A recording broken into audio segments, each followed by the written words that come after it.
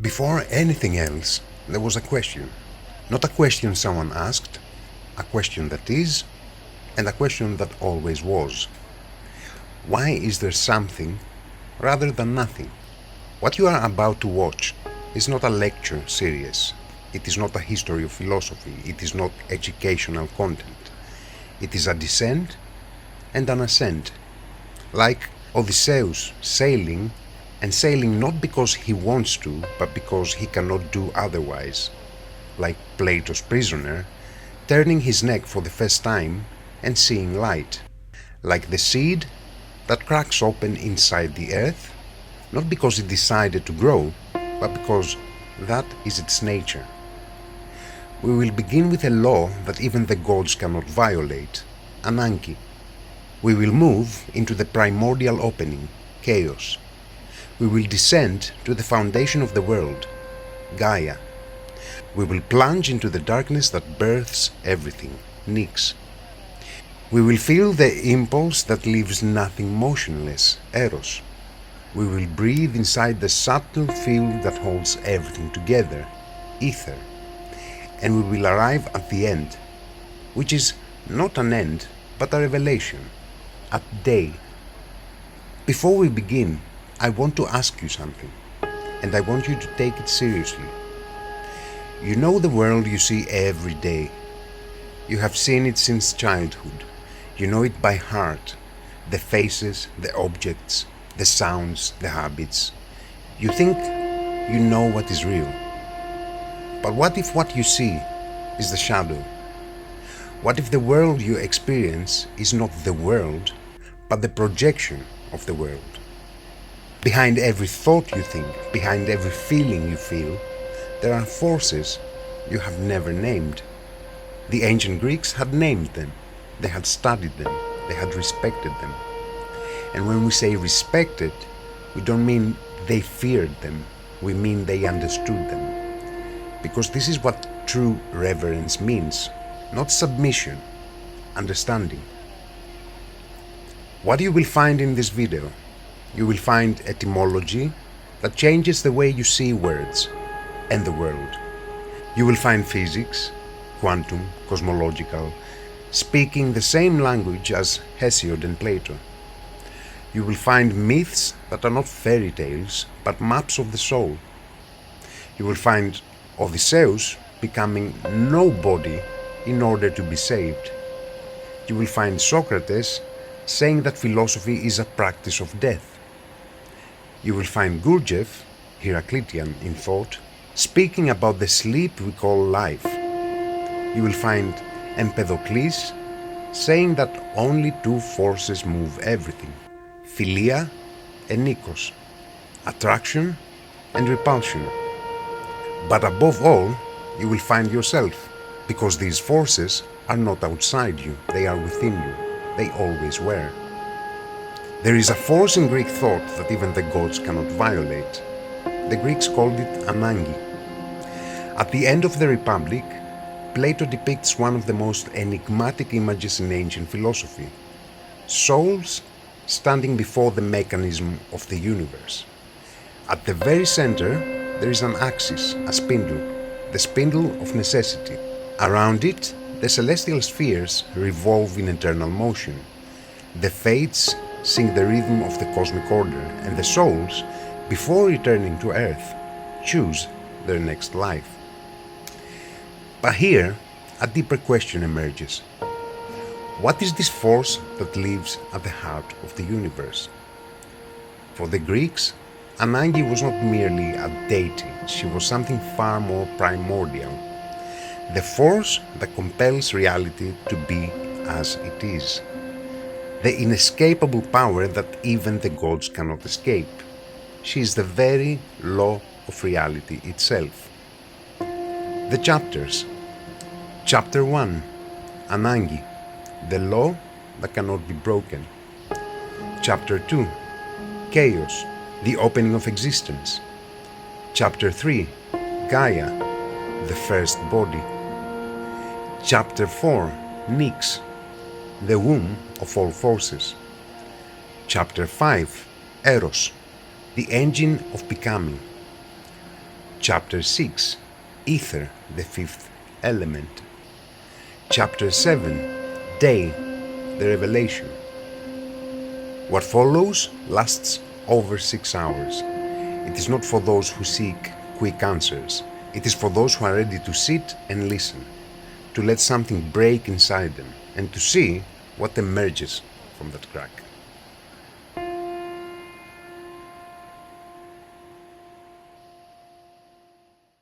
There is a force in Greek thought that even the gods cannot violate, and the Greeks called it Ananke.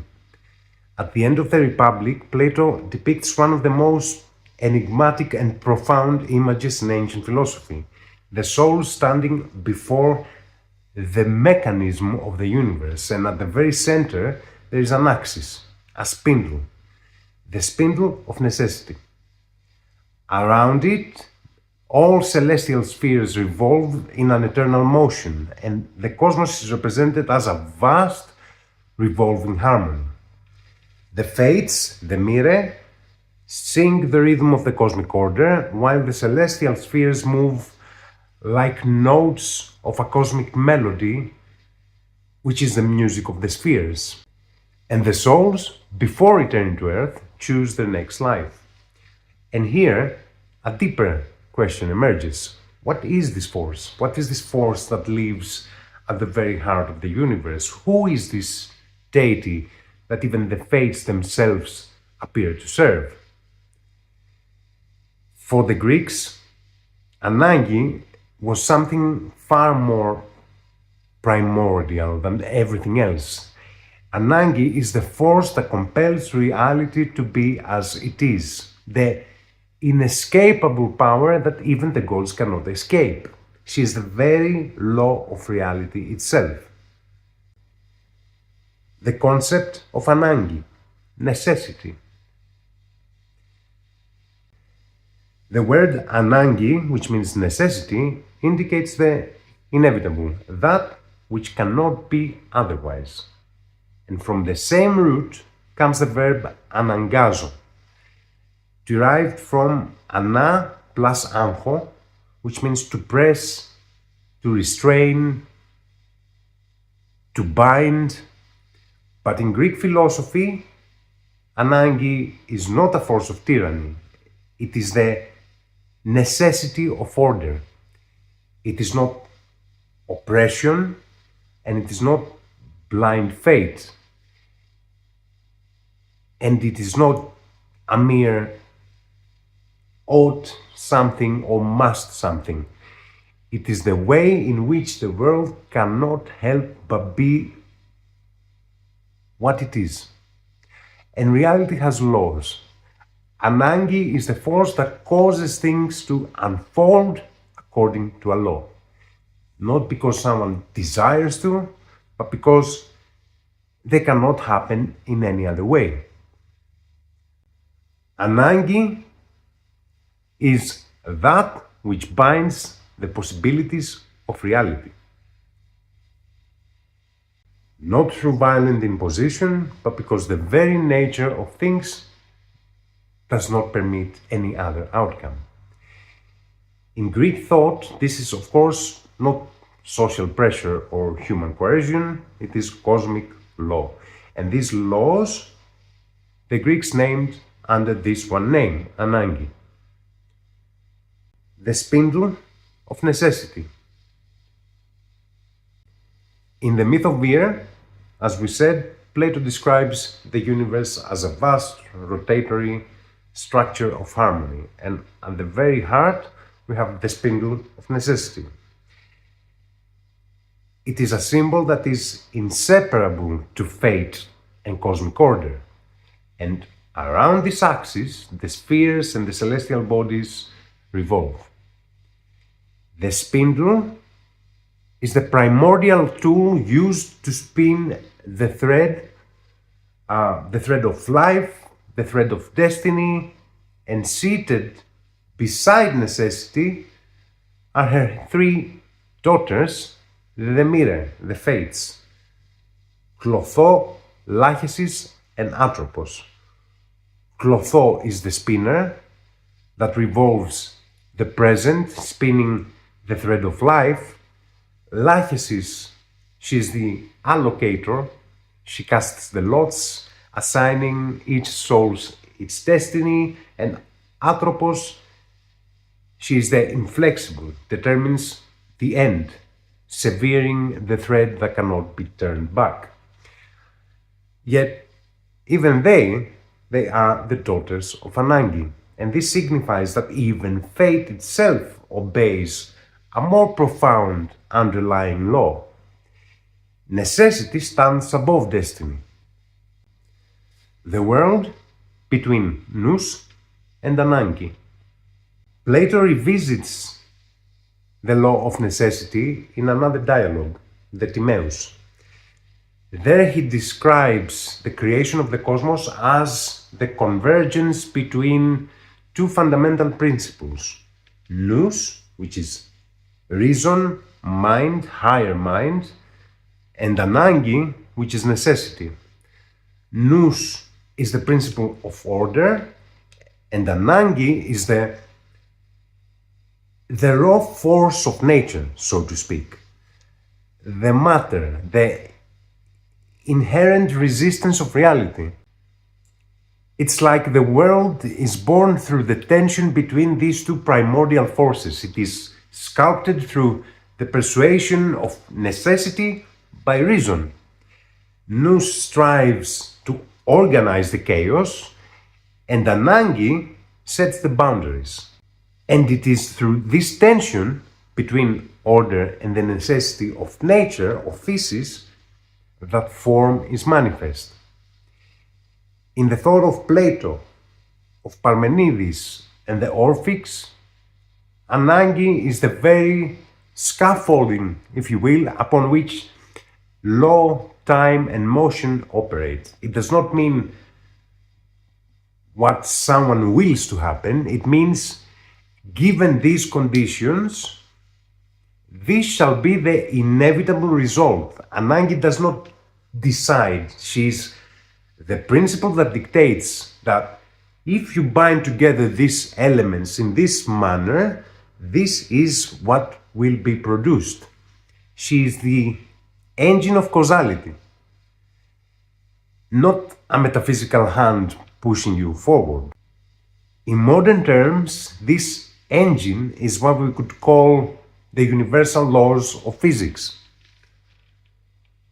Consider electromagnetism, for example. It is the fundamental necessity of relationship. It is the force that compels electrons to bind with protons to form the atoms. This isn't a choice. It is a mathematical and physical requirement for matter to exist. Without this binding pressure of Ananke, the entire material world would dissolve into some incoherent radiation, back to chaos. In the realm of quantum physics, we see this even more clearly through the wave function. While the quantum world seems to be a field of infinite possibilities, those possibilities are strictly bounded by universal constants. It is the fine-tuning of the cosmos. When Nous, mind, consciousness, or the observer, interacts with reality, the wave function collapses into a specific result. But this result must still obey the structural laws of the universe. So Ananke provides the scaffolding, the fixed numbers like the speed of light or the Planck constant, and these can be translated to the modern spindle of necessity. If all of these values changed by even a fraction, stars would never ignite and the story of life wouldn't even have begun. So Ananke does not mean to restrict reality. She provides the very consistency that makes reality possible. Ananke before the gods, origin and being. If we look at Greek cosmogony, especially within Orphic thought, but the Orphic thought is kind of the Greek philosophical tradition, so to speak. It is the Orphic tradition starts with Orpheus, and goes up to the Neoplatonics, we can see something very, very extraordinary here. That before the gods existed, before the earth took form, before the heavens were stretched out, something was already there. The order that makes the world possible. It expresses the immutability of reality. No one escapes it, not because it punishes, but because no being can move outside the very nature of the cosmos. But if Ananke is the law of the world, what is the first emergence of existence? In the Theogony, Hesiod writes, «Ήτι μεν πρώτιστα χάος γένετο».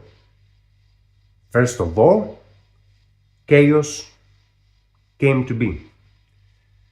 The word γένετο derives from the verb γίγνομαι, which means to come into being, to become. So, Genesis is to be born. Be careful here. He does not imply that someone created the cosmos, that someone created chaos. It means that chaos emerged into existence. Everything comes from the one, and then we go from the one to the many, and from the many to the one. En to pan. The one is everything.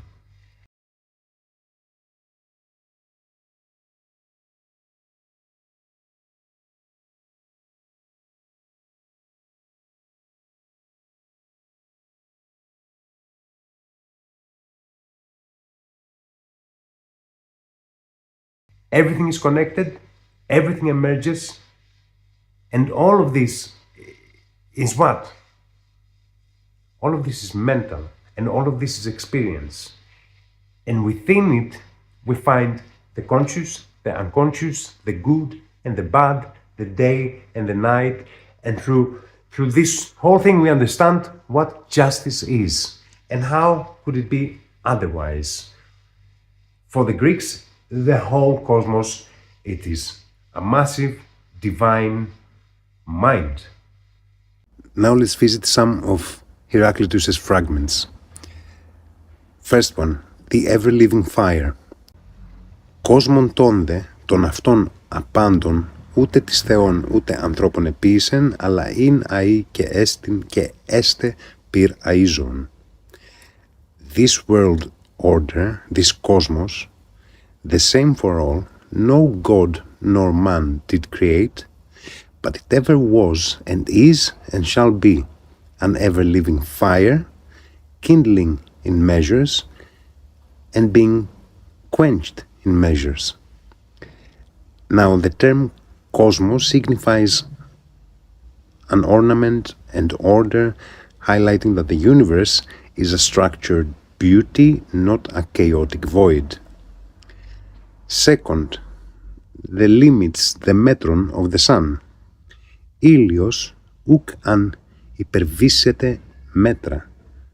The sun shall not transgress his measures, his appointed bounds. Here we have the law of necessity. Because if he does, the Erineas, the Furies, the maids of justice, so to speak, of Diki, will come and find him. Third one, on waking and sleeping. Θάνατος έστιν ο κόσα εγερθέντες ωραίομεν, ο κόσα δε έβδοντες ύπνος. All that we see when awake is death, all that we see while asleep is sleep. Now here death refers to the constant flux and the deceptive nature of the material world that is perceived only through the senses. Then the unity of opposites. Ο Θεός ημέρη εφρόνη χειμών θέρος, πόλεμος ειρήνη, κόρος λιμός. God is day and night, winter and summer, war and peace, fulfillment and hunger. Now the word Ephroni means the kindly-minded one. He is using a poetic name for the night, suggesting what? Suggesting that darkness is not an absence, but a different state of wisdom. And then last one, the one and the name of Zeus. Εν το σοφόν μούνον, λέγεστε ουκ εθέλη και εθέλη ζηνός όνομα. The one and only, the wise one, is both unwilling and willing to be called by the name of Zeus, which is Xenos. The name Xenos is linked to Xen, which is to live. So Heraclitus plays with the idea that this supreme intelligence is both the personified deity of tradition, because that's how humans perceive it, but also the impersonal, biological and logical principle of life itself.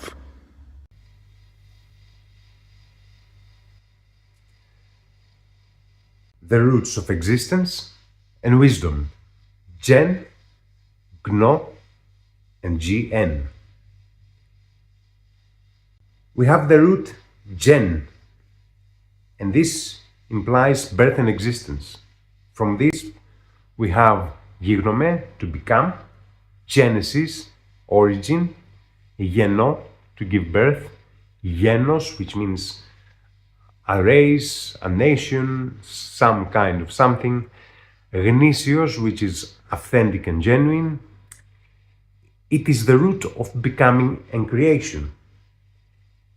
And then we have the root Ogno, which implies knowledge, and from this we have Gignosko, to know, Gnosis, knowledge, Gnomi, which is judgment, opinion after knowing. So it is the root of understanding and perception. In Greek thought we have a striking convergence between these two. Genesis, coming into being, and Gnosis, coming to know. And the philosophers very often linked knowledge with becoming. And we even have a common root, G and N. So to truly know something, it must first have become, it must have entered the realm of existence.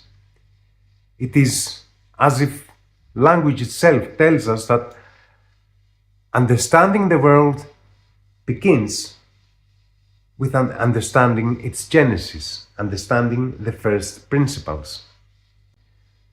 Ananke and Chronos, time. In later writings, such as the Neoplatonic writings like Proclus, Ananke appears alongside Chronos, which is Chronos is time. Time is motion. Ananke dictates the order of that motion. In Orphic symbolism, time and necessity are depicted as twin forces entwined around the cosmic egg. And from this celestial rotation, the universe is hatched. Time is the flow,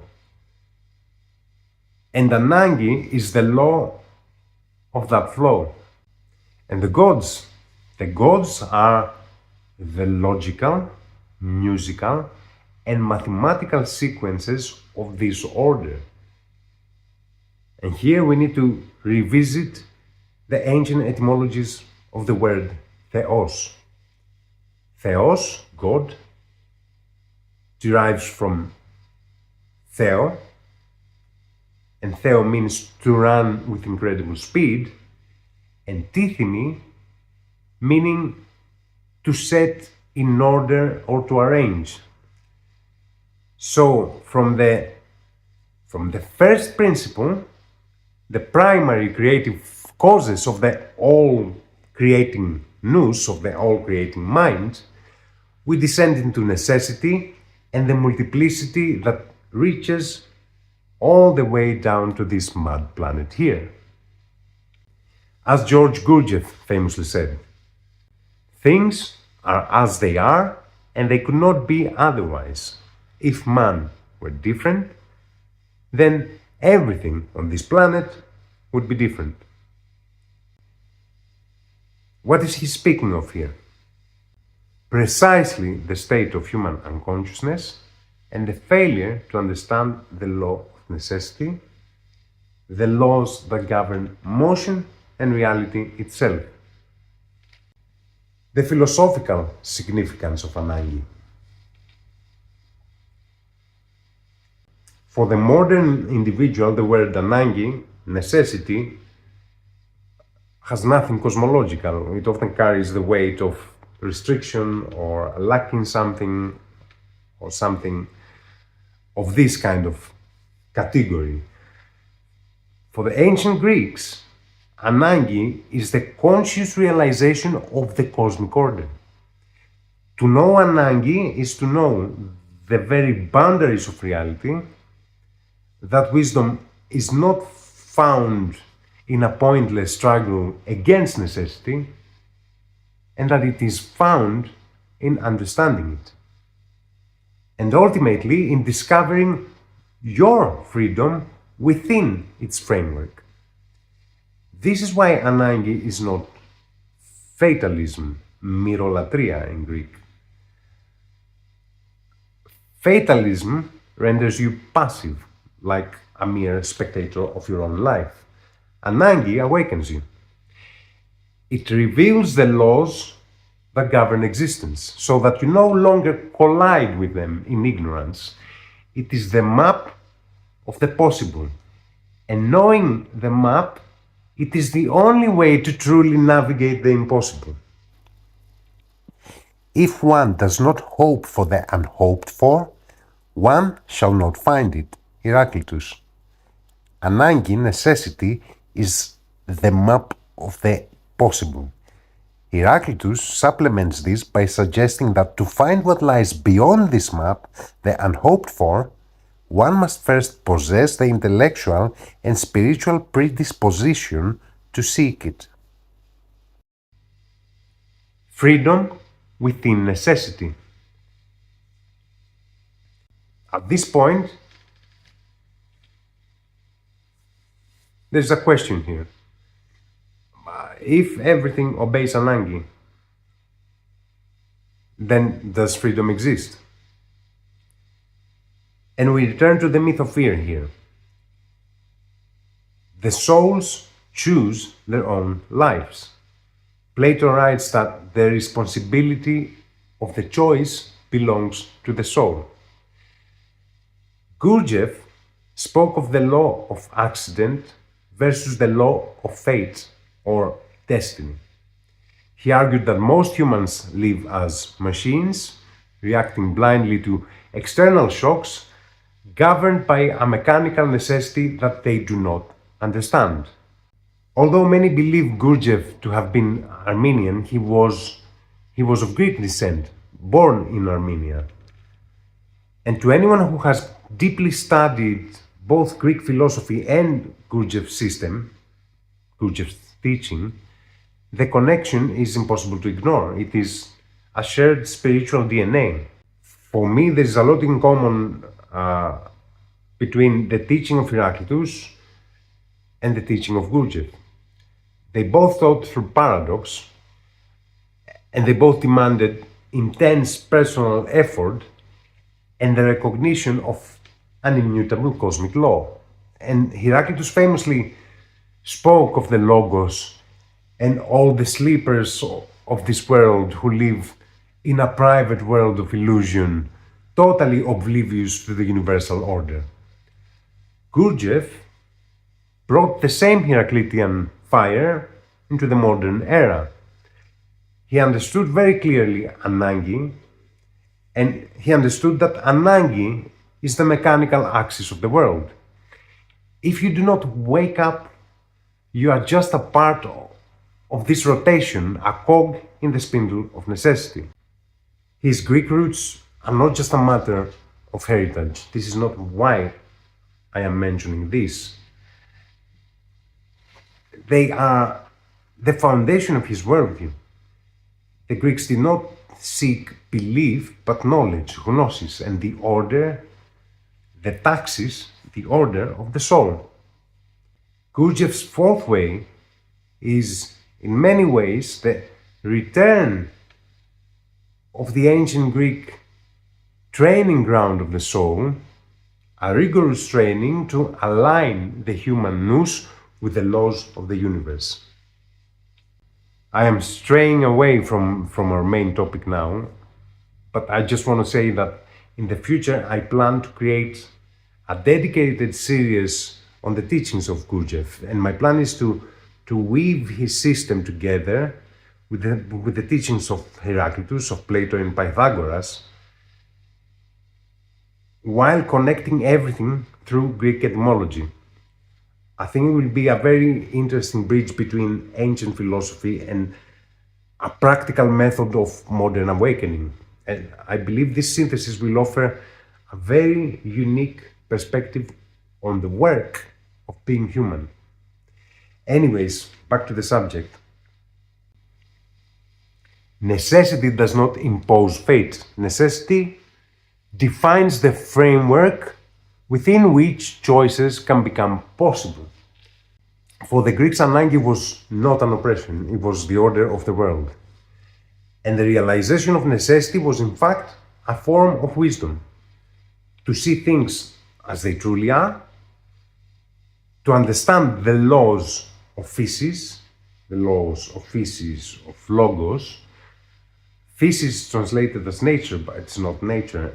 Physis derives from logos. It is an expression of logos. It is the nature of things. To stop fighting the inevitable and instead to find your freedom within it. In Greek philosophy, the cosmos is taxis. It is order, and reality functions according to laws that are not arbitrary. The order is expressed through various concepts: logos, mira, fates, Ananke, physis. In the Timaeus, as we said, Plato writes that the world is born from the cooperation of Nous and Ananke. This means that the world possesses what? Both logical order and a physical necessity. Man is not born guilty. He is born into a world that has laws. Philosophy, therefore, it is not a rescue from an original guilt. It is the understanding of the world's order. The Greek versus the Christian worldview. In the Christian worldview, we find the concept of the original sin. According to this theological view, man is born already in a state of a fall, stemming from the sin of Adam. And human nature is considered wounded. And salvation, therefore, is not the knowledge of the world's order, it is redemption from sin. Persephone. Pay close attention here. I will create a separate video, a dedicated video on the myth of Persephone in the future, but it is essential to mention her here. In the story of Persephone, we also have a fall and an abduction into the underworld. However, Persephone does not remain a victim. She becomes the queen. What does this signify? It means that she descends into the realm of Hades, and through that fall, she gains experience and discernment. Her descent is not a stain of guilt, but a necessary passage to power and sovereignty over the unseen self. So the difference is striking. In Greek thought, the world has order and necessity, and man is called to understand it, and this is cosmological. In Christian theology, the world is wounded by the whole fall, and man needs redemption. This is ethico-theological. The Greeks did not see necessity as sin, they saw it as the structure of existence. And this is evident in tragedy. Tragedy does not present man as inherently guilty, it presents man as a being who must recognize the boundaries of existence. Wisdom is born from the recognition of the cosmic order. Examples of natural necessity. I cannot reap without having sown, not out of coercion, but out of the nature of things. I cannot change my character without action, not out of fate, but out of law. I cannot understand without effort, not out of punishment, but out of structure. Ananke does not say, do not do. She says, if you do this, these will be the consequences. And this clarity is the very beginning of wisdom. True freedom is not the fantasy of doing the impossible, but the power to move within the possible with wisdom. The body as Soma and the awakening of Nous. Plato mentions a very ancient Orphic etymology that Soma is Sema, but the body, the Soma, is like a sign, a Sema, or a tomb of the soul. The soul within the body is like it is under some kind of restriction. But here the restriction is not moral, it is epistemological and existential. Plato presents Socrates saying that philosophy is a practice of death, meleti thanatou. This means disidentification, to die before you die, to realize the soul from the dominance of the body. Why?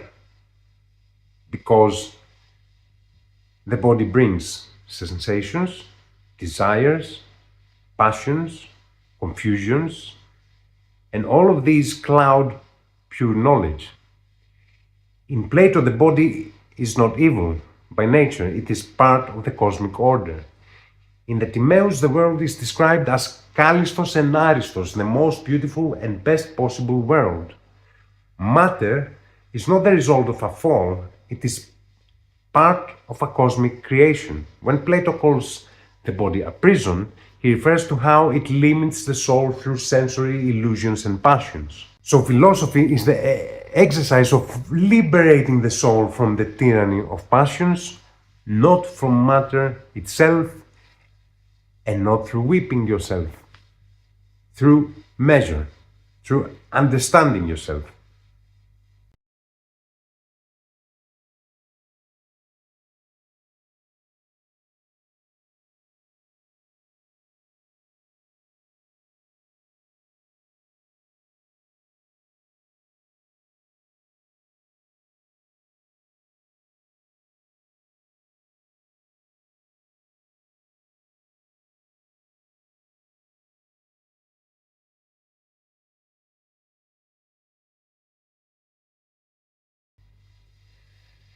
The meeting of Nous and Ananke.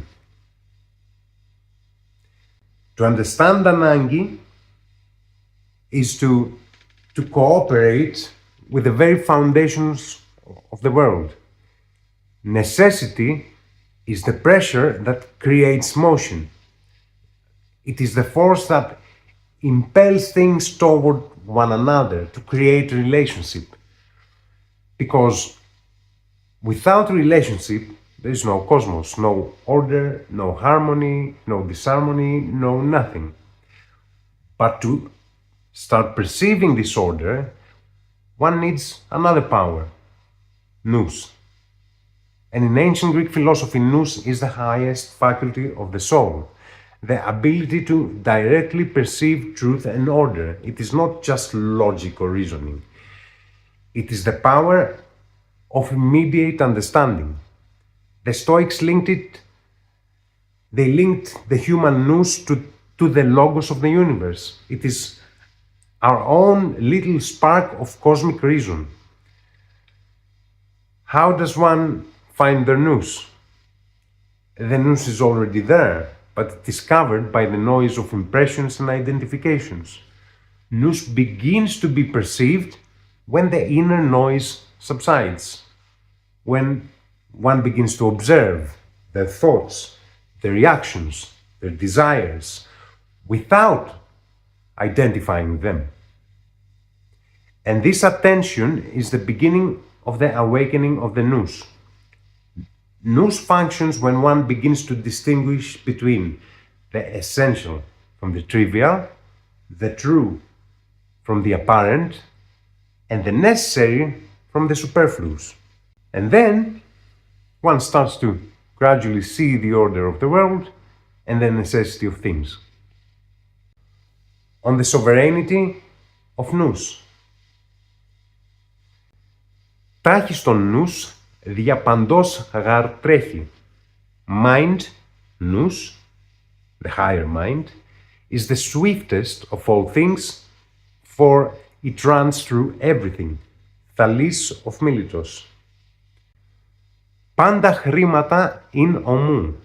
Ήτα ο Nous έλθον αυτά διεκόσμησε. All things were together in chaos. Then the mind, the Nous, came and brought them into cosmic order, diakosmisis. Note here that the term diakosmisis implies not just sorting, but the creation of a beautiful ordered system. Πάντων Nous κρατεί.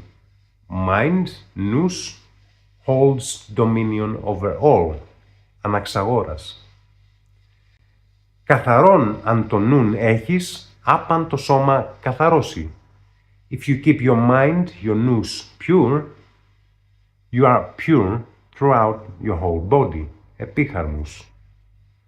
Nous ορεί και Nous ακούει, τα άλλα δε τυφλά και κοφά. It is the mind, the Nous, that sees, and the Nous that hears. All else is blind and deaf. Plutarch. What Plutarch is saying here is basically that the sensory perception is meaningless without the conscious presence of the Nous. Άγρυπνος έσω κατά νουν, συγγενής γάρ του αληθινού θανάτου, ο περί τούτον ύπνος.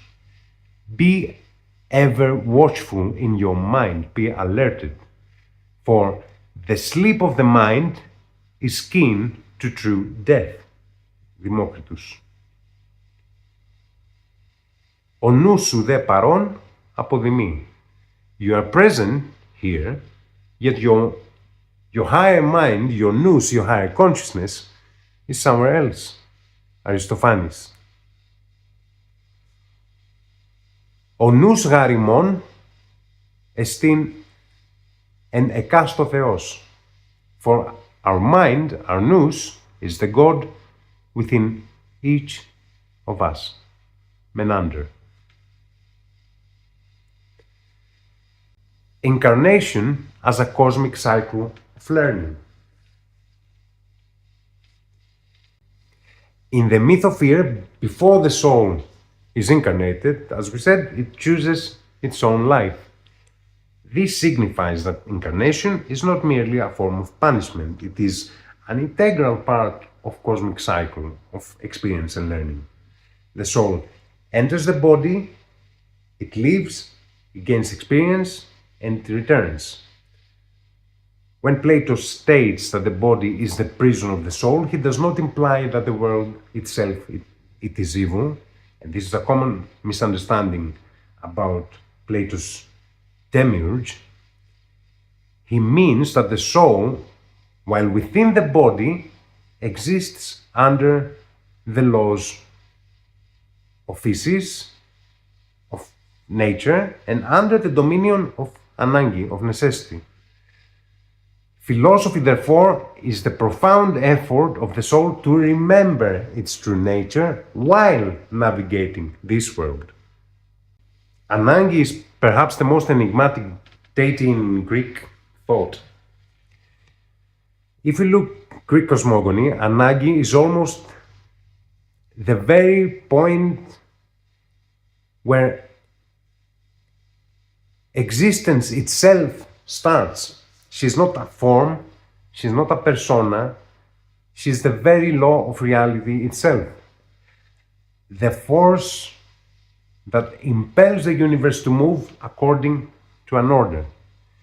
And perhaps this is why she dwells into the very heart of the cosmic spindle, the very axis upon which the universe revolves.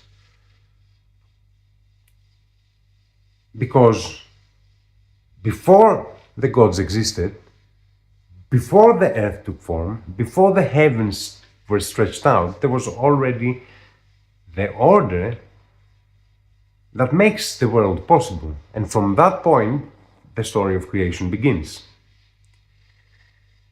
This video is the beginning of a new series of videos. Having completed the series of the hidden psychology of the Greek gods and the Pantheon, where we analyze the Olympian 12 and the primary deities, now we travel further back in time. We return to the first causes, the primordial forces that laid the foundation of all that is. We leave the realm of the persona to enter the realm of principle. This series into the roots of existence will unfold through 7 primary pillars. Ananke, which was this episode, the inescapable law. Chaos, the primordial opening. Gaia, the foundation of all. Nous, the night, mother of mysteries. Eros, the primal force of union. Aether, the divine light of the upper air. Hemera, the emergence of day.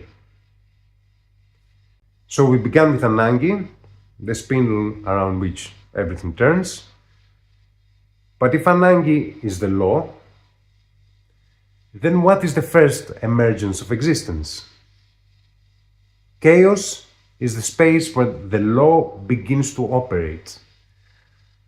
According to Hesiod, first of all, chaos came to be.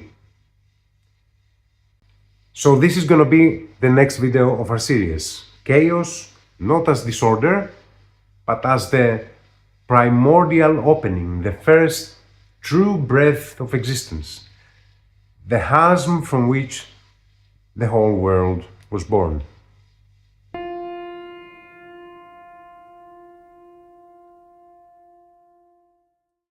When I was a student in London, I was lucky enough to study under a drummer who had dedicated his life to polyrhythms. We are not talking about simple beats here. We are not talking about patterns that you can easily count. We are talking about multiple layers of time that are evolving simultaneously, as if multiple timelines existed within the same moment. Now, to the untrained mind, this whole thing sounds like chaos. But to those who have learned how to listen, it reveals order. For about 2 or 3 years, I went deep into this in the world of polyrhythms. I learned how to hear pulses that were not obvious, to spot repetitions within apparent disorder, to distinguish rhythms that are hidden behind other rhythms.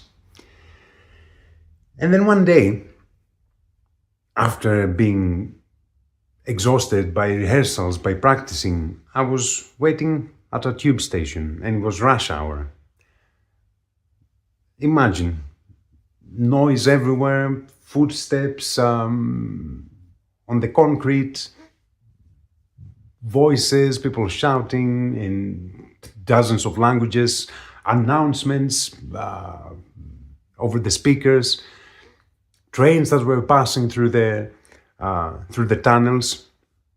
Just peak hour urban noise. And then at that point something shifted. I don't know if it was the ear training together with the fatigue or whatever. It was as if a curtain opened behind reality. The noise didn't stop. The noise was still there, but it kind of ceased to be a noise. The footsteps became patterns. The announcements became cyclical phrases, and the trains became rhythms on top of the other rhythms. So suddenly I heard multiple layers of rhythm, that it was all synchronized. What was once anarchy became some sort of weird composition. I wouldn't call it composition. It wasn't an imposed composition. It was an inherent one. As if the world was always playing a massive piece of music, so to speak. And for a moment, I learned how to hear it. And this was one of my first truly metaphysical experiences. Metaphysical, after the physics. I realized that reality isn't what the senses present. It is what we are able to detect. Our senses are just there to help us. Senses don't reveal the world, they simplify it, they hide the complexity so that we can function in the world. Because if you were 24/7 at this level of perception, you would go mad. But then this question was born in my head that would lead me later on to philosophy. If there is order behind the noise, then what exists behind any perceivable order? And the ancient Greeks had a name for this: chaos. What chaos really meant. Today the word chaos means confusion, distraction, but in ancient Greek thought, it meant something completely different. The word comes from the verb heno, which means to open wide, to gape. So chaos is a chasm, an opening, a clearing, not disorder, not catastrophe. In Hesiod's Theogony, the Cosmogony begins with the line «Ήτι μεν πρώτη στα χάος γένετο». First of all, chaos came to be. Chaos was born. Notice the phrasing here. It does not say was created. It does not say it was built. It says γένετο. It became. It emerged into being. Chaos has no creator. It is the very possibility of existence. Chaos as pure potential. Chaos is limitless potential without form. like the silence before the music or the silence before we say a word. The energy before it becomes matter. But potential without limits is not a cosmos yet. There's no distinction, there's no measure, there's no relationship or direction. And without these, there's no world. Yeah, the first ground of being. After chaos, yeah appears. Yeah is the stable base, it is the foundation. Existence acquires ground at this point. The word yeah is linked to the Earth, planet Earth, but in cosmogony, it signifies something deeper. It signifies stability, the capacity for form, and the point where structure can manifest. Without a base, there is no world. Tartarus, the infinite depth. Along with yeah comes Tartarus. Tartarus is the absolute depth. It is the abyss beneath every stability. If Earth is the surface of being, Tartarus is the unfathomable depth. The world now acquires 3 dimensions. We have the opening, which is chaos. We have the base, which is yeah. And we have depth, which is Tartarus. So this is not just mythology, it is cosmic structure. Nix, the invisible matrix of forces. From Nix, which is night, Nichta in Greek, the invisible forces are born. We're talking about death, sleep, dreams, the fates, revenge, pain. What is Nix? Nix is the field where all the things we don't see but experience are born. It is the unconscious of the universe, so to speak. Eros, the force that makes cosmos possible. Eros appears as one of the first powers. Hesiod calls him lysimelis, the limb loosener. He dissolves boundaries. He allows for union. Without Eros, nothing would connect, and without connection, there's no cosmos. Chora, Apeiron, and the geometry of becoming. Hesiod wrote a poem about cosmogony, but the Greeks didn't stop at myth. The pre-Socratics and Plato tried to understand this in philosophical terms, and here appears one of the most mysterious concepts, the Chora. What is the Chora? In the Timaeus, Plato describes 3 kinds of existence. The eternal patterns, which are the ideas, the world of the senses, the sensible things, what we see, and the third, which is the most enigmatic one, the Chora. The Chora is not a thing, it is the receptacle. Plato calls it the womb or the matrix. It has no quality of its own because it must be able to receive all qualities. Chaos and Chora. The connection here is deep. Chaos is the opening, and Chora is the space that remains open. So chaos is the rift of existence, where Chora is the capacity of that rift. So without chaos, there is no opening, and without Chora, there is no where for the world to appear. Anaximander proposed an even more radical idea that the origin of all things is the apeiron. The apeiron is that which has no peras, no limit, no end. It contains all the opposites, hot, cold, light, dark, etc., before they separate. It is kind of the philosophical equivalent of chaos. Anaximander does not view the world as a series of random events. The elements that separate themselves from the apeiron are bound by a cosmic debt.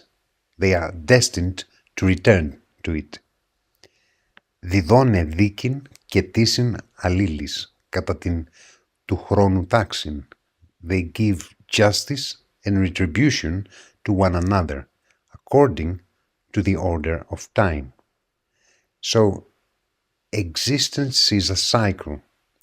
Chaos never disappears, it transforms. And at the same time, chaos is the very fact that reality kind of rents itself open to make room for us. If chaos is the opening of the door, then Plato's Chora is the room that stays open, waiting to be furnished by the ideas. So, chaos is the rift of existence, and Chora is the capacity of that rift. The quantum dimension, chaos as a field of probabilities. Today's science basically confirms Hesiod. At the microscopic level, matter is not solid. The quantum vacuum is not empty. It is an ocean of potential, particles appearing and disappearing. This is the modern chaos, a field where all possibilities exist simultaneously before observation, before the mind forces them into a specific form. This is the quantum superposition, the state where something is chaos because it hasn't decided what to be yet. The letter X, the sound of opening. In the Cratylus, Plato examines sounds. The letter H, which is X in Greek, is produced by a strong exhalation. It is a gap in the sound. H. H. To pronounce it, the mouth opens wide and pushes air out. Just as chaos is the opening of existence, H from house, chaos, operates in the same kind of way. In the Timaeus, the creator, Plato, says that shapes the soul of the world in the shape of an X. We have two bands that are intersecting here. We have the identity and the difference, the stable and the changing. So X is the sonic portal. It is the first rupture of silence. The birth of time. Plato defines time as a moving image of eternity. Time doesn't exist before the world. It is created with cosmic motion, and this motion happens within an opening, within chaos. In monotheistic traditions, the world is created by a god through an act of will, and creation is an act of authority. In Greek thought, however, the world emerges. It is not imposed, it is born out of principles, from chaos, necessity, time, Eros, thesis. Plato says that the world arises from the cooperation of what? Of Nous, which is mind, higher mind, and Ananke, which is necessity. Mind organizes, and necessity sets the limits. So existence is the tension between potential and constraint. The great misunderstanding, from polytheism to the one. There is a common misconception that Greek thought is just a collection of myths about many gods. But if you look deeper into the philosophy, you find the one, to en.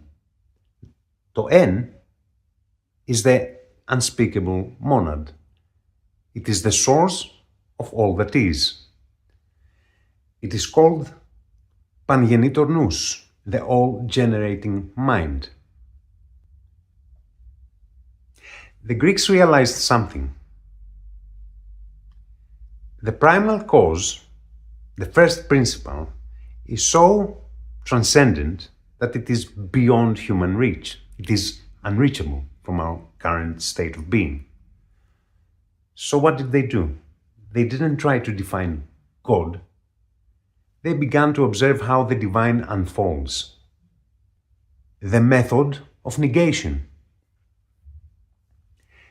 They watched the movement of the planets, the cycles of nature, the rhythm of the sun and the moon.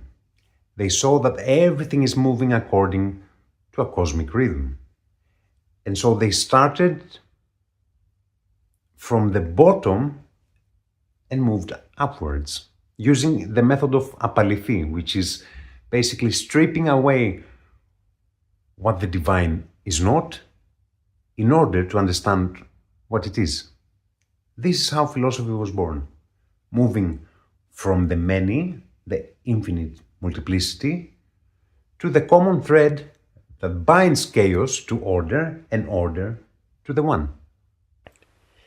Many believe that because Plato speaks of a creator, of the demiurge, he was the first to introduce monotheism. This is a misunderstanding. Plato does not speak of a single isolated entity. He speaks of the one and the many. Because in his philosophy, he often mentions the gods. So, in fact, he stands on the exact same line as Heraclitus. Heraclitus says that God is not an entity sitting across from creation, but creation itself at its peak. He says, «Ο Θεός ημέρη εφρόνη, χειμών θέρος, πόλεμος ειρήνη, κόρος λοιμός». God is day and night, winter and summer, war and peace, satiety and hunger. Does it sound wrong? Perhaps, if you look through the lens of separation. But for Heraclitus, the divine is both the changing and the unchanging. Everything is a circle. It is the unity that harmonizes the opposites to give birth to life. This is why he tells us that the one, το εν, this supreme first principle, εθέλει και ουκ εθέλει μόνον εν ζηνός ούνομα καλέεστε, is both willing and unwilling to be called by the name of Zeus. It is willing because Zeus represents the higher order, and it is just a name that humans gave to approach the unapproachable. We cannot understand it. It is unwilling because no name, no word can imprison the infinite. It is a power that hides and reveals itself simultaneously. In the Cratylus, Plato confirms this. He reveals that the name of the Supreme God is a split reality.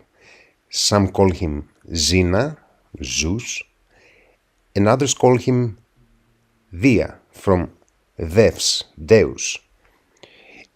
If we look at the philosophical etymologies of the ancients, we see the entire drama of the universe encoded in the name. We have Zeus from Zevgnio, to join, to yoke, to connect. It is the very force of unity. And we have Deus, Dia, Devs, Dias, from Devo, to steer, to mix, and Dion, which means through whom. It is the force of multiplicity. Plato explains that we divide the name in two, but these are two sides of the same cosmic coin. And as he writes, there is no one who is more the cause of living than the ruler of all. It is the movement from the many, the steering of life, to the one, which is the very joining into order. What of the word God, Theos? It betrays its meaning through two ancient explanations of the word. Theon, from Theo, to run with incredible speed, the ever-moving, present everywhere. What we are talking about here is energy. Antithemy, which is a verb that means to set in order, to arrange. So we are talking about intelligence here. So combine the two and what you get? You get intelligent energy. As the oracle at Delphi says about Apollo, ούτε λέγει, ούτε κρύπτει, αλλά σημαίνει. He neither speaks clearly nor hides, but gives signs. Nature is a network of signs, a system, a living entity that is inviting you to decipher the rhythm. This is where the ancient world differs radically from modern religion. Today, God is often seen as the watchmaker, an entity standing outside this machine. But in the Greek worldview, the divine is immanent, within the world, internal rhythm. This is the core of the matter. The word God in Greek doesn't imply a noun. It is an energy within creation that takes many shapes and forms. That's why there are many gods and one N, one first principle. The atheist says there's no God. But if God means Theo, eternal motion, and tithemi, organization, then the atheist is denying the very flow of the universe that keeps him alive. It is like denying the rhythm while you are walking it. Just think about it. The believer looks for God in the clouds or in books, exiling him from everyday life. But Plato says the cosmos is a living organism. We live inside it. So what's the solution here? Just turn your head and look around you. The order of the stars and the movement of your cells is the cosmos. You don't need to believe in it, you only need to see it. Disorder within you is not a sin, it's disharmony, like an instrument that is out of tune. You don't seek forgiveness, you seek reconnection. Sadness, it is not an enemy, it is the night preparing the day. Difficulty is the very tension of the string that allows the bow to fire the arrow. This is psychic flexibility. When you understand that the soul is immortal, as part of a cosmos that is immortal, then you stop treating life as something that is so obvious and start looking for the hidden harmony that Heraclitus is talking about. The psychology of Greek philosophy is the psychology of a small creator. The demiurge is not an old man with a beard. He is the mind. He is the Nous. The universe is not a machine that someone built and then abandoned. It is a living, thinking organism. We live within a universal mind. And my consciousness and your consciousness are just small fragments of this vast cosmic thought. When you bring order to your life, you are mimicking the creator mind. You too become a small arranger of chaos. If God is mind and you possess a mind, then you are a relative to the source of all things. So true spiritual life is not obedience, and true science is not only about calculations, it's about mental alignment. You take your personal chaos and mimicking the mind, and then you give it form. Virtue is not obedience to rules, it is the aesthetic arrangement of your inner world. You are the Zeus, Zephonio, the joiner of your own opposites. You are not a stranger on a hostile planet, but a relative of the stars performing your part in the cosmic dance.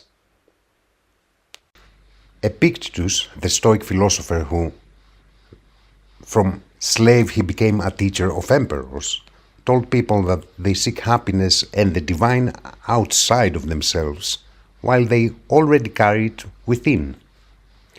In his discourses, Epictetus says that, "You wretch, you are carrying a god with you, and you do not know it. Do you suppose I mean some external god of silver or gold? You have a little god within you." For Epictetus, man is a fragment of God, a fragment of the divine cosmos. We are not just creatures of a higher power, but our ηγεμονικόν, our sovereign mind, our Nous, is a piece of the very essence of the Logos that governs the universe. If Socrates walked among us today, he wouldn't bring answers, he would bring a mirror. He wouldn't join a side, he would dismantle the foundations of every side until only the truth remained.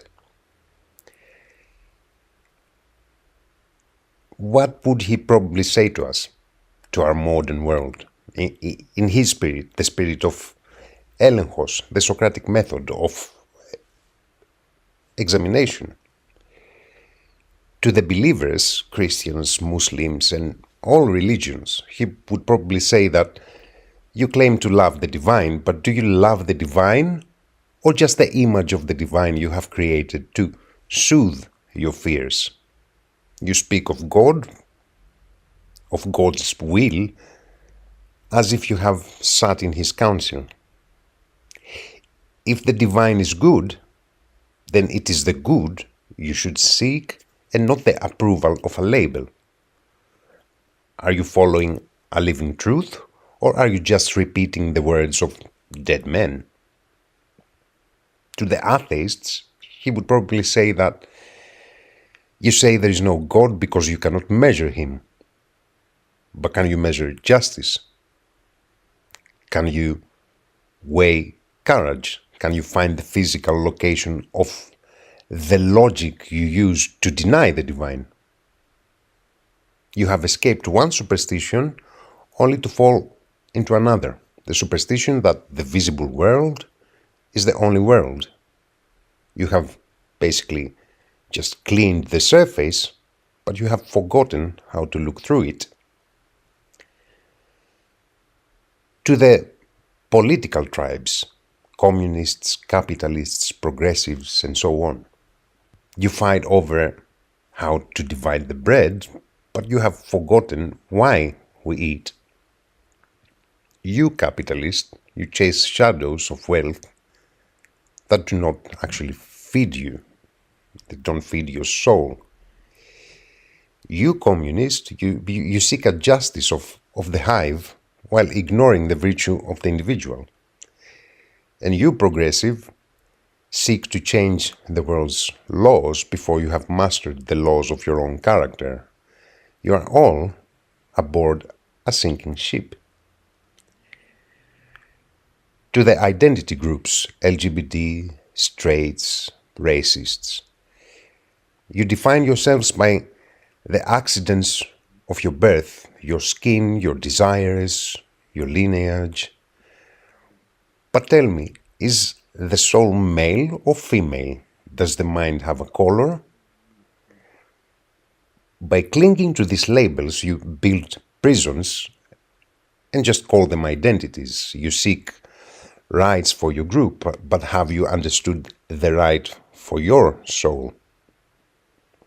You are more than the biology you think you are. You are the reason you choose to live by. So to all of us, he would likely offer one final, very stinging observation. You will probably say that I see a world that is louder than ever, yet says less than ever. You have tools that can reach the stars, but you use them to argue about the profane. You are terrified of misinformation from others, yet you live in the greatest misinformation of all, the belief that you already know what is true, that you already know what is just, and that you already know what is good. And he would probably say that I am still the wisest man in the room, not because I have a better iPhone, but because I still know that I know nothing. Can any of you say the same? Socrates would remind us that the divine is not a political party, not a religious club, not an organized religion. It is the Nous, the mind. Whether you are straight, gay, red or blue, if you are not aligning your mind with the cosmic rhythm of truth, you are simply out of tune. The unexamined life and the unexamined tweet is not worth living. The world feels like a vast, unformed chasm right now. We are living through the modern equivalent of Hesiod's first line. First of all, chaos came to be. What do we see? We see the breaking of old structures, the noise of conflicting rhythms, and the dissolution of certainty. But if we listen to the Greeks, this is not the end, it is the opening. Chaos, as we said, is not a mess, it is the Chora, the sacred space that has been cleared so that something new can manifest. Our planet is currently open for it. The old idols, the rigid religions, the ideologies, the obsession with materialism and the dead matter are slowly falling into the abyss. And we are waiting for the demiurge, the Nous, the universal mind, to convince this modern necessity into a new form. A new cosmogony, what does it require? It requires three things that we are currently rediscovering. The first one is the return to the real, moving away from believing in a distant God or denying a mechanical one, and finally seeing the divine in the movement, in the Theo and the order, in Tithimi, of the living earth. The second one is the recognition of the One, realizing that whether we are in London, Athens or Tokyo, we are cells within the same universal mind. Our technology has connected our bodies, but our philosophy must now connect our souls, and the time is ripe for it.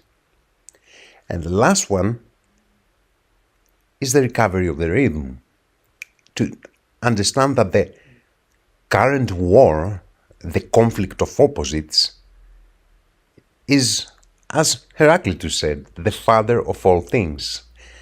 The tension we feel is the stretching of the bow. It is the energy required to launch the arrow into a new era. The planet waits for its cosmogony, but a cosmos is never imposed from above, it is born from within.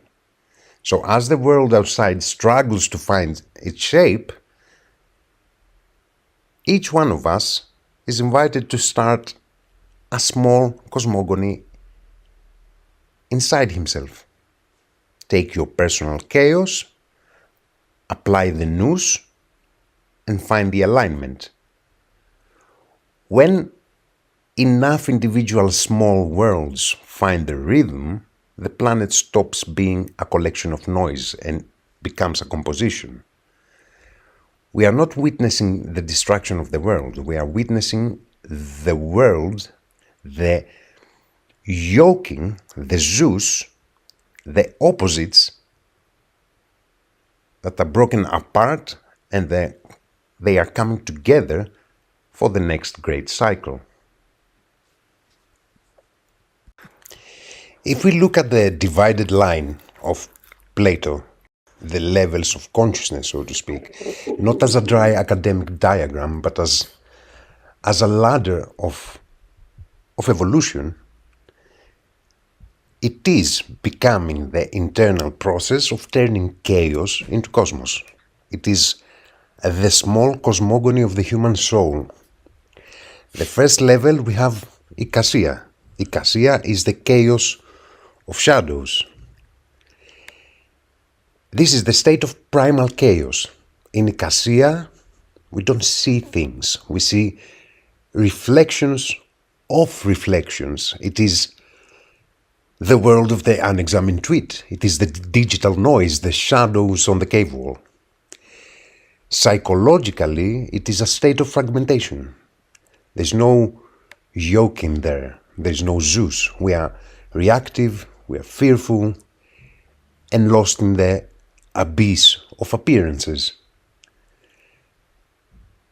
This state is full of pure potential, but zero direction. The second level is pistis, the belief in the solid, in the senses, in the appearances. This is, let's say, the emergence of the solid ground. And here what we do, we move from shadows to things. We start to believe in the material world, in our senses, in our rigid religions or political dogmas. Psychologically, what is happening here? We feel safe because we have facts, but we are still trapped in the lower world. We see the many, we are lost in the many, we identify with the many, but we cannot yet see the one. This might give stability, but there is no rhythm. The next stage is the Ania. The Ania is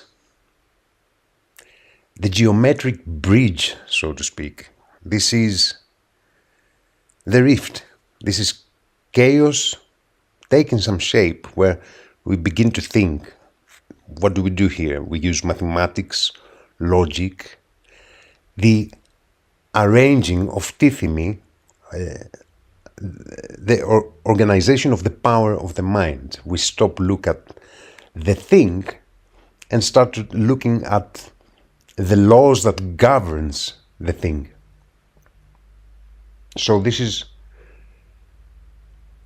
the tension of the string. We are stretching our mind beyond the senses to find the underlying reasons. But this is only the beginning. So our modern rationalism, scientism, it lies exactly at this level. Now, the next level is Gnosis, is the union with the One. So this is where chaos has gone through the whole process and it becomes the cosmos of Zeus. Here the mind, the Nous, finally reaches the source. You no longer need proof or logic of the previous levels because you have methexis, participation.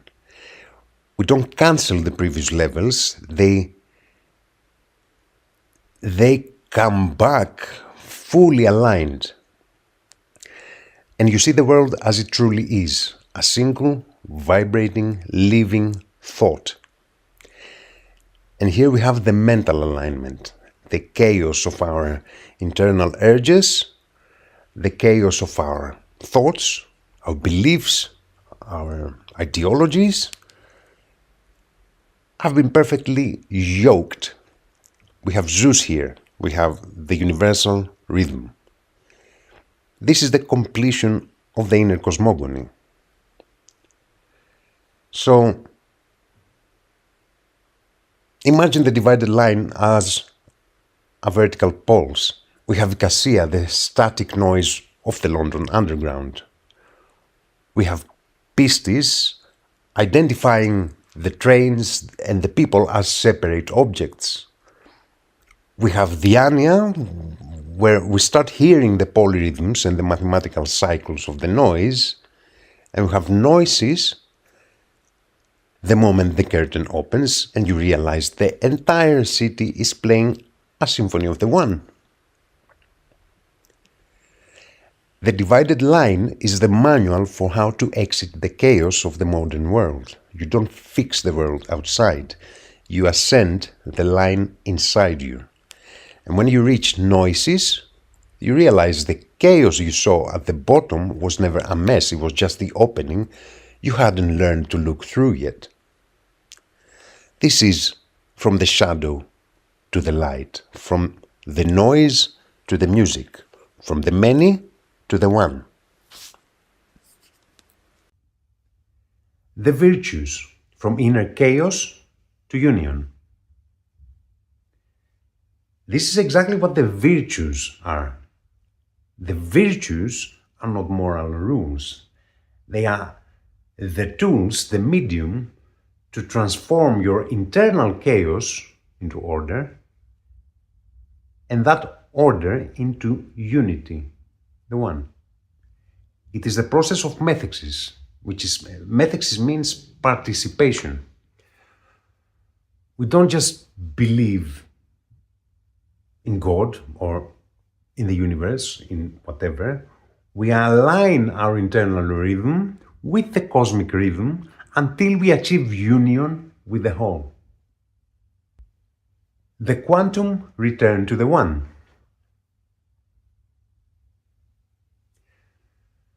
Today science and philosophy are meeting again.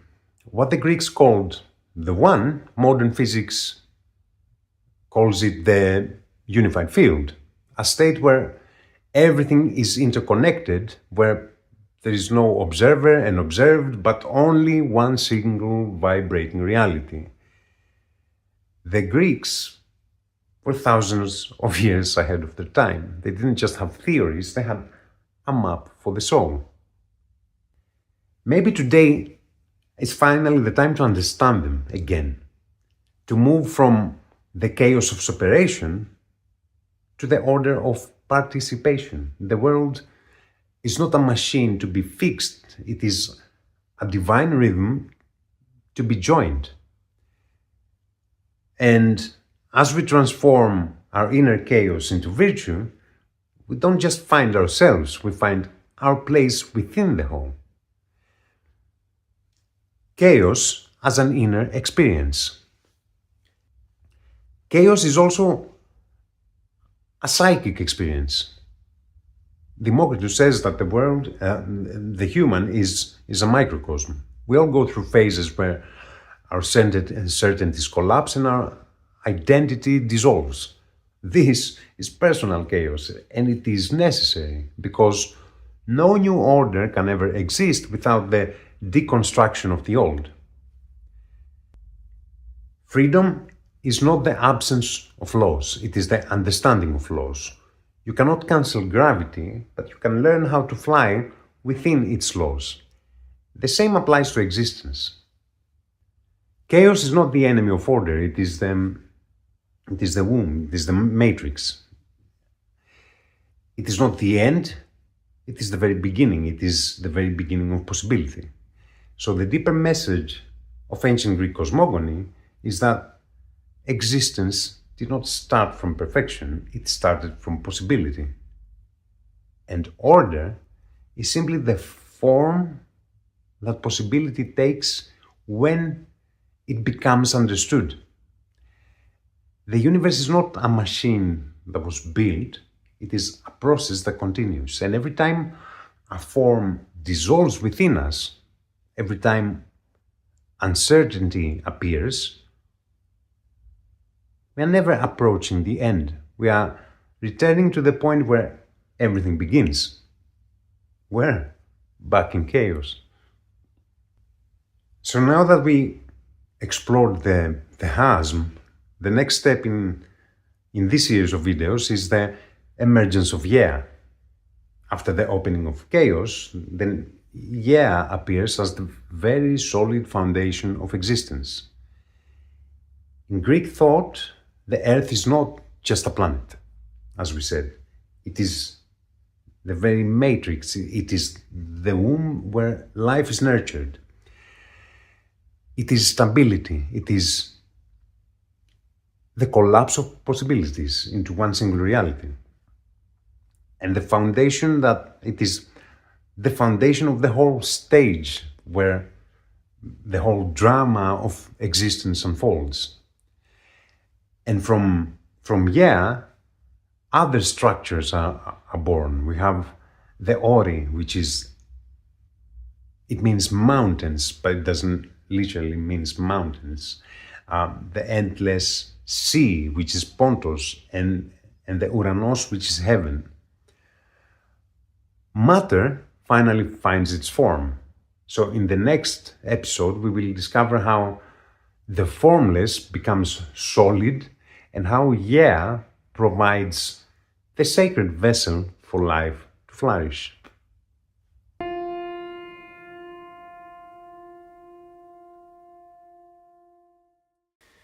Before the stars, before the planets, before life found its way to breathe, the universe had to acquire something we take for granted today.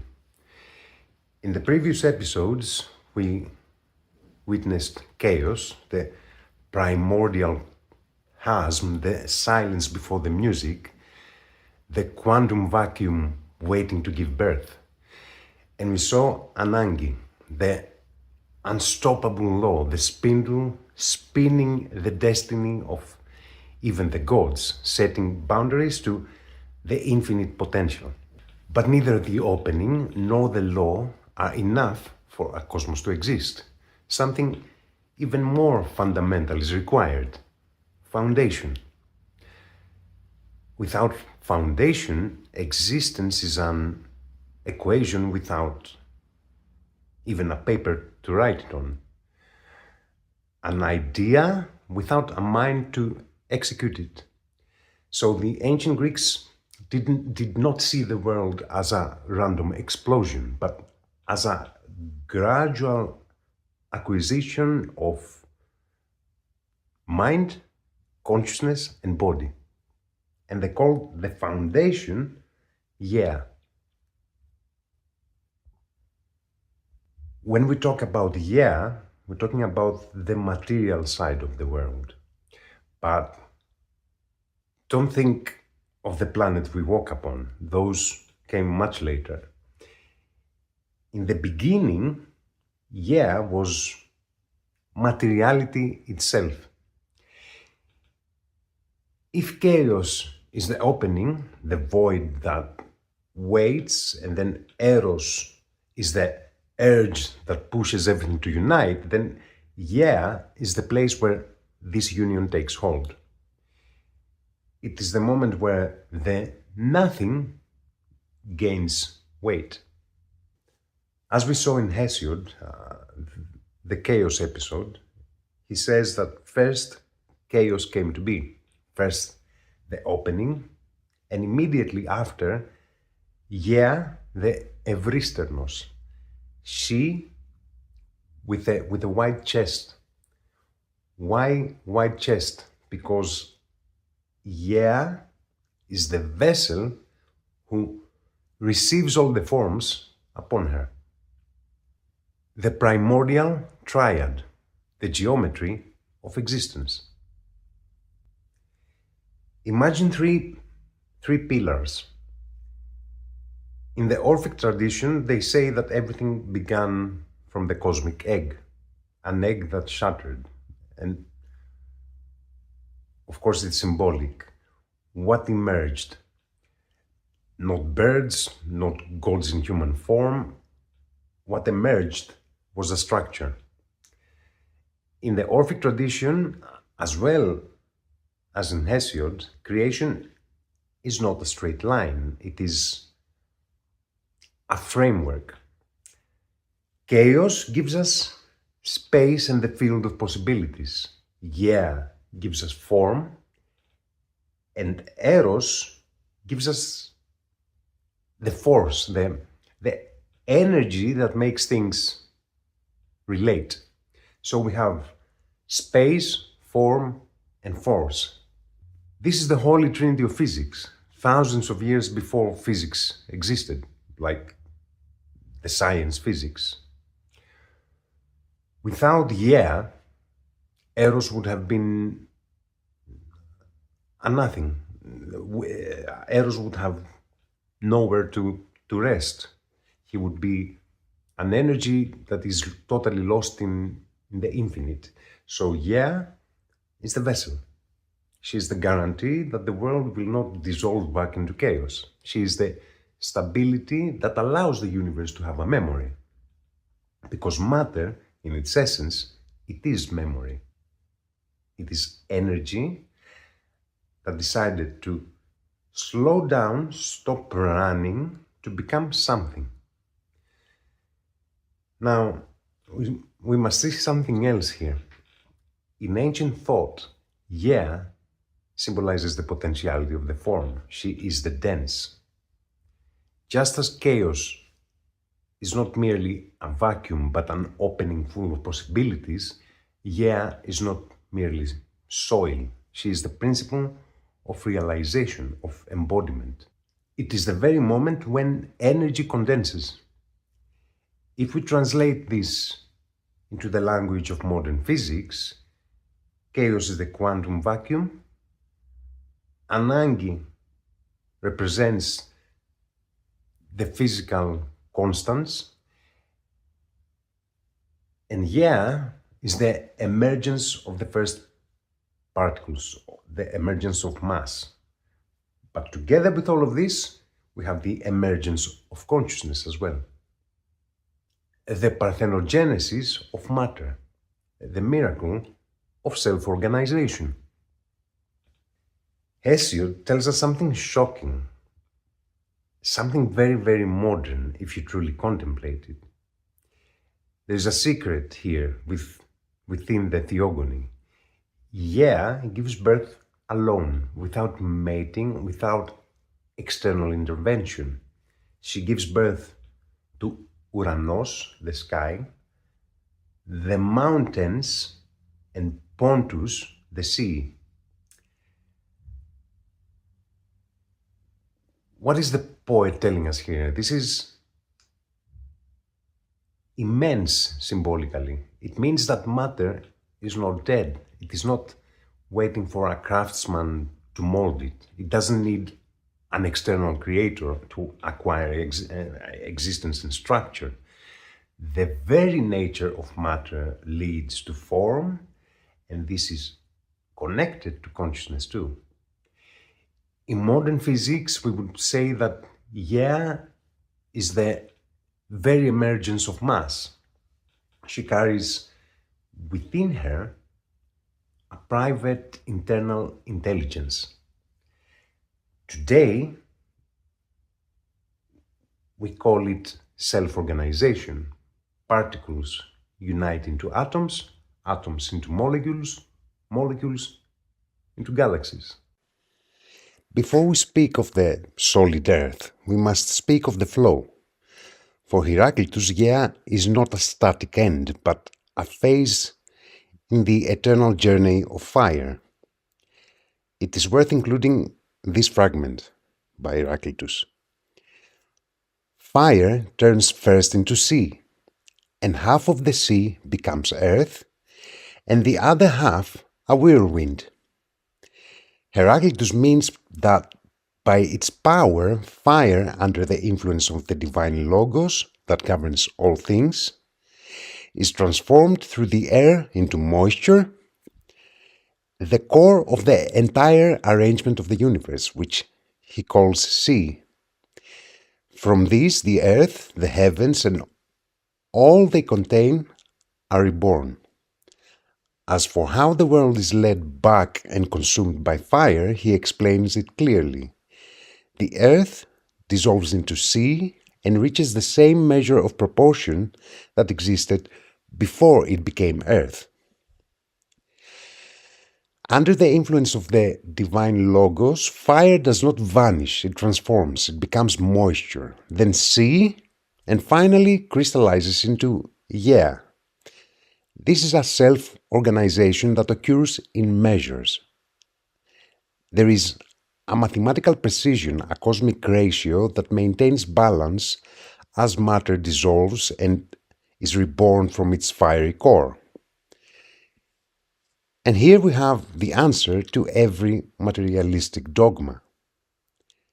This cosmos, the same for all, no god, no man has made, but it always was and is and shall be an ever-living fire, kindling in measures and extinguishing in measures. If the cosmos is an ever-living fire, then yeah is the living body of that fire. It requires no external craftsman, because intelligence is woven into the very fabric of matter. And for those who insist on seeing only the light of the senses, about the light you can hide from, Heraclitus leaves us with a piercing thought. How can one hide from that which never sets? You can escape the sun by hiding in a cave, but from the noetic light, from the logos that organizes your cells and the galaxies alike, there's no hiding. This light never sets. It is the software of existence, the unseen fire burning within within the night and within you. There are no two different codes. There isn't one law for the stars and another for your thought and your consciousness. The logos that organizes fire into sea and sea into is the very same logos that organizes perception into meaning and emotion into awareness. When Heraclitus speaks of the fire that kindles in measures and extinguishes in measures, he is not just describing a cosmic blaze, he is describing the dynamics of the soul. Our soul is a vapor, a fiery flow that grows heavy and falls into Genesis when moistened and becomes wise and radiant when dry. Heraclitus in other places speaks of the gods. On one hand, he speaks of the eternal fire and that no god created, and on the other, he speaks of Apollo and Artemis. How is this possible? Does he contradict himself? Not at all. He knows exactly what he is saying. We simply labeled him the dark philosopher because we failed to understand him. Why then is it impossible to hide from that which never sets? Because the light is not outside of you. It is the very mechanism through which you see. It is the architecture of your own mind. The self-organization of and the self-organization of your thought are the same symphony played on different scales. We have separated biology from psychology and physics from philosophy. But the Greeks saw a unified living totality. They understood that if you want to learn how a galaxy works, you must observe how an idea is born within you. And if you want to understand your soul, you must study how weaves her body from the fire. We are not observers of the universe. We are the point where the universe gains consciousness of itself, using the exact same laws that keep the planets in their orbits. And the Greek pantheon is not a collection of fairy tales. On the contrary, It is the most real thing in existence. It is the entire nature of reality and human consciousness encoded in a 360-degree cycle. We simply struggle to understand it. The gods are the very laws that govern reality. Deviate from them, and you will be led to decay and destruction. Understand these laws, and you will be led to eudaimonia and growth. As one of our poets in Greece, Odysseus said, at its core, the material world is simply a heap of materials. The final result will depend on whether we are good or bad architects. It depends on the heaven or the hell that we build. This separation, the removal of the divine from the body of creation, is the most critical turning point in the history of human consciousness. It is the moment the cosmos ceased to be ensouled and became an object. When God was placed outside of creation, Gaia lost her sanctity. And there is an irony here. We have the concept of ex nihilo, out of nothing. This was originally an axiom formulated by Parmenides, who stated ουδέν εξ ενός, ex nihilo nihil fit. Nothing comes from nothing. Parmenides' point was that the world is created from itself without the need for an external cause. It alternates and transforms, yet its primordial essence remains eternal and undissolved. However, in later years, with the rise of monotheism, this phrase was cut in half. They kept only the ex nihilo to argue that a god created the world out of a void. But in Greek thought, the divine emerges through nature. Gaia gives birth to the gods. In monotheism, God constructs the world like a craftsman making a piece of furniture. And the result was that matter became something inferior, unclean, or fallen. And humanity stopped seeing nature as the very body of God and the divine and began to view it as a mere tool that it is provided for dominion. And this was the very first step of our alienation. The moment God is outside the world is left orphaned of spirit.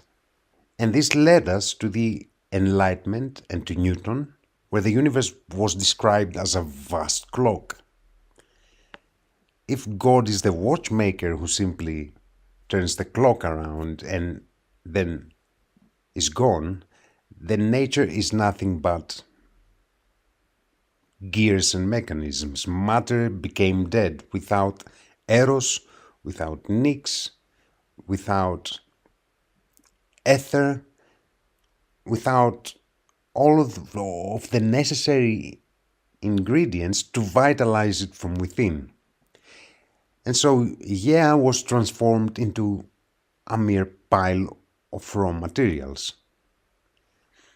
And this is not what elitist means. Then we have atheism. Atheism was not born out of hatred for the divine, but from its absence.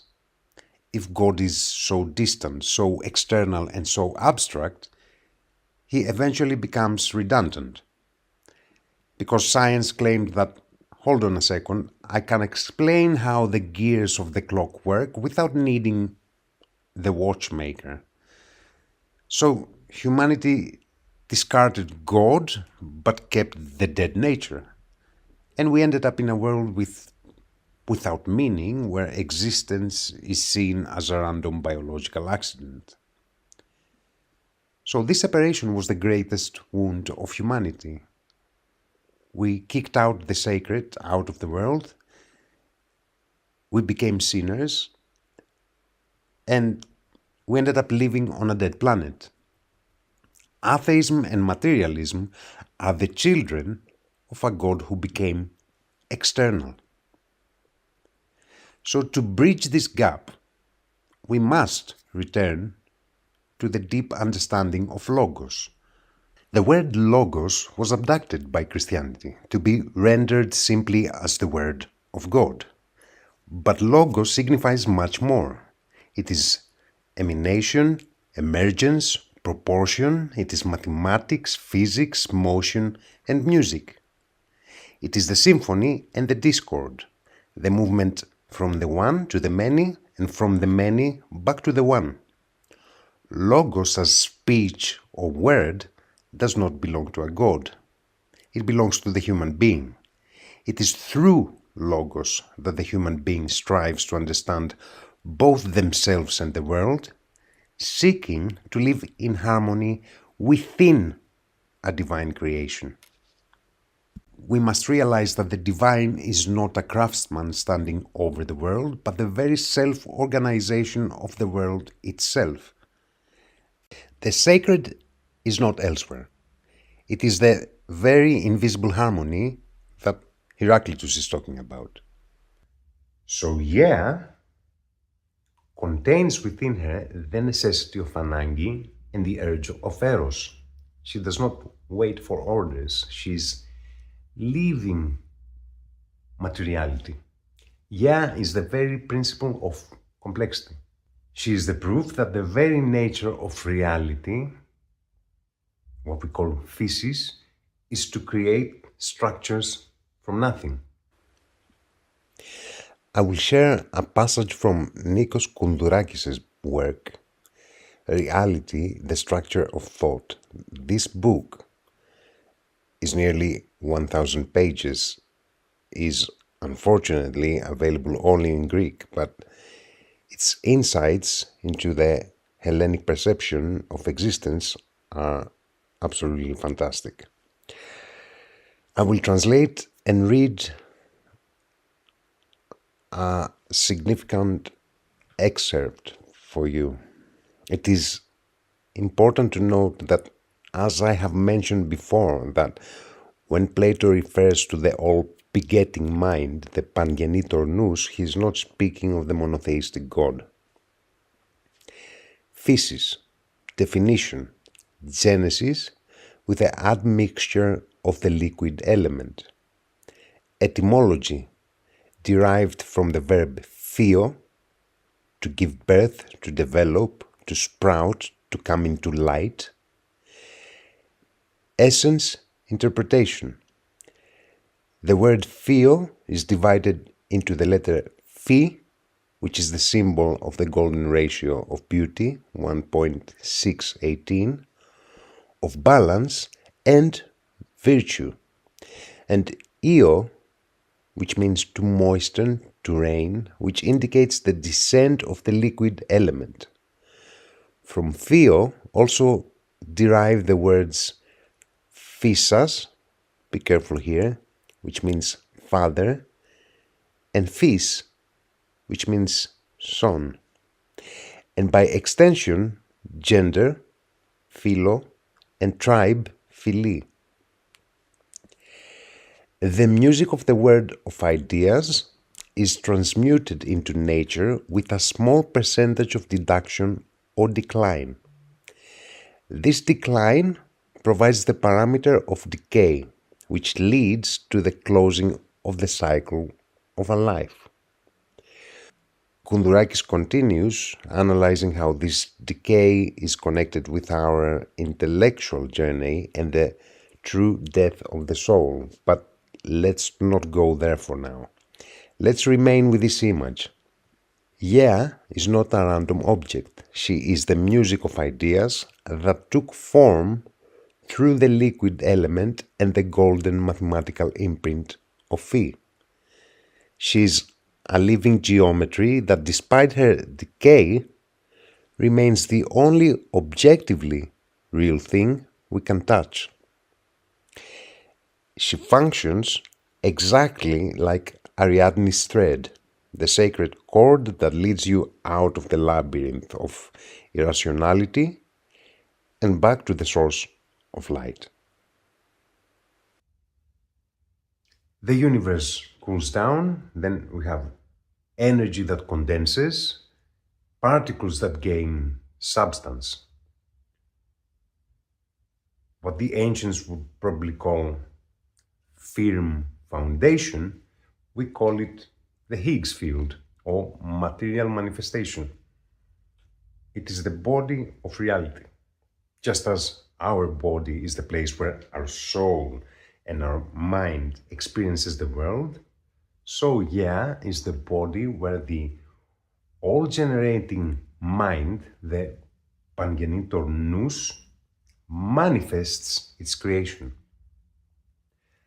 So matter is pregnant with itself, and she gives birth to Uranos, her opposite, the sky, so that a dialogue may begin. The dense and the subtle, below and above. Uranos and Gaia, the conflict with the sky, the very space of existence. Then we have Uranos appearing. Do not imagine Uranos as an old man with beard in the clouds. Uranos is the above, the subtle, the ethereal, the immaterial. In the beginning, the myth tells us that Uranos and Gaia were one. They were glued together. Gaia does not remain alone. From her own self, Uranos is born. Ison eoiti, Hesiod says, equal to herself. So he's not a foreign god. He does not come from elsewhere. He is Gaia's other face. And Uranos is tangent to Gaia. There is no air between them yet, no space for life, no ground for us to walk upon. So if Gaia is solidity, substance, depth, and fertility, Uranos is vastness, the immaterial dimension, luminosity, and containment. Gaia is the body, Uranos is the vault that surrounds it. Uranos, closer to infinity, was suffocating Gaia, the matter. So Uranos would not let at that point their children emerge into the light. Their children, the Titans, who are the first raw primal cosmic forces, remained hidden within her. Why? Because the infinite takes some time to create limitation. Like we have a pure idea, but then it takes some time for the idea to become an act. For this, it took the intervention of what? Of Kronos to separate them. And here we must pause for a second, because many distort Kronos. Some make him a boogeyman who devours children, others deify him as the only true god. Both are wrong. Kronos is the part of the process. He's the son of Uranos and Gaia, the husband of Rhea, and the father of Zeus. His era was the Golden Age because it represents the first intellectual order of the world. And this is again a matter of Ananke, necessity. Necessity dictates the separation. Remember what we said about time and necessity. Time is the flow within the opening of chaos. And through its action, it creates the space between. The castration of Uranos is not a violent story for children. It is a cosmological slit. It is the moment for the very space between to exist.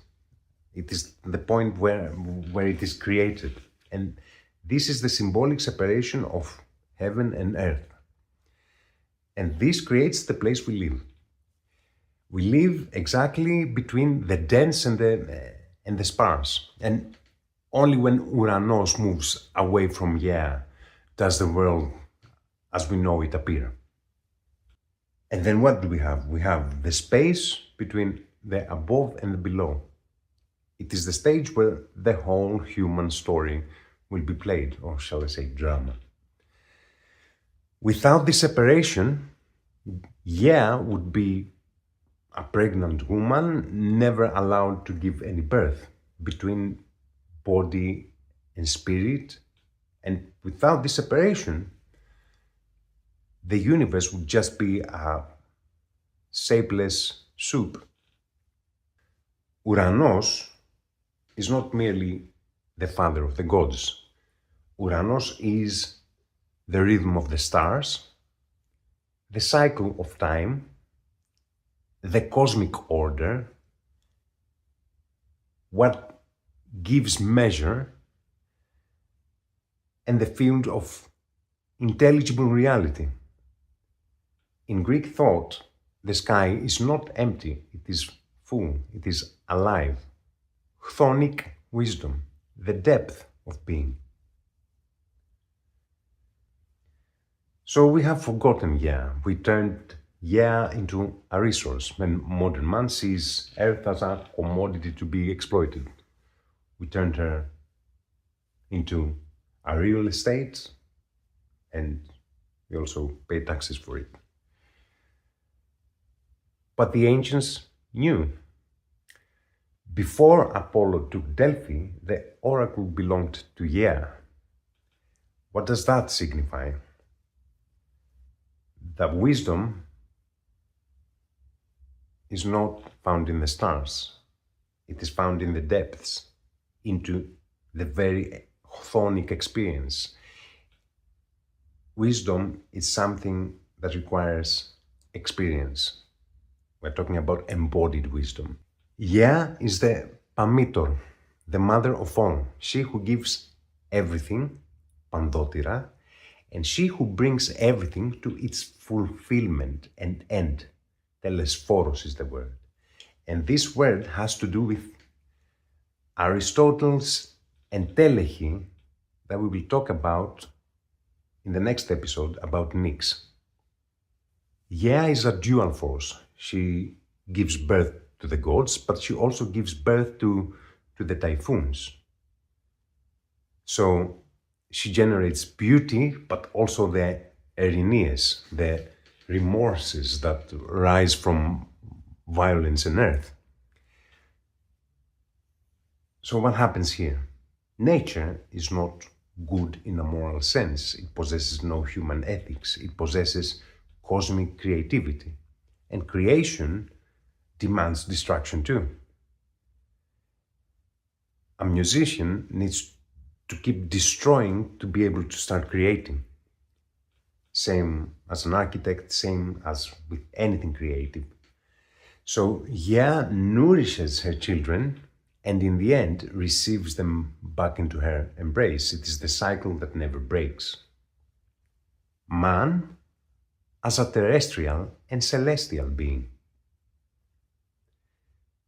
Remember what we discussed in the previous episodes. We saw chaos as the quantum vacuum, the vast silence holding every possible sound, every possible movement. We saw Ananke as the universal constraints, the mathematical lines that are defining the very motion of where can ends and where must begins. And now Gaia arrives to answer the question, when do possibilities become reality? In modern science, Gaia is not just our planet. She is the Higgs field. She is the invisible mother of the universe that grants particles their mass.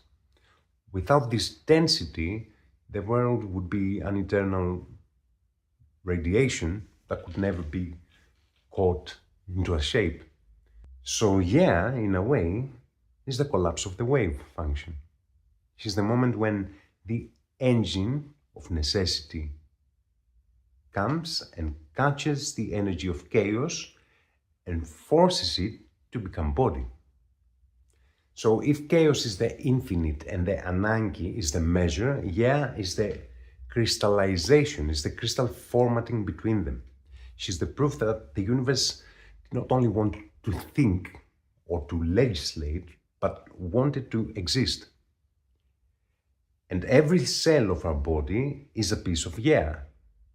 We are all made of stardust, yes, but the dust took shape here in the very body of reality, the underlayer that allows then ideas to become things. Today we are totally alienated. We think that Earth is something outside of us. We are totally wrong. We are Gaia herself, having acquired eyes to gaze upon Uranos. Before civilizations, before religions, before our ego, there was the foundation. And when all the works of men turn to dust, no matter what they think, yeah, we'll still be here. Not as a planet, but as the eternal potentiality of being. Language as cosmogony. Yeah, from ho, to contain, hold, or ea, space, land, and ra, which means surface, land again. Yeah is the containment. She's the capacity itself that allows the universe to host forms. Without ho, chaos would have no place to manifest. Yeah, from yeo, to rejoice, to glow. From the root meaning to shine, to radiate. Matter is not darkness, it is the bursting of existence, the exultation of form. Uranos from uro, which means to guard. Uranos is the Uros, the guardian, he who encompasses and protects the boundaries of Gaia, preventing anarchic expansion, but also Oranos, the celestial vault, the firmament, the dwelling of gods. Orota ano, seeing the above. Chronos, Choros plus Nous, the pure mind. Kreno, completing. Chronos, son of Uranos and Gaia, husband of Rhea, father of Zeus and other gods and goddesses. He is the power of judgment that imposes the separation, which is the castration of infinite unity, so that the multiplicity of beings may finally be born. He is the giver of the beginning of mental life, the one who establishes judgment and differentiates form during the Golden Age. He is not an enemy of Zeus, not any of this. He is the very part of the cosmic process. Pontus, to labor, to traverse, and is also the pathway, the sea route, or cosmologically the intersections of energy, the point of connection, the liquid element connected to the movement of pnoi, of breath and flow, and the struggle of life to cross the distance. Oros, from Orion, which means boundaries, and it means the mountain, but simultaneously the limit, the point, the rule, the measure that defines the land, the limits of materiality. So the elevation of matter that sets rules and borders upon the very landscape of existence. Nous. We have seen Gaia giving us form, the solid foundation upon which we stand, yet existence is not exhausted by what we perceive in what we call light. Beneath the surface of matter, there lies an invisible depth. So in the next episode, we will extinguish the lights of the senses to see more clearly, and we will speak of Nous. We will not speak of the darkness that frightens us, but of Nous, the very womb of cosmic powers. And we will discover how, from this primordial depth, sleep, death, dreams, and the fates are born. We will view Nous as the software of the soul and the cosmos, the place where Gaia's matter, Gaia's materiality meets what? Meets invisible destiny. Night is the level of information in the unconscious. If Gaia is the hardware, night is the operating system running beneath it. So in our mythology, Nous is the one that gives birth to Philotis. Together with all the scary shadows of the night, we have Philotis appearing.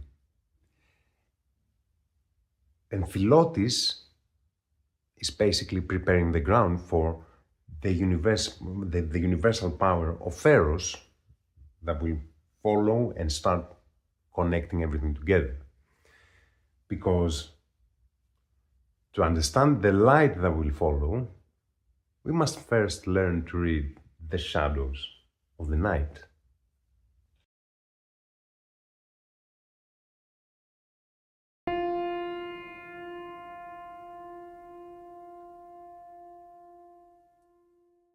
Think of the earth, but not as you see it. Not the soil, not the mountains, not the surface you walk on.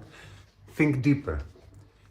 Descend with your mind layer by layer. Roots, stones, moisture, density, and keep going. The light begins to fade until there is no more light, and yet something remains. You cannot see it, but it's still there, the very core.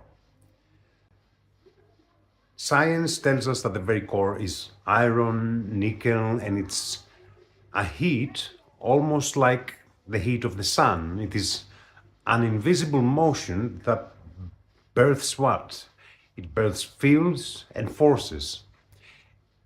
And yet no one has ever been there.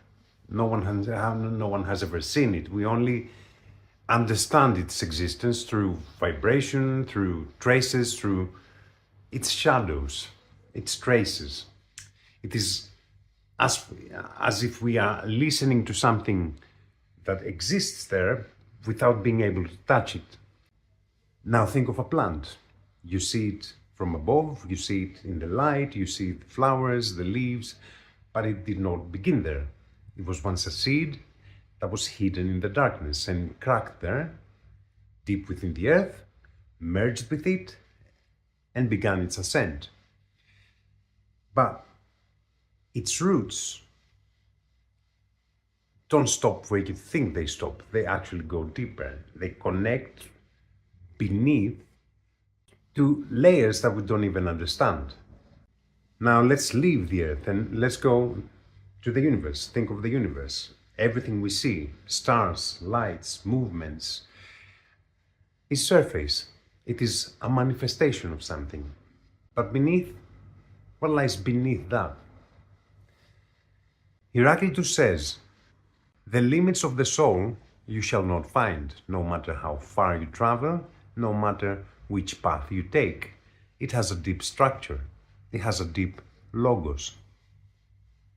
And the other thing he says, connections, wholes and not wholes, agreement and disagreement, harmony and discord, from all things one, and from one, all things. Everything is connected. Let's look at all of this again. So we have the plant, the earth, the roots, the layers, and the core. Everything is bound in a unity that it is not immediately apparent, and yet you stand at the very surface of things thinking that this is all there is. And we have the same thing applying to us. We have a depth within us that we cannot see, yet it determines everything. And this depth is what the ancients called Nyx, the first descent, daughter of chaos. Nyx is born out of chaos. Not as a result, not as a construction, she emerges. And this matters because here we do not have Genesis in the way we usually imagine Genesis. There is no union, there is no intention, there is no plan. There is only one opening, and through it something appears. Nyx is not made. She appears just as depth appears when a void opens. So, if chaos is the opening, Nyx is what gives this opening its content, not form, at least not yet, but density, a mystery, a direction towards the invisible. And somewhere here, she begins to merge with Gaia. And Gaia is weight, she's the surface, she's that which you can stand upon. Nyx is not that. She's not a structure, not a support. She is not something that you can grasp. She's the hidden dimension of reality, the place that exists without being seen. If you look at the universe today, with all the tools we possess, you would expect that as knowledge advances, the unknown would shrink. But the opposite is happening. Scientists speak of dark matter, of dark energy, not because they are dark, but because we cannot see them. We perceive them only by their effect, the way the stars move, by how they hold galactic structures together. And then you start suspecting something, that what is visible is the smallest part. The reality rests upon something that does not reveal itself directly. Αρμονή αφανής φανερής κρήτων. An invisible harmony is stronger than a visible one. Heraclitus.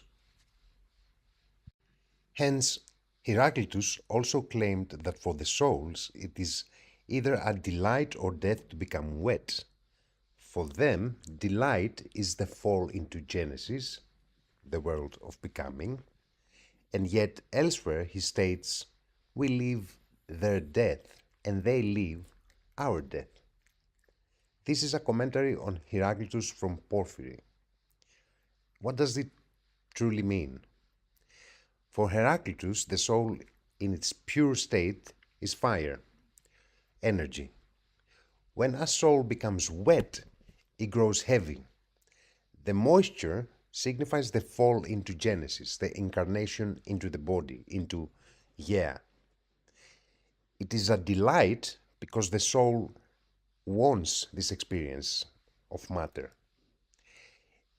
It is death because the soul loses its spiritual freedom and becomes imprisoned within the senses.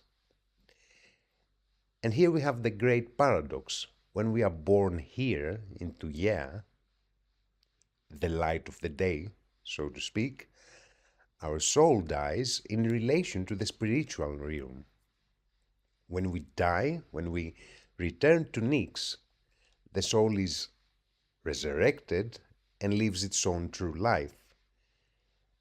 This reveals what? That the world of the senses is an exchange of life between two levels of existence, Nyx acts as the mirror of reality.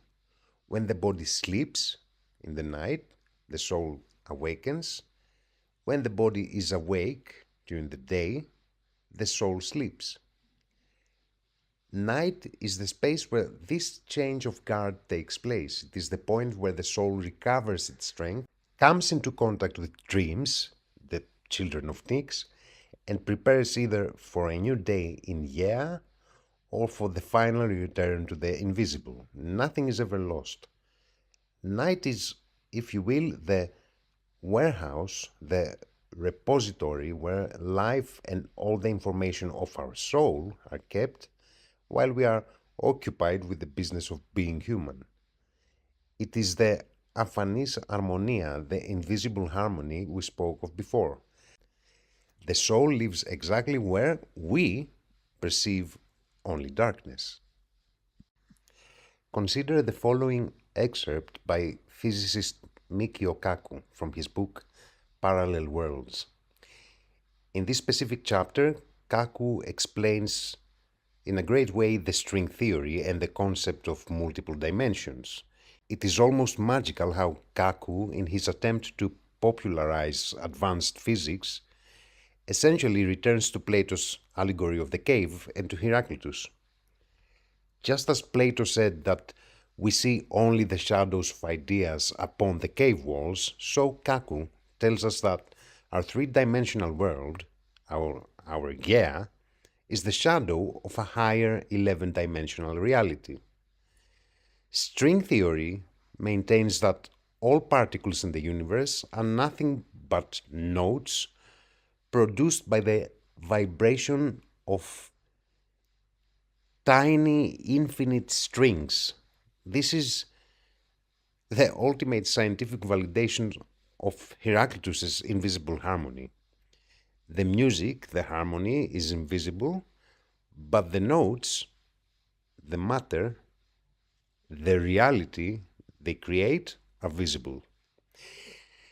He tells us that what we experience in the three dimensions of Gaia is perhaps a shadow of our real self, which moves in 11 dimensions. If we translate Kaku's thought into our own context, night is the hyperspace of the 11 dimensions. It is the field where information is complete, where the day, our three-dimensional world, is a simplified, limited projection. Or perhaps the opposite. That which we consider day here, perhaps for there, it is the deepest midnight. The shadow of reality, Mikio Kaku and the 11 dimensions. Perhaps our familiar three-dimensional space of experiences is merely a shadow of the real world, which, in essence, is 10-dimensional or 11-dimensional. This means that when we move through the three dimensions of space, we are actually experiencing a movement in 10 or 11 dimensions. Walking down the street, we can see our shadow following us everywhere, moving exactly as we do, with the only difference being that our shadow exists in 2 dimensions. In a similar way, we ourselves might be nothing more than shadows moving in 3 dimensions, while our real self moves in 10 or 11 dimensions. And this is how we must see Nyx, not as darkness in the simplest sense, but as the sum of the unknown parameters of existence, that which is not seen yet determines, that which is not touched yet directs, that which is not defined but contains. And here's the strangest part. Nyx is not empty, she's full of everything you cannot see. Think of it differently. It is not that there is light and somewhere else there is darkness. It is that within the darkness, light begins to distinguish itself. And this changes everything, because then Nyx is not the opposite of creation. She is the very precondition of creation. The children of night, the psychology of the universe. And then we have something else. Nyx gives birth, but not as Gaia does. We don't have forms here, we don't have bodies, we do not have worlds that we can stand on and that are seen. She births states of being, without any union, without any contact, without Eros, from within her, like something overflowing from depths. And what she births is not beautiful. They are not easy things, they have no shape, they are aschematic. Aschemon in Greek means without a shape, it means ugly. So something ugly is still formless. A small intervention here. We must understand that we are speaking of the absolute beginning. We are at the dawn of cosmogony, before Eros, before the great forces that would lead later to the Titanomachy, long before the order of Zeus. Imagine a universe just being born, or imagine a new galaxy swirling in the darkness. This galaxy does not yet possess laws or shape, it is pure force and energy. It must first pass through these invisible amorphous forces, it must experience the unformed, the aschemon, in order to be led later toward order. These children of the Nyx are the first software of this galaxy. Like shadows you cannot hold, like sensations that come and hit you, but you cannot point at them. What do we have from Nyx? We have Moros, which is the non-negotiable limit, Kyr, which is the violent rupture of life. We have death and sleep. We have dreams, which blur the line between form and formlessness. We have Momos, which is the shadow of irony. We have the Moirai, we have the Fates, which is the very invisible thread that pulls you. And then we have nemesis, deceit, strife, and old age. So look at them. These are not objects, they are not forms, they are experiences that find you. You do not choose them, they permeate you. And here something very subtle begins to emerge. The ancients are not speaking of a world made out of matter. They speak of a world where before form even appears, an internal landscape already exists. It is a field of experience. And within this darkness, with all these things that seem heavy, hard, unshaped, something appears that you do not expect. Philotis, intimacy, connection. It is an attraction that comes very silently. She is born with all the other elements. Pause here for a moment and think about it. What do we have here? We have philotis. Philotis is translated as love, but it's not love exactly as we understand it. But I'm not going to go into this for the time being. Let's call it love. Love is not born in the light, it is born within the night. We don't have a contradiction here, it is an indication that what you fear is not separate from what unites you. That the very same depth that births fear also births proximity. Nyx is neither good or bad, she has no morality, she is totality. She contains what the mind refuses to see, pain, decay, the end, but also what keeps the mind alive, dreams, rest, connection, etc. If we were to use a modern language, she's like the very unconscious of the universe, not just personal, cosmic unconscious. Nyx and the structure of reality. So let's see this again. The children of Nyx are not objects. They are something that you cannot touch. You cannot measure it, but you can live it.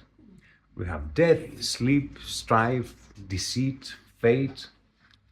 These are not things that exist out there. These are the ways in which you experience existence. And here we have something radical. Before gives us form, gives us the world, Nyx is already there giving the experience. Before there is a body, there is a lived experience. Before there is an object, there is some kind of a relationship with it. So what are they trying to tell us here? That reality does not begin with matter, it begins with how it is felt.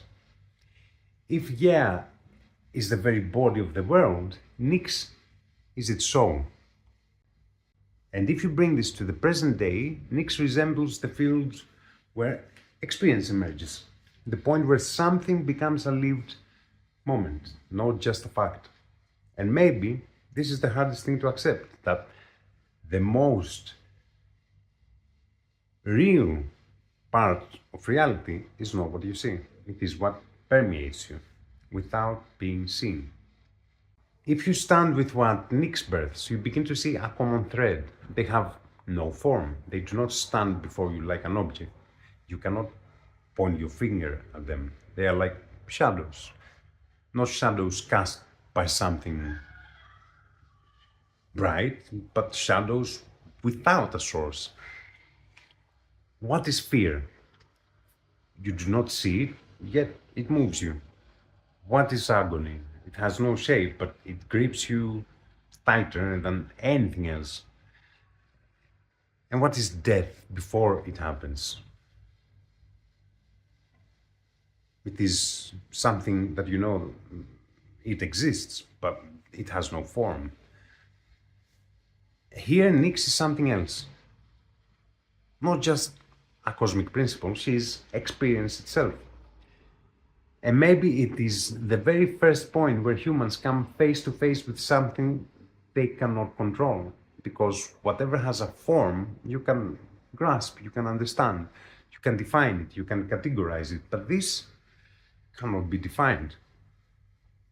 And so we all do something very human. We avoid it, we push it to the margins, we call it darkness, and we leave it there. But Nyx does not leave. She remains, and she works from within. Think about it. Sleep takes you when you stop controlling. Dreams come without being called. Grief appears without permission, it just shows up, something inside you. Conflict is born before you even think about it. None of these things come from light, they all come from the night. And here's the crucial point. If you see all of this in fragments, they will seem threatening. If you see them all together, something begins to take shape, a totality. The shadow is not just what you fear, it is the part of you that is not yet integrated. And then everything changes. It is not that Nyx brings negative things, she births the totality of everything within you that has not been seen yet, and it has not taken form. Now, with all this shapelessness, with all this unformed mass, something else comes, something else appears, and this is something that comes almost unnoticed. It is an attraction and a tendency toward something that unites everything. It is not intense, it's not explosive, it is quiet, and this is exactly where Philotis appears. Philotis and Nikos. Now we move into something deeper, to Empedocles.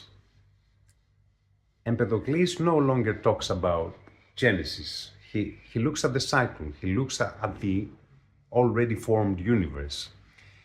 In Hesiod, Philotis exists, but her role is limited. She does not stand at the center. And why is that? Because she is unimportant yet, because the world has not yet been stabilized. We are in the very midst of Genesis. Everything is emerging, everything is appearing for the first time. Nyx gives birth, Gaia establishes the foundation, Uranos spreads out. So we still don't have a balance here. There is an expansion, an explosion, so to speak. Philotis, at the point, cannot function as a principle that organizes everything. She is present, but she is there, silent. Something that exists within the night, but it is not yet a governing force. In Empedocles, everything changes. Here, something else happens. Nothing simply appears, everything moves, everything joins and separates. And this happens again and again and again within this motion where two forces emerge. We have Philotis and Nikos. Love and strife. Philotis and Nikos become the cosmic forces that are equal to the elements, not as emotions, as principles of the world. We have earth, air, fire, water, and with them, connection and conflict. At one end of the cycle, everything unites. We have harmony prevailing. We have Philotis. It is the kingdom of Philotis, so to speak. Philotis connects. She does not pressure, she does not clash, she brings things together. She makes them one. At the other end, we have Nikos, which divides, it dissolves, it shatters, and it distances things. And everything is separated. And dissolution spreads, and Nikos prevails. And the whole universe oscillates between these two, eternally. The universe belongs to neither. It moves between them. And between these two, the world as we know it is born. In Hesiod, we see the beginning. In Empedocles, we actually see the operation. So from this perspective, Philotis plays the role of Eros. But Philotis is not Eros. There is a difference. Eros is the movement toward union. It is the pull, the drive toward the other, where Philotis is the state of union. It is what remains once the union has occurred. So Eros is the momentum and Philotis is the result. Eros moves you and Philotis holds you. And yet both are not born in the light. They are born from the night, from the place where the separate has not yet been defined. From that place where the one becomes the all. Cosmic fear, why even Zeus hesitates. In the myth, Zeus fears almost nothing, but he respects Nyx. Why? Because Nyx represents limits that even the supreme cosmic force cannot overstep. It is like it is the very unconscious of the universe. You can govern the heavens, you can shape laws, the laws of motions of the universe, but all these things that come out from Nyx, you cannot control. She's the very limit of control. So, in modern terms, I don't know, we could call it entropy. Nyx is uncertainty. Nyx is the very unknown. It's the very depth. Even the most advanced physics stop right there. Nyx as the cosmic womb.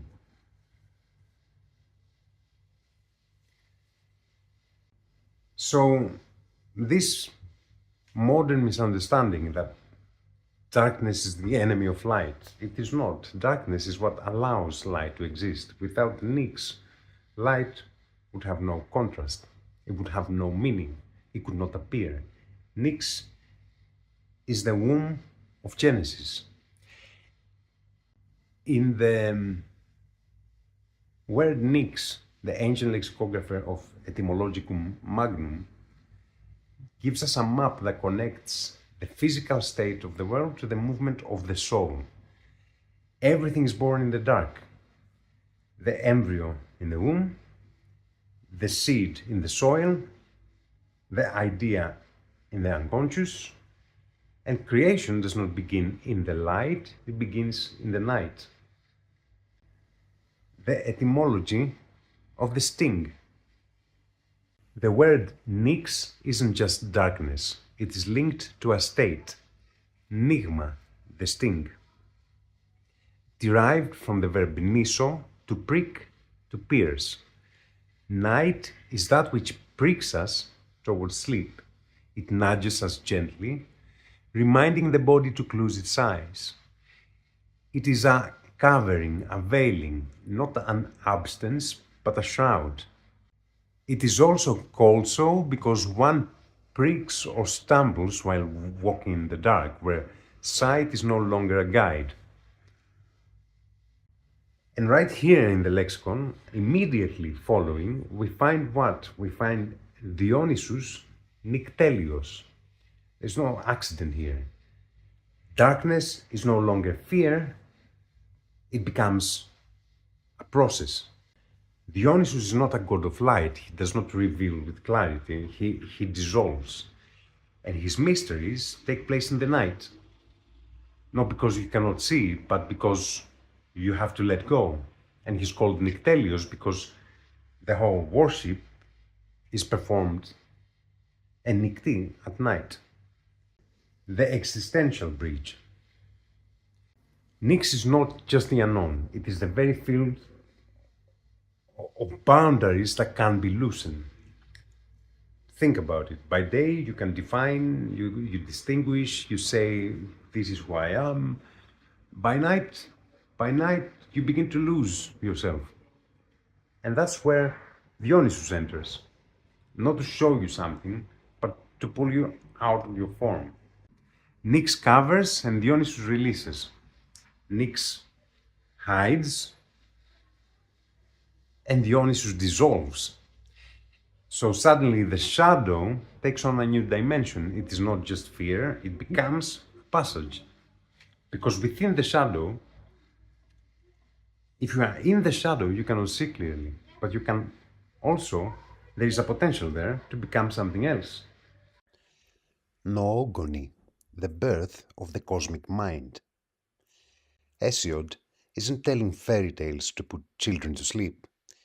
He is composing a cosmogony, which in reality is an noogony, the birth of the Nous, of the mind.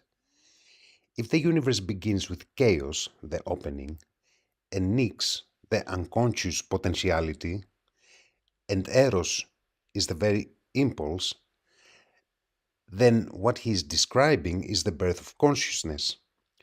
We are not on earth within a soulless universe, we are within the thoughts of a mind.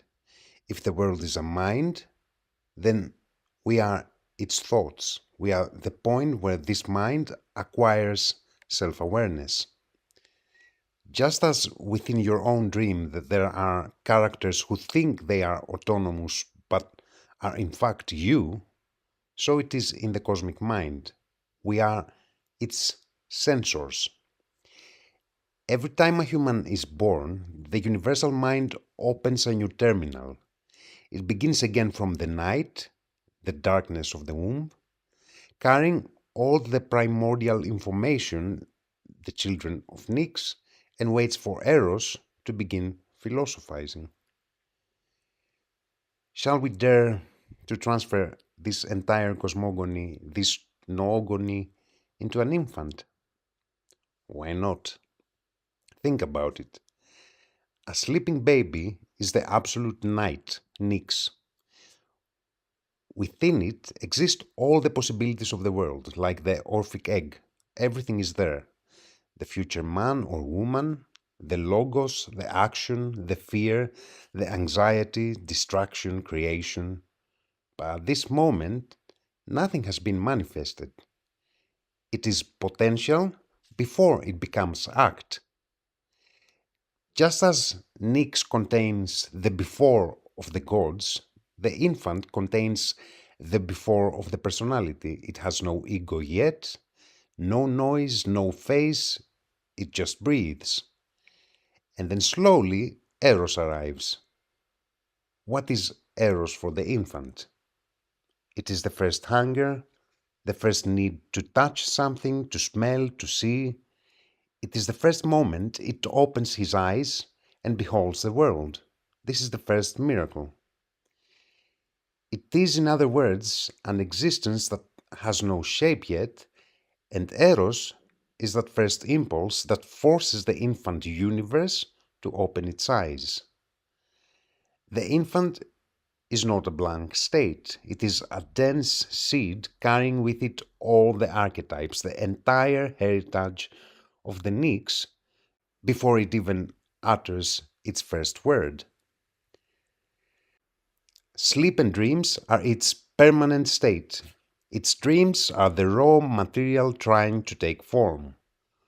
Momos, the blame, is the first sense of no, the first dissatisfaction, the cry when something is wrong, the first judgment, the first reaction to reality. Nemesis is the restoration of justice, the instinctive reaction to the injustice of deficiency. The infant's rage when balance is disturbed. The infant is a small Nyx carrying with it all the forces that will later rule its world. Everything is there, silent, waiting for Eros, the impulse to set everything in motion. The geometry of the portion, moros and mira. Now let's play with the words. Moros is the portion of life that ends. Moros, which is the moron in English, is the non-seeing one, he who has suffered a spiritual fate. In Greek, the word for baby is moron. This is not an insult to the infant, of course. It simply reflects its ontological state, full of potential but unfulfilled consciousness, just like Nyx. Moros and Mira, which is fate, are connected, derived from the verb mirome, to receive one's portion. Moros immobilizes the spirit, moria, folly, immobilizes the mind. It is the state where man does not move the mind. It is the state where man does not move forward, does not function as a whole. He has submerged into lethe, into oblivion, and when you are in oblivion, you will never find yourself in aleithia, which means truth. The common point here is blindness. Death, moros, is the blindness of the senses. Folly, moria, is the blindness of consciousness. So from the root miro, meaning to divide or partition into pieces, comes another word, the morion, which means particle, molecule. We are particles, moria, of the universal mind, and it is in our hands to either function in harmony with the rest of the system or to function as destructive cells. Everything revolves around the measure and the portion. Fate is not something abstract, it is the geometry of our existence. And the purpose, entelechi. Entelechi is one of those words that, once unlocked, changes the way you look at everything alive around you. It is a term coined by Aristotle, meaning to have one's purpose within oneself. En, telos, and echin. Imagine it like this. An acorn is not just a piece of wood, it carries with it the entelechy of the oak tree. This means it already possesses the complete blueprint, the power and the destiny to become that tree. The baby we've been talking about is not just a mass of cells. Its entelechy is the fully realized conscious human being. Entelechy is the transition from potentiality, dynamis, what you can become, to actuality, energia, what you already are in practice. It is the inner pulse of nature that allows nothing to remain static. Everything runs, to fulfill its purpose. When we say then that man is an upgradable terminal, we mean that our entelechy is the full awakening of the mind, of consciousness. You do not become something foreign, you become what you were always destined to be, which was hidden in the night of probability. Dionysus shows you exactly this. You are not what you think you are a terminal. And terminals, they get upgraded. So how does this work with Philotis? Philotis is from philia. Philia means friendship. Filter comes from philia, the word filter. So it is the very process of being able to filter. And in order to filter something, you need to be able to see it.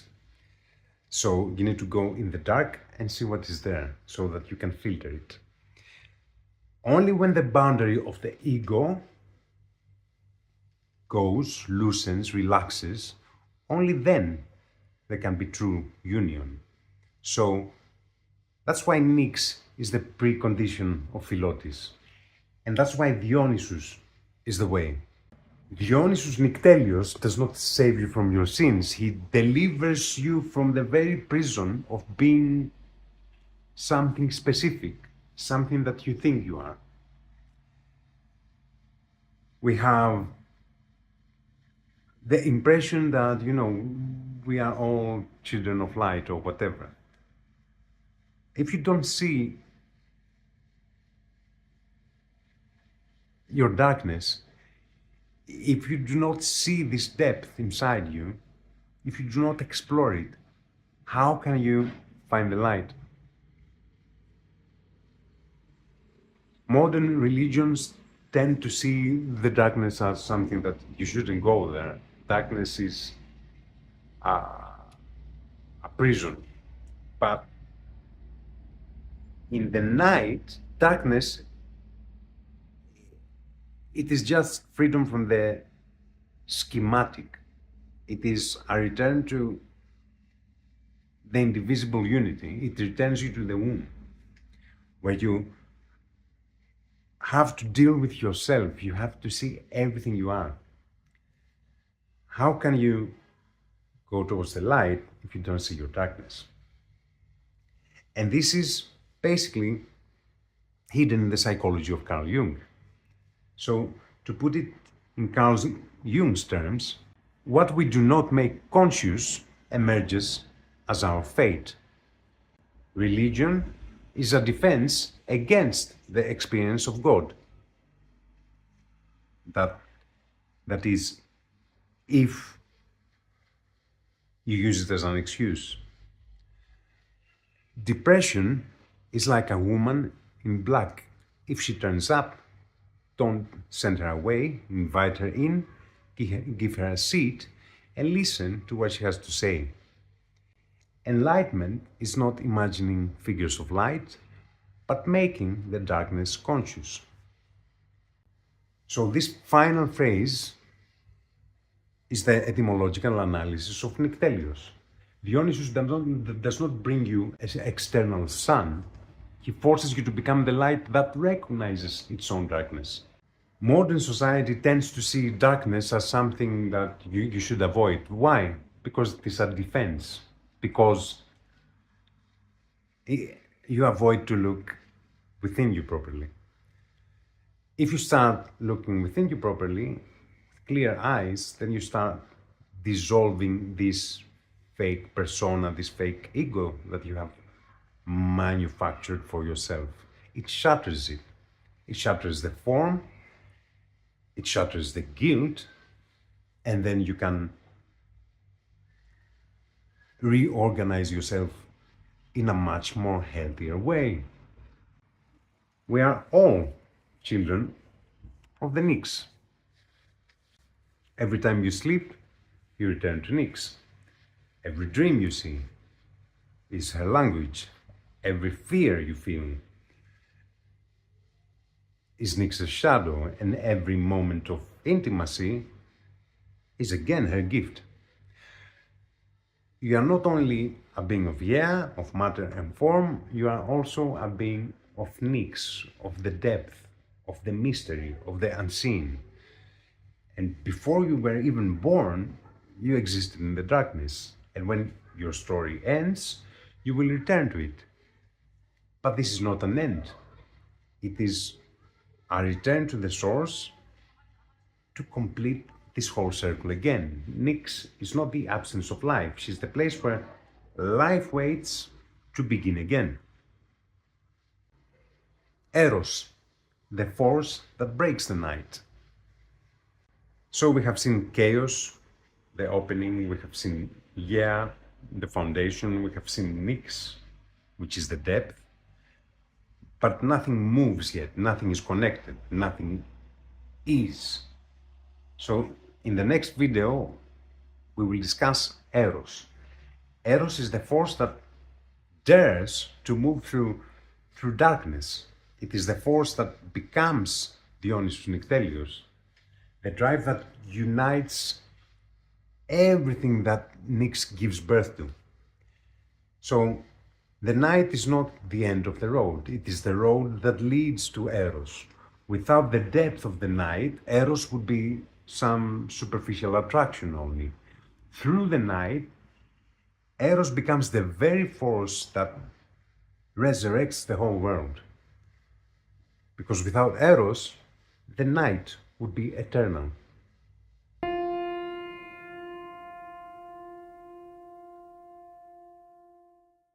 Imagine the universe before Eros.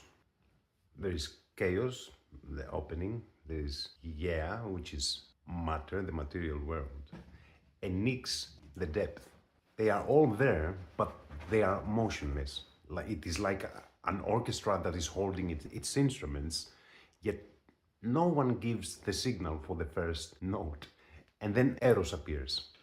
Eros, he's not the baby with the arrows you see on Valentine's cards. This is a later, tamed, disarmed version.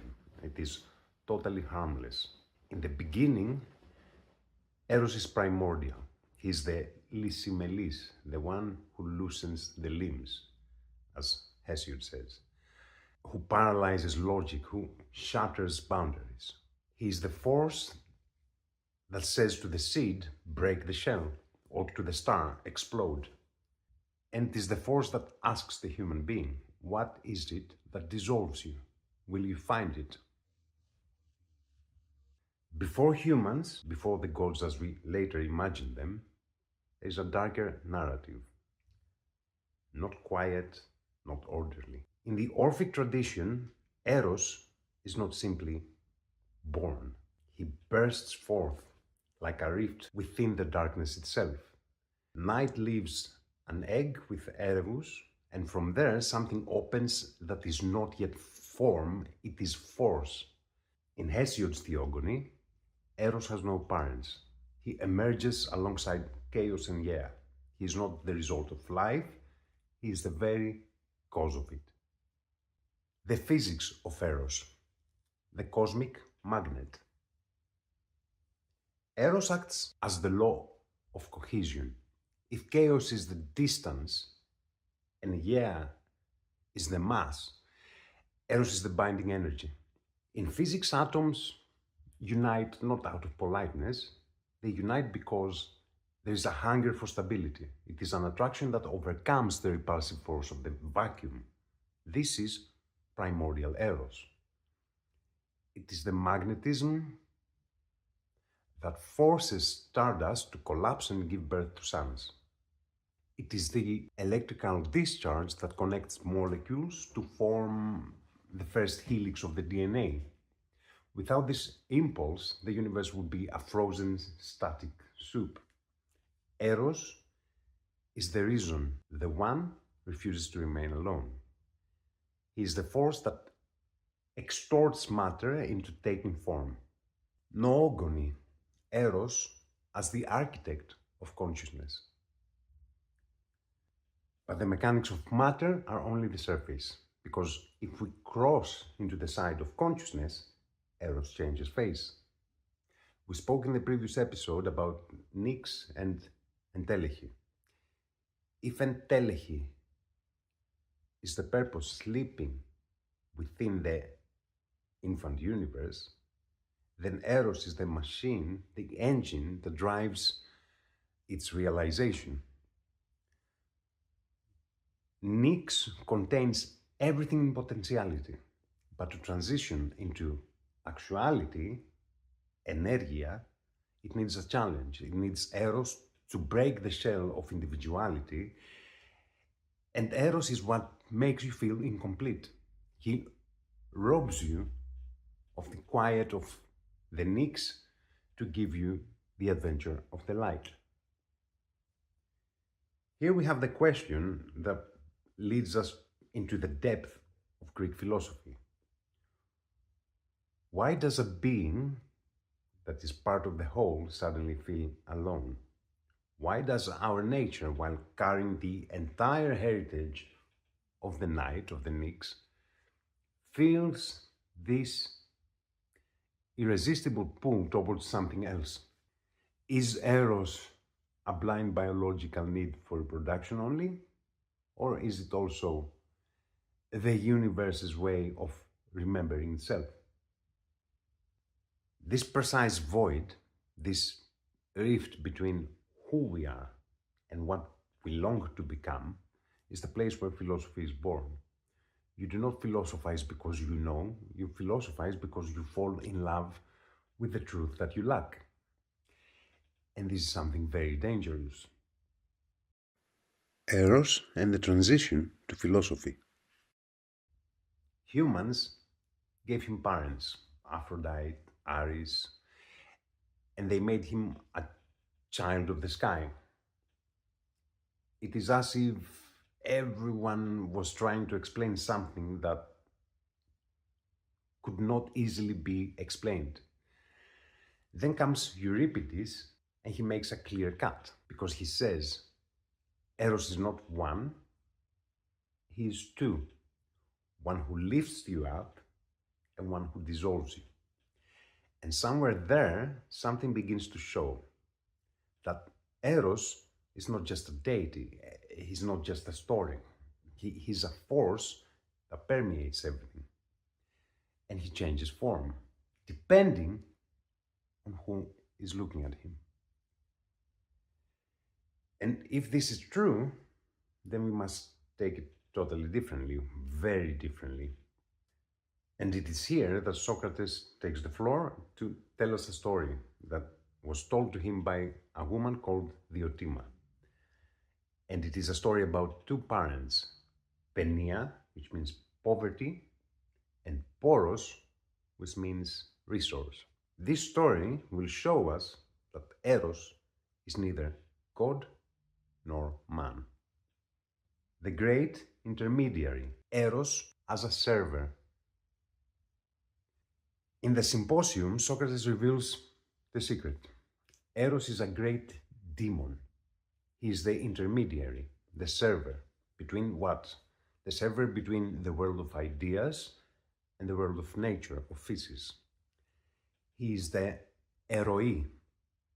Eroi means the movement and flow that connects the supreme mind with reality. He is the one who carries the commands of the gods to humans and the quests of humans to the gods. Without him, the universe would lack cohesion. It would be two alien elements frozen in eternal distance. Eros is not the result of life. He is the very cause of life. You are not in love because you are alive. You are alive because the universe is constantly falling in love with itself, seeking new forms. He is the form that transforms chaos into cosmos, and cosmos means an ornament, a perfect order. Ascent versus descent, mania versus religion. Religions often speak about love. Love is a descent. God loves man out of pity, like a superior to an inferior. It is a proper love, moral, safe, risk-free. Everything is forgiven. You only need to believe to be saved. Eros, however, is an ascent. It is mania. But this word is not what we think. Mania. We use it today to mean chaos, instability, something to be medicated. But this is what happens when a new worldview takes over. It inverts the meaning of the old words. I talk about this often on this channel, and I will keep pointing it out every time there is an opportunity. The root man is very ancient. It gives us mathematics, memory, mentor, and in Sanskrit, mantra. A mantra is not just a sound. The root literally means instrument of the mind. Man is mind, tra is tool. And notice that the suffix tra, meaning tool, becomes tron in Greek. That is why we have the word theatron, the instrument of seeing. It is not entertainment. It is the tool through which you witness the laws of nature, the laws of motion. In Latin, mens means mind, and it gives us mental, memoria, mentor. In Greek, mantia is prophecy, the moment the mind moves beyond itself. So, mania is not the absence of mind, it is the mind in maximum motion. And that is exactly what Eros does to you. Plato says that Eros is divine madness. It is the moment a human being loses its mind because they suddenly remember their true origin. And there you realize that everything is a matter of movement. Religion wants love orderly. Eros is disorder. He is the intruder who shatters your ego and asks, will you finally move? The act within the night. Remember what we said? That night is the prerequisite of Eros. Without the darkness of Nyx, Eros would have nowhere to move. Eros is the light born within the womb of the night. He is the impulse that tells the depth of the dark. Let's become something. Reveal yourself. If night is potential, the ability to become anything, Eros is act, the becoming of something specific. You fall in love with another because within their darkness, you recognize something of your own lost light. Hermes, the cable of connection. If Eros is the current, then Hermes is the cable. In Plato's Cratylus, Socrates gives us an amazing decoding. He connects Hermes with the phrase Irin emisato. Irin means to speak, but primarily to connect and link. Emisato, from midome, meaning to devise, to engineer, to contrive. Hermes then is the force that engineers that connection. He's the one who created logos, reason, speech, movement, to bridge the gap between me and you, between the divine and the human. Every time you fall in love with an idea, with a person, with a piece of art, when you create, when you are 100% in the present, you die and you are reborn. Eros strips you naked, removing the armor of security. He leaves you exposed but alive. He is the only force that can bring you into the now. Every time Eros strikes, something in you dies. But what exactly? The Greeks had a precise answer. You are not one thing, you are two. The thnitos, the mortal, the part that fears, that clings, that builds walls of habit and identity, and the athanatos, the immortal, the part that already knows, the part that recognizes beauty not because it learned it, but because it remembers it. This is why Plato says Eros is not just desire, it is anamnesis, remembering. The immortal part of you suddenly waking up inside the mortal shell. When Eros strikes, the thnitos panics and calls it madness. It calls it losing control. But the athanatos knows exactly what is happening. It is going home. Heraclitus, fragment 62. Immortals mortal, mortals immortal, living each other's death, dying each other's life.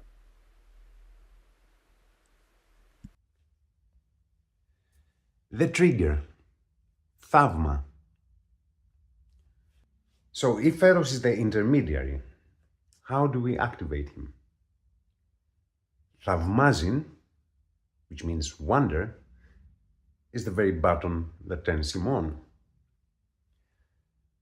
Today we have distorted the word miracle, which is thavma. We make it something supernatural, something that violates nature. But for the Greeks, thavma was nature itself when viewed with open eyes. It wasn't the solution, it was the aporia, the deadlock, the question. We have totally forgotten how to wonder.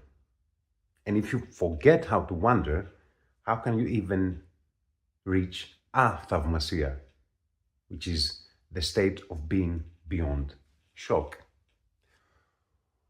What do we call a miracle today? It is a medical anomaly, an unbelievable rescue, a coincidence that feels surreal. It has become something rare, accidental, or supernatural, or something that violates the law of nature. But all these definitions are wrong. For the ancient Greeks, thavma had nothing to do with the supernatural. For them, wonder was an internal event. The root of awakening. Thavma was a sudden feeling of shock and surprise. It was the shock of a realization that awakens the mind. It is the moment when something in the world hits you so deeply that your old understanding collapses. Wonder is the shattering of certainty, and the shattering of certainty is the beginning of vision. Let's look at the etymological magnum. It connects surprise with vision and the movement of the soul. It says, thavma, from the verb theo, to behold, to view. It is the cry, aise, one lets out when struck by a spectacle, a theama. This text unlocks the three concepts we've been discussing. The connection to theo, which means I see. So wonder is not something that happens out there, it is the result of intense vision. It is the moment vision becomes so deep that it transforms into an eternal upheaval. Theama, aise, the cry of astonishment. To wonder is to see something and simultaneously lose your speech, to let out a cry of wonder. It is the physical reaction to the shock of realization. Simultaneous placement. It suggests a sudden presence of things that force you to stop. Wonder is the portal of vision. When we stop seeing, we stop wondering, and then Eros, the server, loses his signal. There is something hidden in the roots of the word. Theaume, theome. I behold with attention, I absorb, I become a spectator. This is where we get theater and theory. Theasis, it is seeing, so it is the instrument of seeing. Theo is I run. So in ancient thought, these two roots touch each other. Vision and movement are one. To truly see is to truly move. To wonder is to stop running blindly and start moving toward the truth. From wonder to philosophy. This is precisely why Plato and Aristotle considered wonder to be the beginning of philosophy. They didn't wonder at the unknown, but at the known. The sun, the stars, the cycle of life, the human psyche. So for the ancient Greeks, wonder was not the solution or the end of something, the result of something, as we think today. It was the starting point of the question. It was the catalyst for inquiry and knowledge. Wonder, thavma, surprise, inquiry, philosophy, knowledge. The ultimate fulfillment, athavmasia. When you forget how to wonder, you can never reach athavmasia. Athavmasia is that deeper state of clarity and awakening. Athavmasia is the state of the one who, having passed through wonder and the quest for knowledge, is no longer shocked by the truth of the world. Why is that? Because they have understood it deeply. They have integrated it. It is a state of unshakable stillness within movement. And the ancient Greeks saw this as the fulfillment of philosophy, and through it, the very destiny of the human race. So we return to the original meaning of wonder, not to the modern miracle, but to the ancient shock of realization that ignites the entire movement of thought and consciousness. And this is the deeper dive into the very concept of Eros. It is a journey from cosmogony of the universe to our own personal cosmogony, from the chaos and the night, our internal chaos and internal night, to Eros, to order, and finally, today. The route of aporia, navigating the mind. Wonder was not a passive observation, it was a strike that forced you into alertness. The sudden upheaval of the soul is directly linked to the word Theos, which means wonder with a little bit of respect and fearful respect in a way. It is the very moment of pause that gives birth to philosophy and leads us to aporia. I am in aporia. I do not know what to say. I have questions. But let's look what aporia truly means, because it goes unexpectedly deep. Poros, the passage. The word poros, from which aporia is derived, was originally a maritime term. It meant a small, safe passage through the sea, a path to get from one point to another during a voyage, a trip. It also meant a harbor. But Poros, it is also a small Greek little island close to Athens. But Poros also became the word for a mental passage, a path for the soul in its quest. Aporia then is not the absence of a poros, it is the state where the old road has ended and the new one is not yet visible. It is the deadlock at the crossroads of knowledge. Nous, the vessel of flow.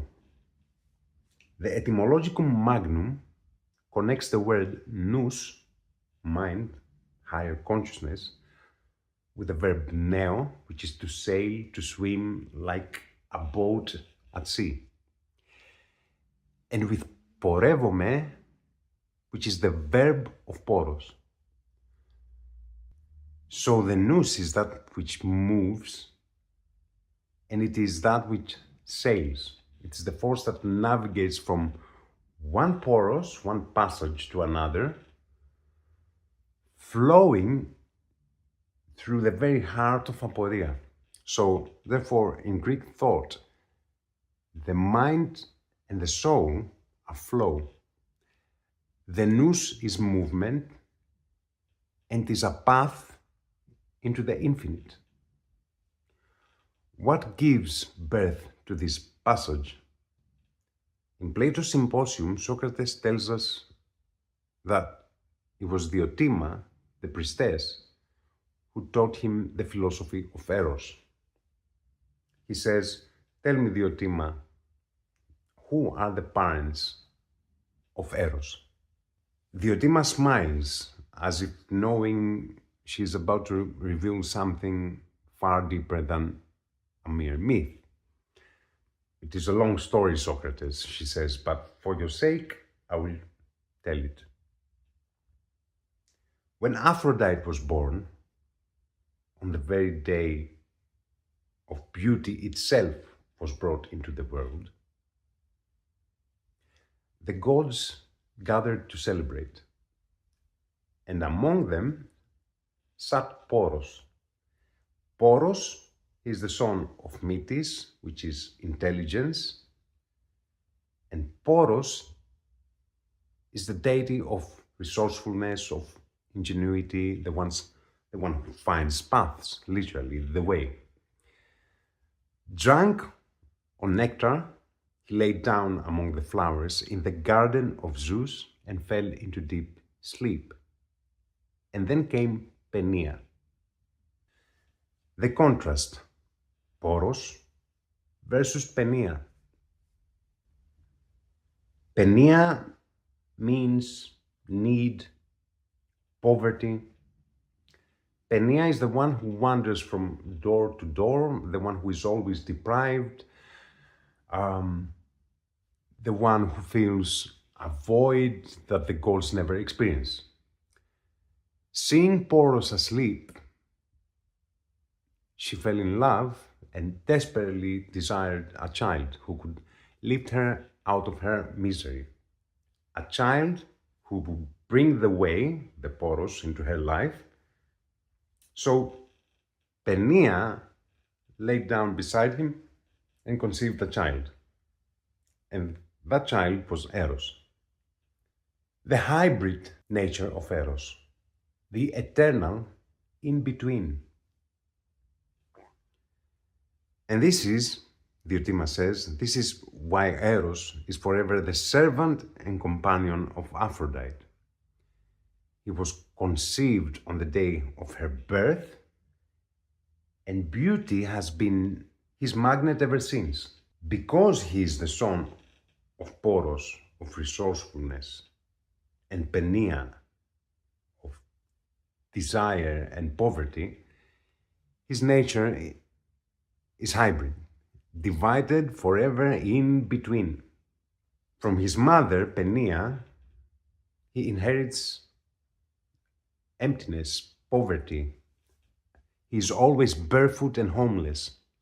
He sleeps in doorways and on the streets. He lives under the open sky, totally exposed. He never has enough.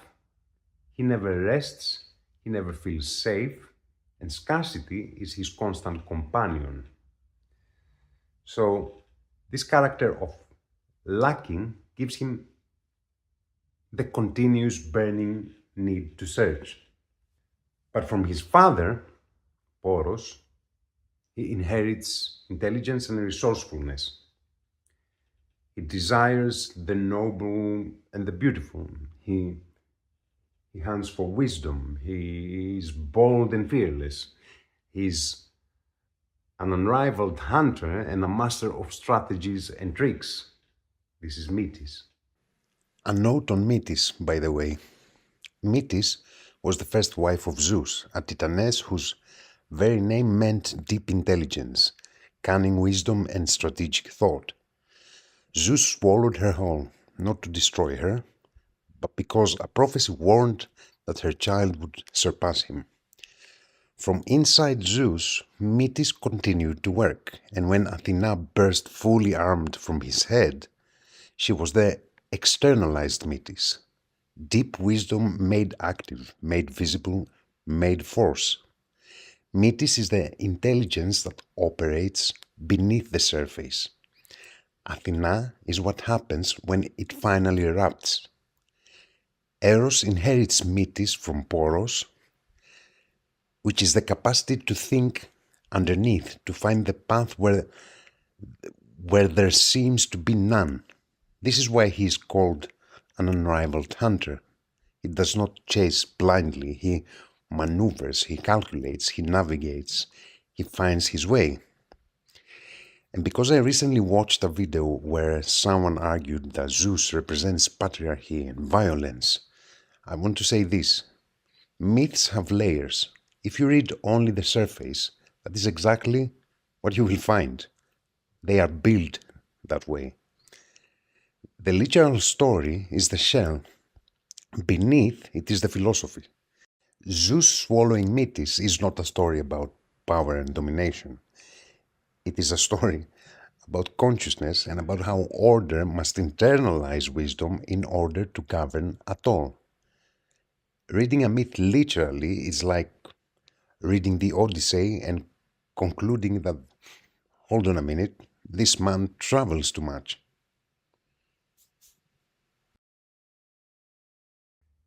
Because Eros is the child of these two opposites, he is neither mortal nor immortal.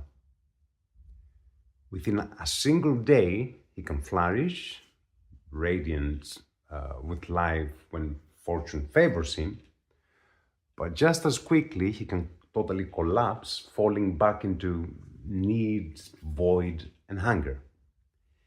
And yet he rises again, always.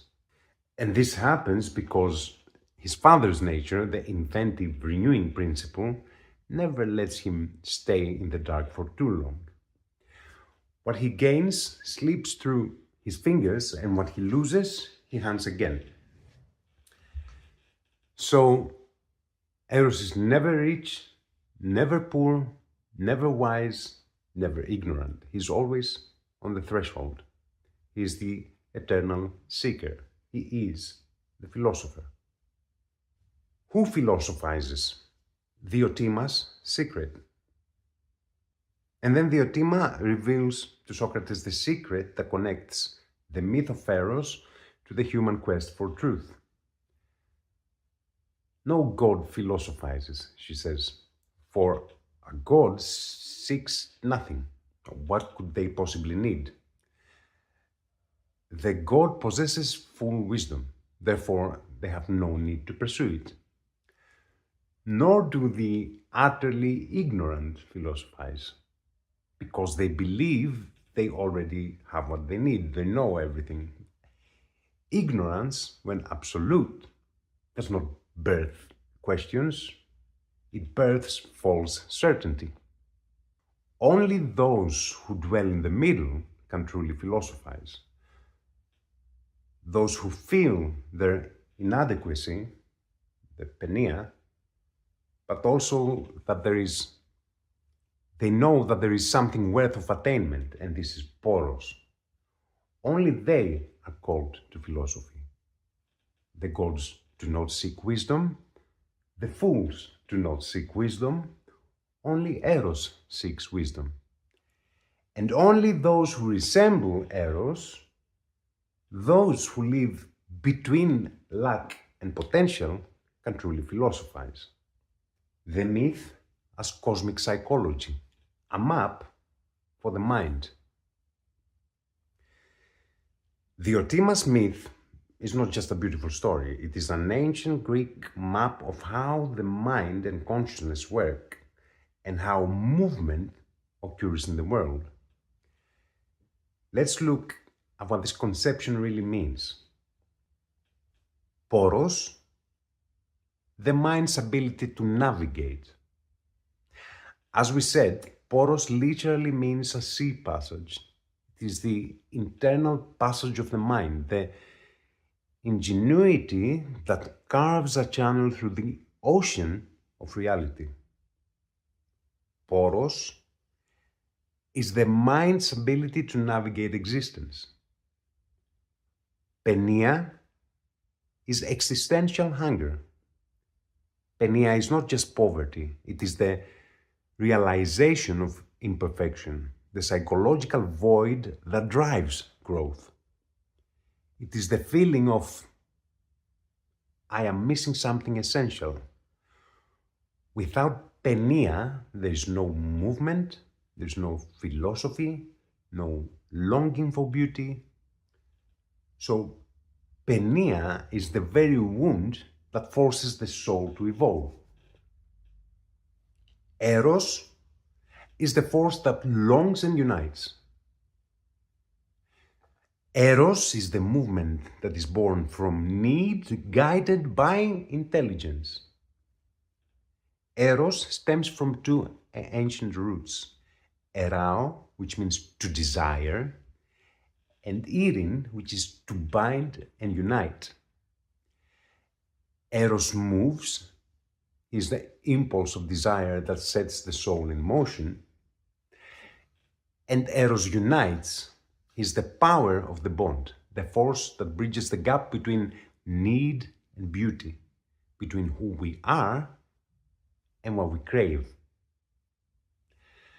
Eros connects the mortal with the divine. He's the mediator, he's the messenger of the Ascent. The engine of becoming. Eros drives the becoming of the world, from the verb γίγνομαι. Becoming is γίγνεσθε. Γίγνεσθε means to become. He's the engine of growth, of transformation, and the upward movement of the soul. This is what gives him his metaphysical weight. He's not just an emotion. He's the very structure of cosmic motion. But here we must stop, because Eros does not begin in the mind. He begins in the body. Hesiod calls him, as we said in the very beginning of this video, lysi melis, the one who loosens the limbs. Before any philosophy, before any ascent, your knees give away, your voice breaks, and Sampho described it as an illness. This is not poetry, this is the entry point. The Greeks understood this so precisely that they gave Eros two faces and two companions. Aphrodite Urania, which means heavenly Aphrodite, the love, the attraction that moves upward toward the eternal, and Aphrodite Pandimos, which is earthly Aphrodite, the love of the senses, of the body, of immediate desire. And alongside Eros, Anteros, his twin, Anti-Eros, the god of love, of attraction, returned, but also of love that stays earthbound, unreflected, consuming itself. And here's something almost no one knows. Valentine's Day, the celebration of the modern world that is dedicated to love, does not celebrate Eros. It celebrates anti-Eros, the lower current, the love that takes without ascending. And the Greeks did not condemn this. They did not say suppress the body, deny the senses, and feel ashamed. They said something far more demanding.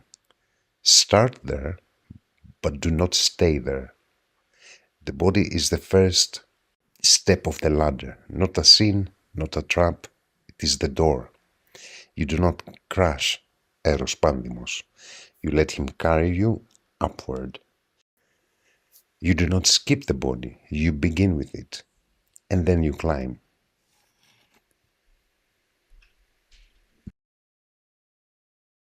This is precisely why in the next part of the symposium, Diotima reveals the ladder of Ascent, the ladder of Eros. Bodies, souls, laws, sciences, beauty. We must pause at the concept of episteme, of science and knowledge. Plato does not mean science in the modern sense, purely technological sense, but stable knowledge. Grounded in what? Grounded in self-observation, in justice, and virtue. As he writes, every science, when separated from justice and the rest of virtue, appears as panurgia, which is cunningness, not wisdom. So Diotima's ladder is not an academic curriculum, it is a map of the soul's awakening, a path that culminates in the direct vision of beauty itself. Eros is the force behind this ascent, and wonder, thaumasin, is the initial spark that ignites it. Diotima is not just telling a story. Diotima is providing us with the ancient Greek map of the mind, the architecture of human becoming. When we talk about the garden of Zeus, we are talking about the field of consciousness. The garden of Zeus is not a physical place, it is the field of Nous, the sphere of direct perception. Zeus, Zeus, Zevgnio, to bind, Zoe, life, represents the principle of vitality and order.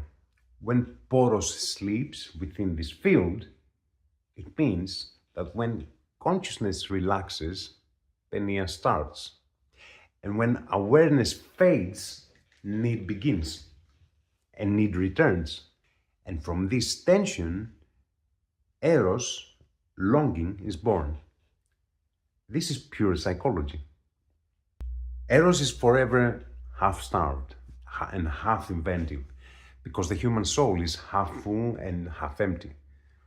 We are never gods, never complete, but we are no beasts either. We possess vision and nous. So the soul is always in need, penia, always in search, eros, and always in potential, poros. Eros is literally human consciousness in motion. We have penia, existential poverty, the awareness of lack, the inner void that drives us. We have poros, the way forward, the mind's ability to navigate through being. We have eros, the tension between hunger and direction, and the soul's propulsion towards the good, the beautiful, and the true. And we have Aphrodite, beauty as the object of desire, the magnet of spiritual ascent. Eros exists because the soul is imperfect, and the soul ascends only because Eros never rests. This is the meaning behind Eros dies every day and is resurrected every day. Every day, our understanding dies and is reborn one degree deeper. Philosophy is born from the friction between penia, need, and poros, potential. This is the human condition. The myth is not about romance, the myth is about consciousness.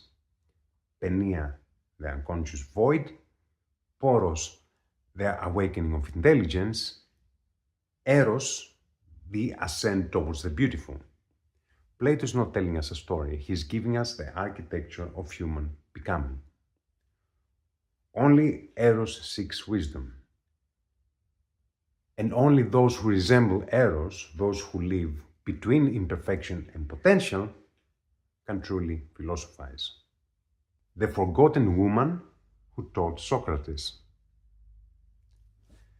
There is something extraordinary, almost unsettling, about the presence of Diotima in Plato's Symposium. We have Socrates, the tireless questioner, the very bedrock of Greek philosophy, and he tells us that he learned the nature of Eros, of the Ascent, from a woman. A woman whose teachings form the very core of Greek ontology and cosmology.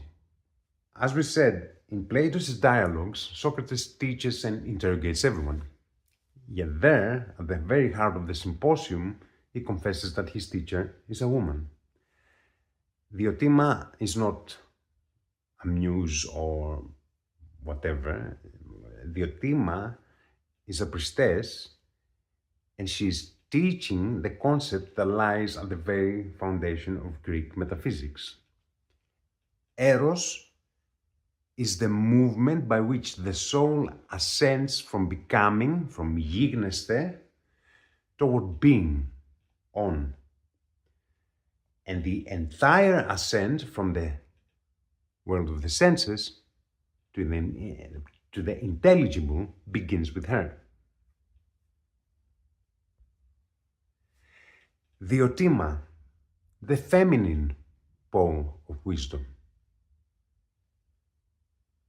Her name reveals her nature, Diotima, she who is honored by Zeus, or she who carries divine intelligence.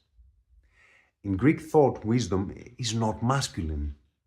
It lives through Athena, intelligence and strategy, Metis, which is cunning intelligence, and she's the mother of Poros, the Muses, inspiration, the Pythia, prophecy, Dimitra, earth, the generation and earth, and philosophically through Diotima.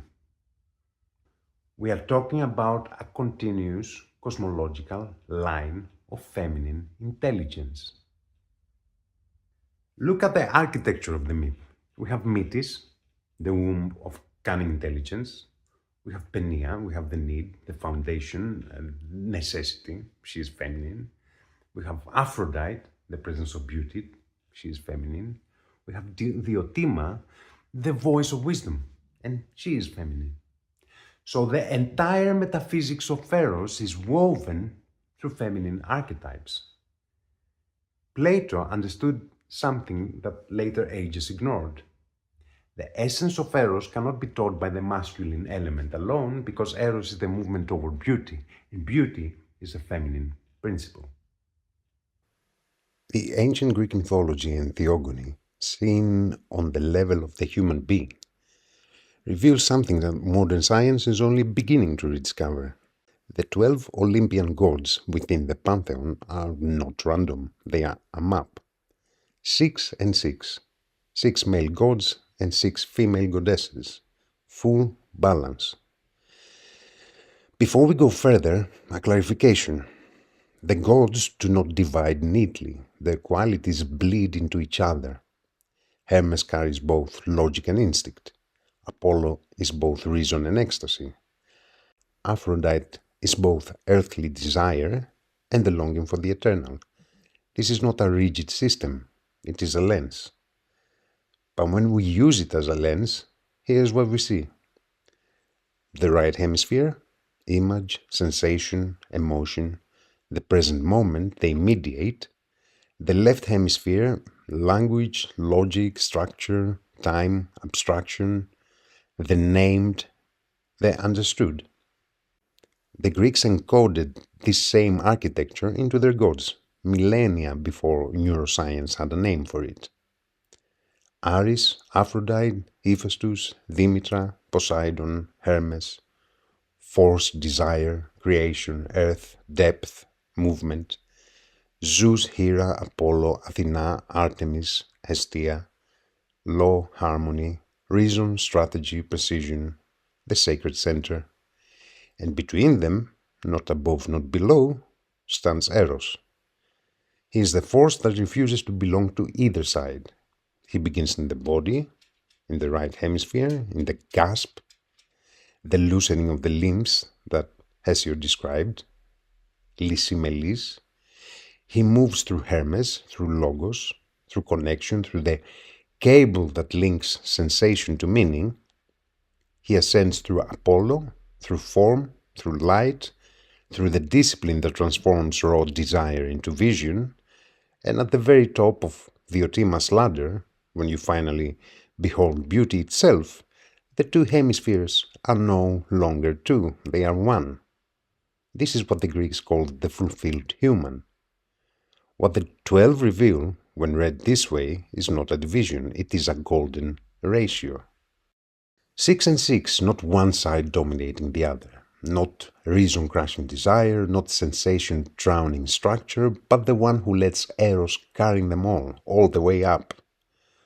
What neuroscience calls whole brain integration. Same map, different language, way deeper.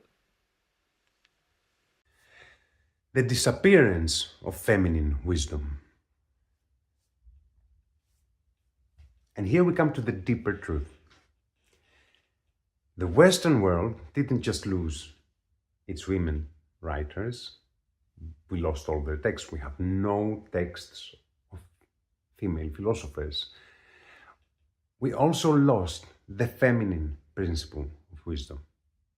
The Otima, she's very central, but she totally vanishes from the later tradition, not because Plato rejected her, but because the world that followed him did.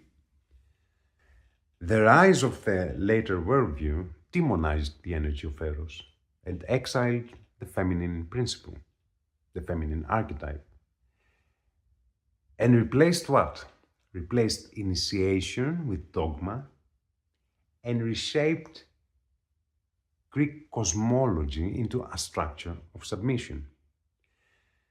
The Otima embodies the divine feminine in its Greek form, the feminine intelligence that gives birth to the world. Through the Otima, the symposium becomes a multi-level initiation. The Otima initiates Socrates, Socrates initiates Alcibiades, and everyone is drawn upward toward beauty itself. Plato reveals that the movement toward being does not start with the masculine mind. It starts with the feminine archetype that opens the mind. If this was not a thavma, then what is a thavma? Wonder, interpretation, and Hermes. Philosophy, as we said, begins not with certainty, but with upheaval. Wonder is the meeting of two worlds, the information entering through the senses and the interpretation created in the mind. The Greek word hermeneia, interpretation, hermeneutics, is built upon the name of Hermes, the god of messages and meaning. Hermeneia literally means Hermes is working within the mind. But how can Hermes work if you have forgotten how to wonder? Today we are drawn in information, but information is not understanding. The noise kills wonder. In Greek, thorivos doesn't just mean street noise. It means internal noise. It is an agitation that shakes the soul, a fear that leaves you speechless. Even today, when we say someone is disturbed, we say thorivithike when someone knocks them out of balance. Today, even in silence, we live in constant internal noise. Notifications, social media, constant stimuli. They don't just distract us. They interrupt the natural flow between sensation and understanding. Noise is the opposite of wonder. Wonder requires presence and space. Noise pulls us into fragmentation. A mind that is full of noise cannot meet the world, it can only react to it. And the moment reaction replaces perception, wonder is dead. From aporia to self-knowledge. So how do we get going? Look at the connection. We have Eros, aporia, knowledge. Eros pushes you into aporia, which is the deadlock. There, the mind is forced to give birth to knowledge. Not dry data, but two knowledges that become one. Knowledge of the world, the laws of the stars, of science, of mathematics, and knowledge of the self, the laws of your own consciousness. When these two meet, the transition happens. Athavmasia, stillness within motion. If wonder, thavmazin, is the beginning of philosophy, the shock, then athavmasia is its completion. It is the state where the mind has seen so much, understood so deeply, that it's no longer shocked. Thavma awakens the mind with a shock. Athavmasia stabilizes it within truth. So it is stillness within motion. It is not apathy. It is the absolute clarity of a person who no longer fears the unknown because they have recognized the known within everything. And the real miracle is the moment where the mind opens and stays open. And now I ask you, now that the noise has stopped for a moment, I've been speaking for an hour, haven't I? When was the last time you felt genuine thavma? Because if Eros is the impulse pushing us up the ladder and Nous is our vessel through the aporia, then we must ask ourselves, in what kind of sea are we sailing? What is the invisible element that fits the void between the stars and our thoughts? This is what the ancients called the fifth body, the eternal, incorruptible motion. So in the next episode, we leave the four earthly elements behind and we turn our gaze toward that which surrounds everything yet remains elusive. Ether, the light that never fades.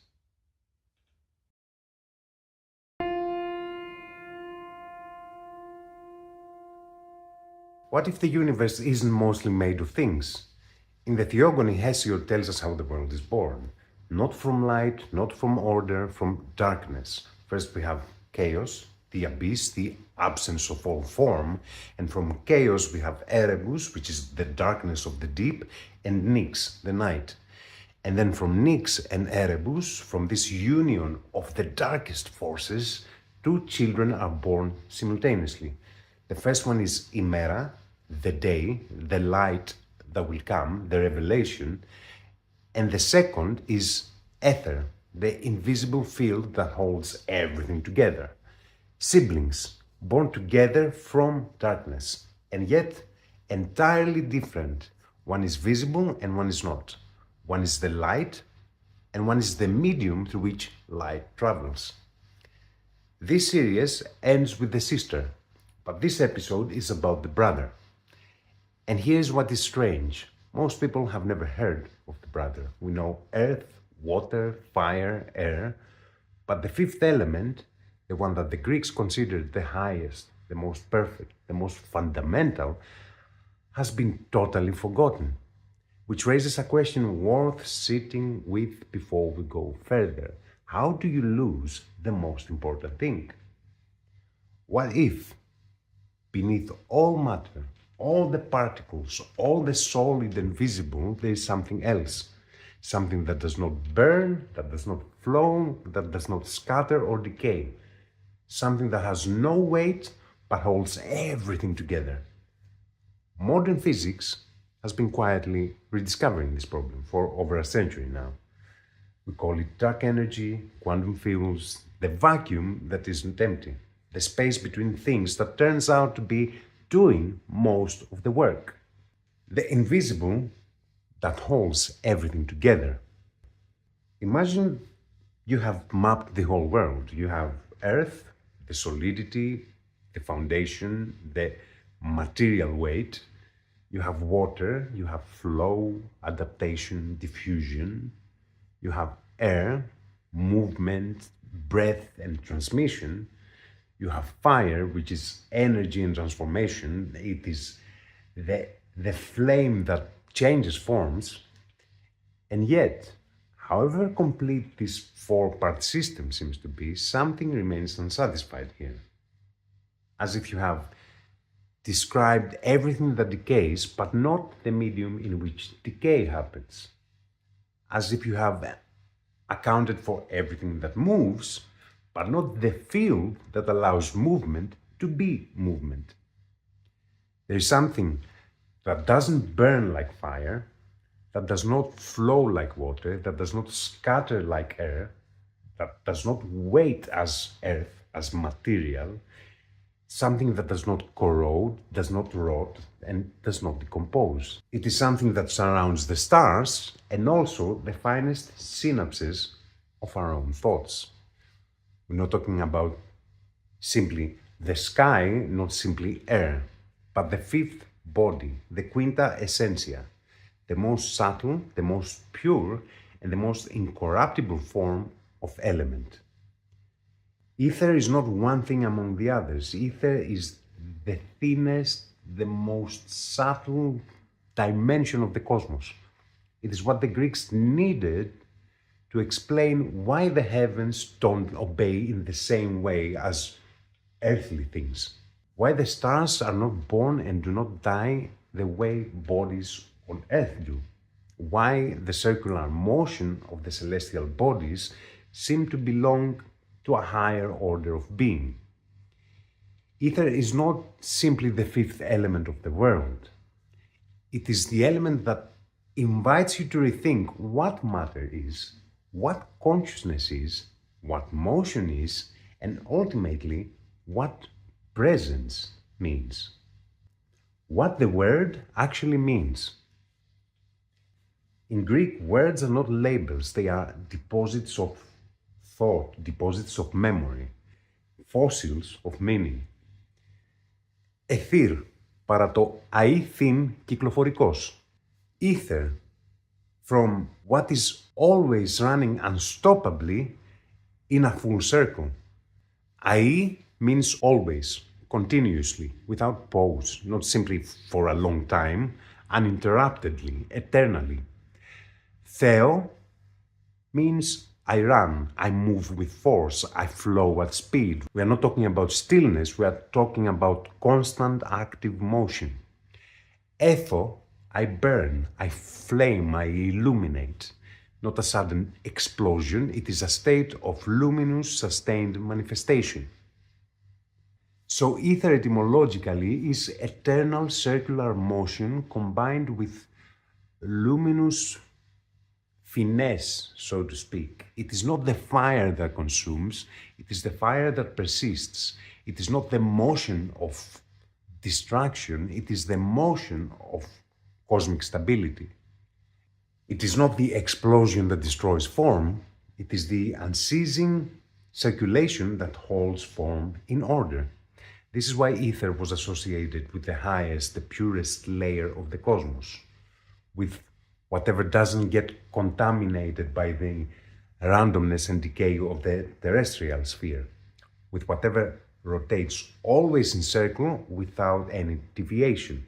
Aristotle writes, "It seems that this name, ether, has been handed down from the ancients to the present time, they having the same conception of it as we ourselves. For we must believe that the same opinions arrive to us not once or twice, but infinitely often.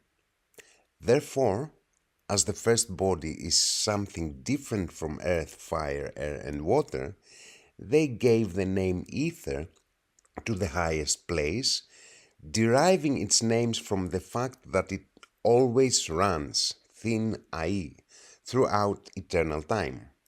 Anaxagoras, however, misuses the term, using ether as a synonym for fire. Did you catch that? Aristotle, a man we call ancient, is referring to his own ancients and to a tradition that was already lost in the mists of time even for him. And look at the word he uses, apirakis, infinitely often. He is telling us that these truths, these revelations about the cosmos, do not reach humanity once or twice. They arrive infinitely often. We discover the first body, we align ourselves with the always running force of the universe, and then we fall back into the night, only to rediscover it in the next cycle. Everything we think that is new today, our science, our progress, Aristotle is looking at us whispering, hey, it has all happened before, infinitely often. We can say metaphorically, as a philosophical image, that ether is the operating system of the universe that is running non-stop in the background. Just as a way to understand what? To understand that for the Greeks, the cosmos was never empty. Everything was permeated by order, by force, by motion, and possibility. But here's what I find strange about ether. If ether is this subtle, invisible, incorruptible field, then what does it have to do with us? What does it have to do with our consciousness, with the way we perceive the world? And Plato had an answer, and to give it, he didn't use myth, he used geometry. The geometry of being, the 5 shapes of the cosmos.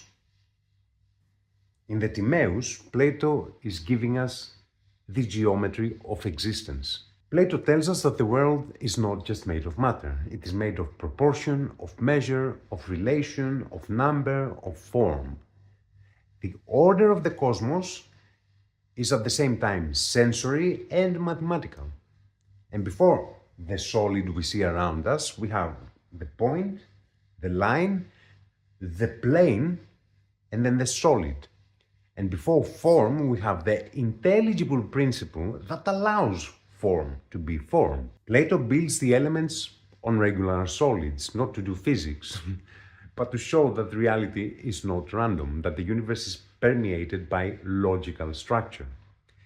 And what's the great secret here? These solids are not only cosmological, they can also be read as symbolic forms of consciousness. Plato does not say this directly, but he points there. At least that's how I read it. The etymological bomb, schema and echin.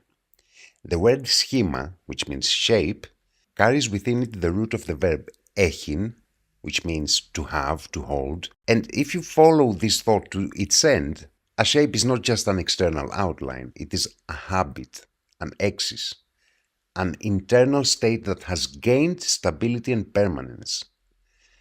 For something to have a form, it must exist in a specific relation as Hesis with itself and its surroundings. It is the geometry of belonging. Shape is the way essence occupies its place. It is not something imposed from the outside, but the internal drive of being that finally finds its boundary, its limit. In Greek thought, the boundless is chaotic and unintelligible. The schema is the holding, it is the moment the spirit has itself, transforming the formless into a visible structured cosmos. In Greek, the opposite of the beautiful is not just an aesthetic failure, it is the aschemon. If schema is the having, the stance of an essence that has succeeded in finding its limit, then the aschemon is that which lacks shape. It is the privative A acting upon the very possibility of being to stand upright. The ugly is the amorphous. It is matter or consciousness that has not yet been held together by the logos. It is the soul that remains fluid and melting. It lacks internal discipline because it cannot yet have itself. So for Plato, vice is a form of ugliness. It is not the presence of a dark force, but an absence of geometry. A soul that hasn't managed to compose its internal triangles into a solid. That soul remains ugly, not because it is evil in the modern moralistic sense, but because it is incomplete. It is a work in progress that hasn't found its center.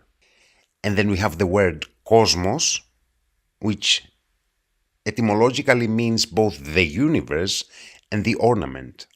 Plato's ethics is a movement toward beauty through order. When the soul conquers its schema, when it finally holds its powers, which is reason, spirit, and appetite, in the right proportion, it ceases to be aschemon. It becomes a jewel of existence. So, geometry here is not on paper, it is the backbone of a consciousness that decides to move in order in the middle of chaos. The soul's three-part structure, the foundational triangle. Every person is a triangle. How? The soul, Plato tells us, is structured in three distinct but interconnected powers. We have the rational, which is Nous, the apex of the triangle. Nous is the power that seeks truth and the idea. When we say Nous, we are not talking about the brain, and we are not talking about the everyday mind. Think about it like higher consciousness. The spirited part, which is the thymoides, and this is one corner of the base, where we have the drive, the courage. It is the emotional part of us. It is the capacity to impose order. And we have the third one, the appetitive part, the epithymikon, which is the other corner of the base. And this is the connection to matter, to pleasure, to things we need, to things we want. The Platonic solids are nothing other than combinations of these triangles. If the individual doesn't compose the triangles of the soul, the solid of their consciousness collapses. Synthesis happens through what? Synthesis happens through justice, which for Plato is not a legal term, it is a geometrical term. Each part of the soul doing its own work in the right proportion. What binds the soul's triangles into a solid is Eros. In this dimension, Eros is the very driving force that pushes the partial, the unshaped yet triangle, toward the whole, towards the solid and the sphere. Without Eros for truth, the soul's triangles remain scattered. The five solids as frequencies of existence. We have the tetrahedron. This is fire. This is sharpness and motion. This is focused will. It is the very spark of thought that cuts through ignorance. We have the cube. Earth, materiality, stability and form. This is bodily consciousness, the very foundation of experience, the soul's anchoring in the world of the senses, our world here, the sensory world. The octahedron, this is air. Air symbolizes subtle motion, mental communication, the very vehicle of ideas between fire and water. The icosahedron, this is water. We have flow and variability, emotional consciousness, the ability to adapt and encompass. Dodecahedron, this is ether, this is the cosmos, this is the quintessence, this is holistic divine consciousness.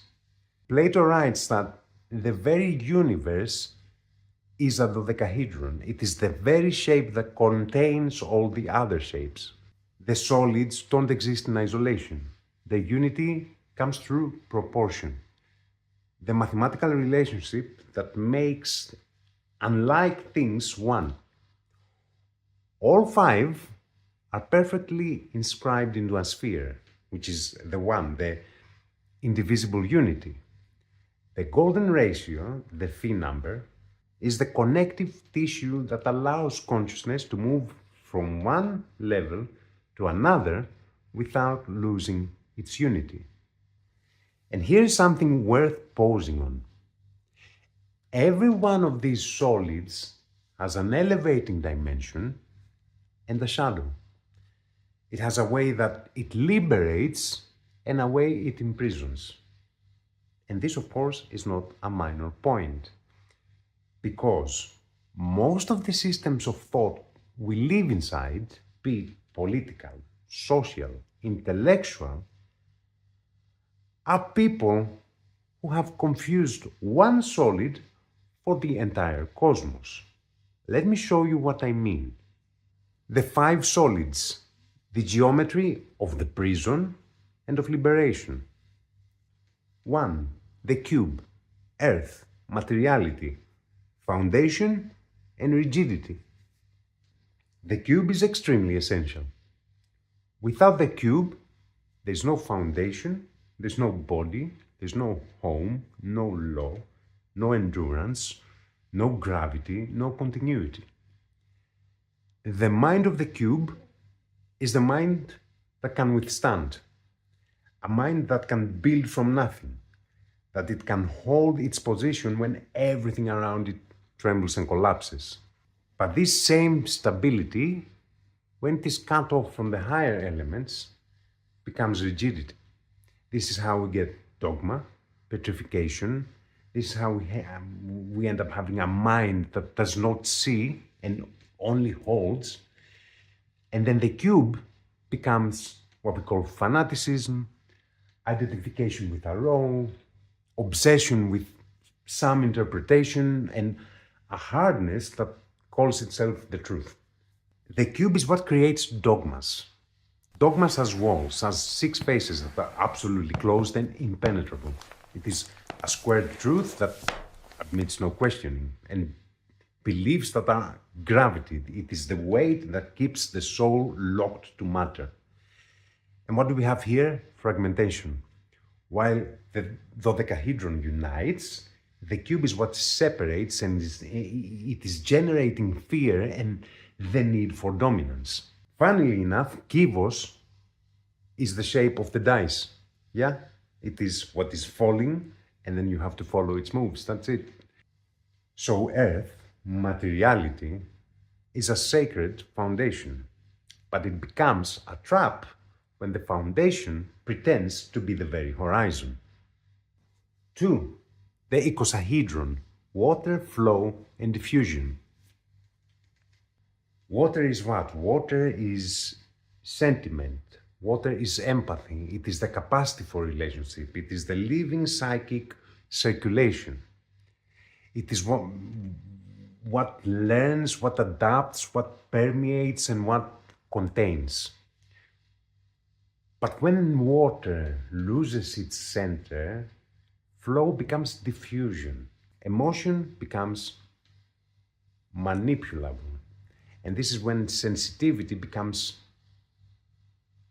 a mass, a crowd, a mob. Then we have a mind that says, if it's many of us feeling this way, then it must be true. But truth is not measured by the intensity of your feelings. Water, again, it is sacred as the very possibility of connection. It becomes a trap when flow stops serving substance. 3. The octahedron, air, reason, and detachment. Air is what gives us discernment. It is logical processing. It is the multiple perspectives that we can have, the ability to see both sides of the story without collapsing. This is the hermetic mind, the hermetic mind that bridges, that it does not fragment. But when reason is cut off from purpose and virtue, then it becomes cold mechanism. This is when we get technocracy, ideologies, debate with no truth, analysis that changes nothing because it fears being transformed into lived experience. And then again, here we have what? We have air, which is a very sacred thing as a bridge, but it becomes a trap when the bridge forgets it was just built to be crossed. 4. The tetrahedron, fire, will, and explosion. Fire is the very definition of creativity. We say it, I am on fire, right? We have will, passion, transformation. It is the sacred frenzy of Eros. Without fire, there's no breakthrough, no birth of a new world. But when fire stops illuminating and only wants to dominate, this is when fire becomes what? Becomes arrogance, becomes violence, becomes destructive ideology, becomes a horrible bloody revolution that worships blood more than truth. Fire, again, is a very sacred thing as transformation. It becomes a trap when it forgets that the reason to burn is to purify and not to rule. 5. The dodecahedron, ether, unity, and clarity.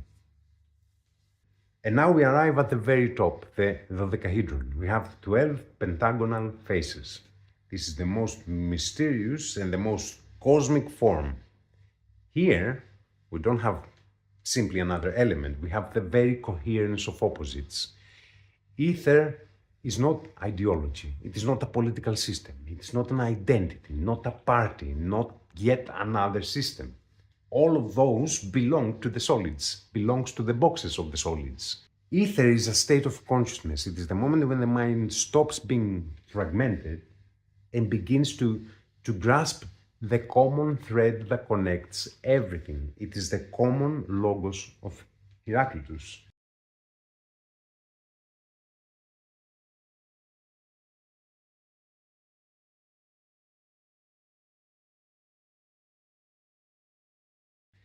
It doesn't abolish earth, water, air, and fire. It contains everything and it harmonizes them and it permeates them. And this is why its only real shadow is not an opposing element. It is the illusion that you have reached it while you are still looking through the eyes of a lower solid. And this is where we have spiritual narcissism. It is the confusion between talking about unity and actually living unity. The dodecahedron cannot become ego. The moment it becomes ego, it is already lost. Now look around you. Modern humans live inside systems that almost always make the same mistake. They take a partial principle of reality and baptize it absolute. Every ism that claims to be the final truth is exactly this. It is a partial solid that thinks it is the entire cosmos. And this is why Plato writes The Cave.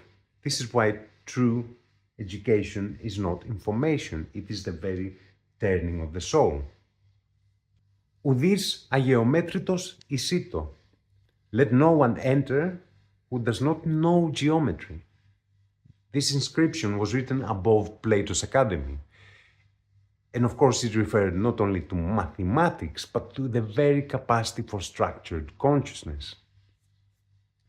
Now the Pythagoreans understood this geometrically, and they actually encoded it in a symbol that today terrifies a lot of people. But this symbol actually represents total health. Phi, pentagon, pentagram, υγεία, the very signature of living harmony. The dodecahedron has pentagonal faces, and inside the pentagon we have one of the deepest secrets of beauty and mathematical proportion, the golden ratio, the phi number. Phi is not simply a number. Phi is proportion. It is the way form maintains balance without ever becoming static. And we see it everywhere in nature. We see it in the arrangement of seeds, in spirals, in the branches of trees, absolutely everywhere. For the Greeks,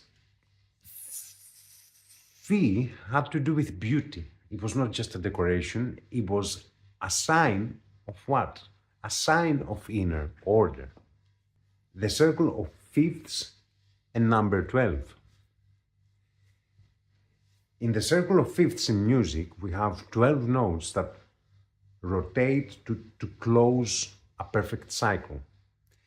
If we take those 12 notes and we compare them to the 12 faces of the dodecahedron, we kind of transform the cosmos from a geometrical shape into a living musical instrument. The circle of fifths is based on what we call in music the perfect fifth. The dodecahedron is the only solid that is born from the golden ratio. Now, there is a deep mathematical connection between the Pythagorean fifth of the scale of the circle of the fifths and the proportion that builds the pentagon. If the dodecahedron ether contains all the other solids, then the musical dodecahedron contains all the frequencies of all the elements. Yeah, you want to say hi? You okay? I'm shooting a video here. So, think of consciousness not just as an observer. Think of your consciousness as a string that is stretched between earth and heaven. And this is why music can heal, because it restores the geometry of the soul to its correct Platonic position. The Pythagoreans used the pentagram as their seal, it was their signature. And it symbolized the Greek word health, υγεία. For the Pythagoreans, the word υγεία, health, did not just simply mean not being sick. It meant the harmony of the elements, the correct relation of the very levels of existence. And each letter mapped to one of the five solids. We have Epsilon, ether, water, icosahedron, Gamma, yeah, earth and cube, Iota, idea, form and quality, dodecahedron, E, epsilon and iota, which means sacred fire, it is the warmth of the sun, the tetrahedron, alpha, air, air, the octahedron. So the meaning of the word here becomes powerful. We have υγεία, health, and υγεία is the very harmonization of what? Of body, of emotion, of reason, of will, and of higher light. So the healthy person is not simply someone who is functional. They are the person in whom the levels of existence are not tearing each other apart anymore. They are in full unity. And here's the funny thing, that this symbol that once expressed wholeness, measure, harmony, and health was later demonized and inverted. One thing that I want to do with this channel is to bring back the archetypes. We need to understand our archetypes as humanity, once again. Haralambos Spiridis, a bridge to modern interpretation. I need to introduce you to a man who devoted his life to proving this harmony mathematically. Haralambos Spiridis is a professor of musical acoustics at the University of Athens, the musical department and the philosophical department of the University of Athens. In reality, he is a modern Pythagorean. Spiridis did something remarkable. He took Platonic cosmology and ran it through the equations of modern physics. And in his study of Plato's theory of everything, he demonstrates what? He demonstrates that the Platonic solids and υγεία, the pentagram, are not simply shapes. They are the fundamental frequencies of the universe. He basically shows that ether is the field where the vibrations of music, of the motion in order and harmony, crystallize into geometrical form. Physics, if it goes deep enough, will inevitably meet music. And music, if it goes high enough, it will inevitably meet the geometrical divine construction of the universe.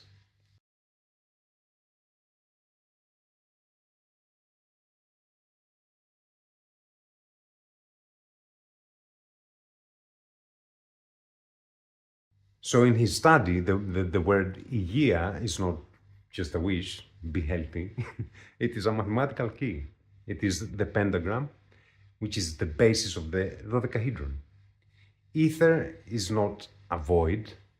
It is the fifth essence that animates the universe. And it is connecting what?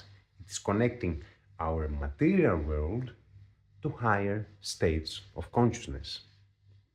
Haralambos Spiridis, Plato's theory of everything and the Spiridian unified theory of electro-interaction, Department of Music Studies and Department of Philosophy, National and Kapodistrian University of Athens.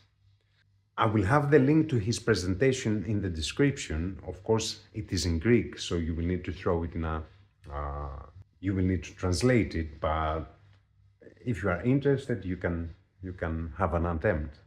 You can have a go. I understood half of it because I am a musician, but I'm not a mathematician, but half of it I kind of understood.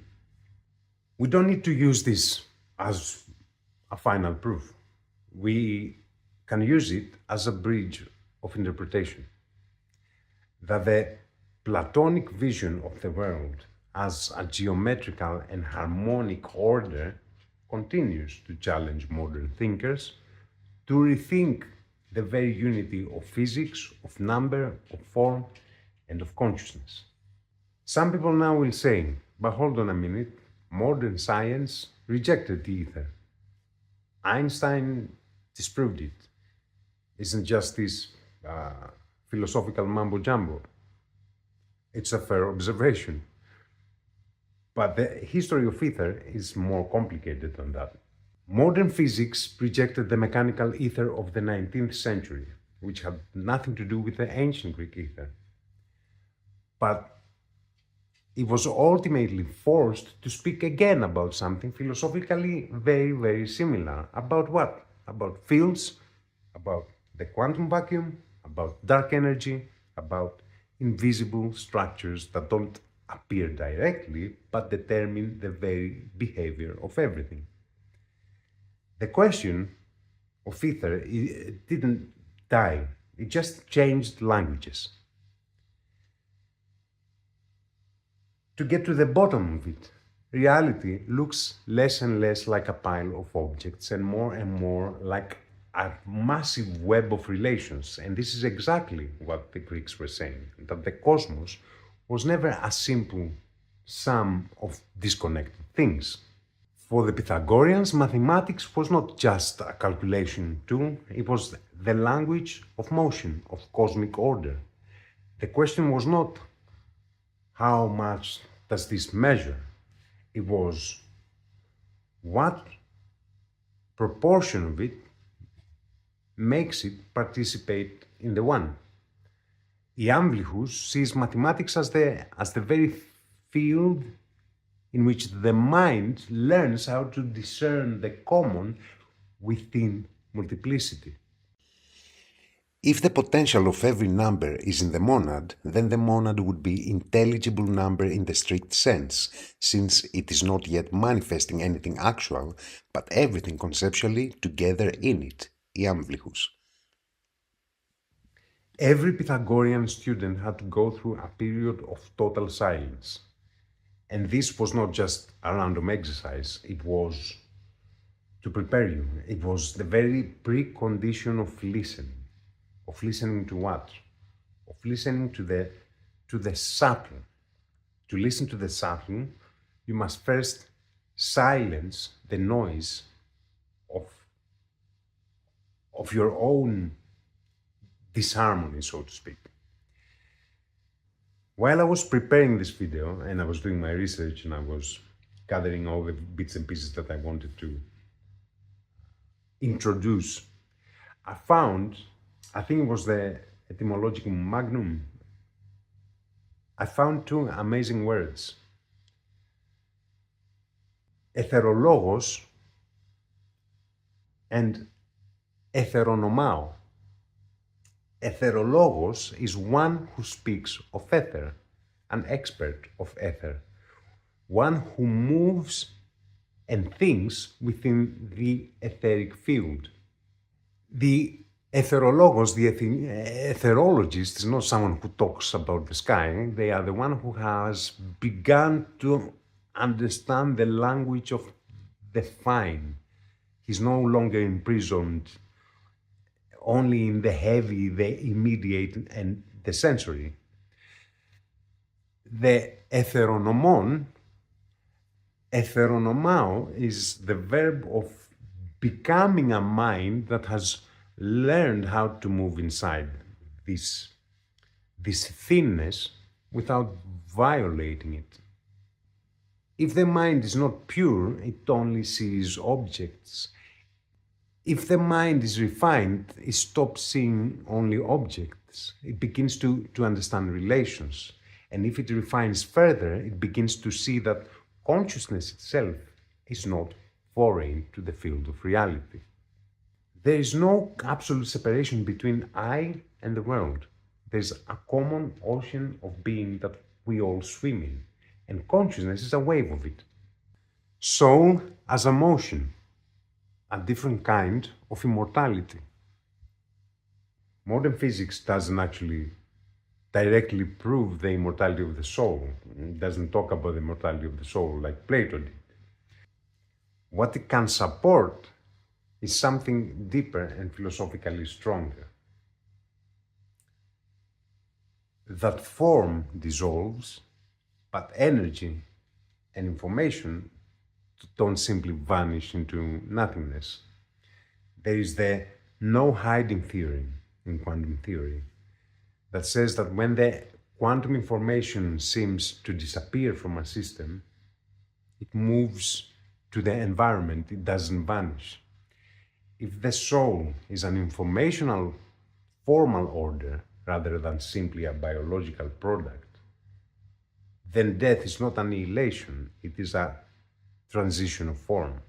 And this is where ether enters the building, because what we talk about a subtle field of coherence, where form, motion, memory, and information can be understood as something that transcends the visible body.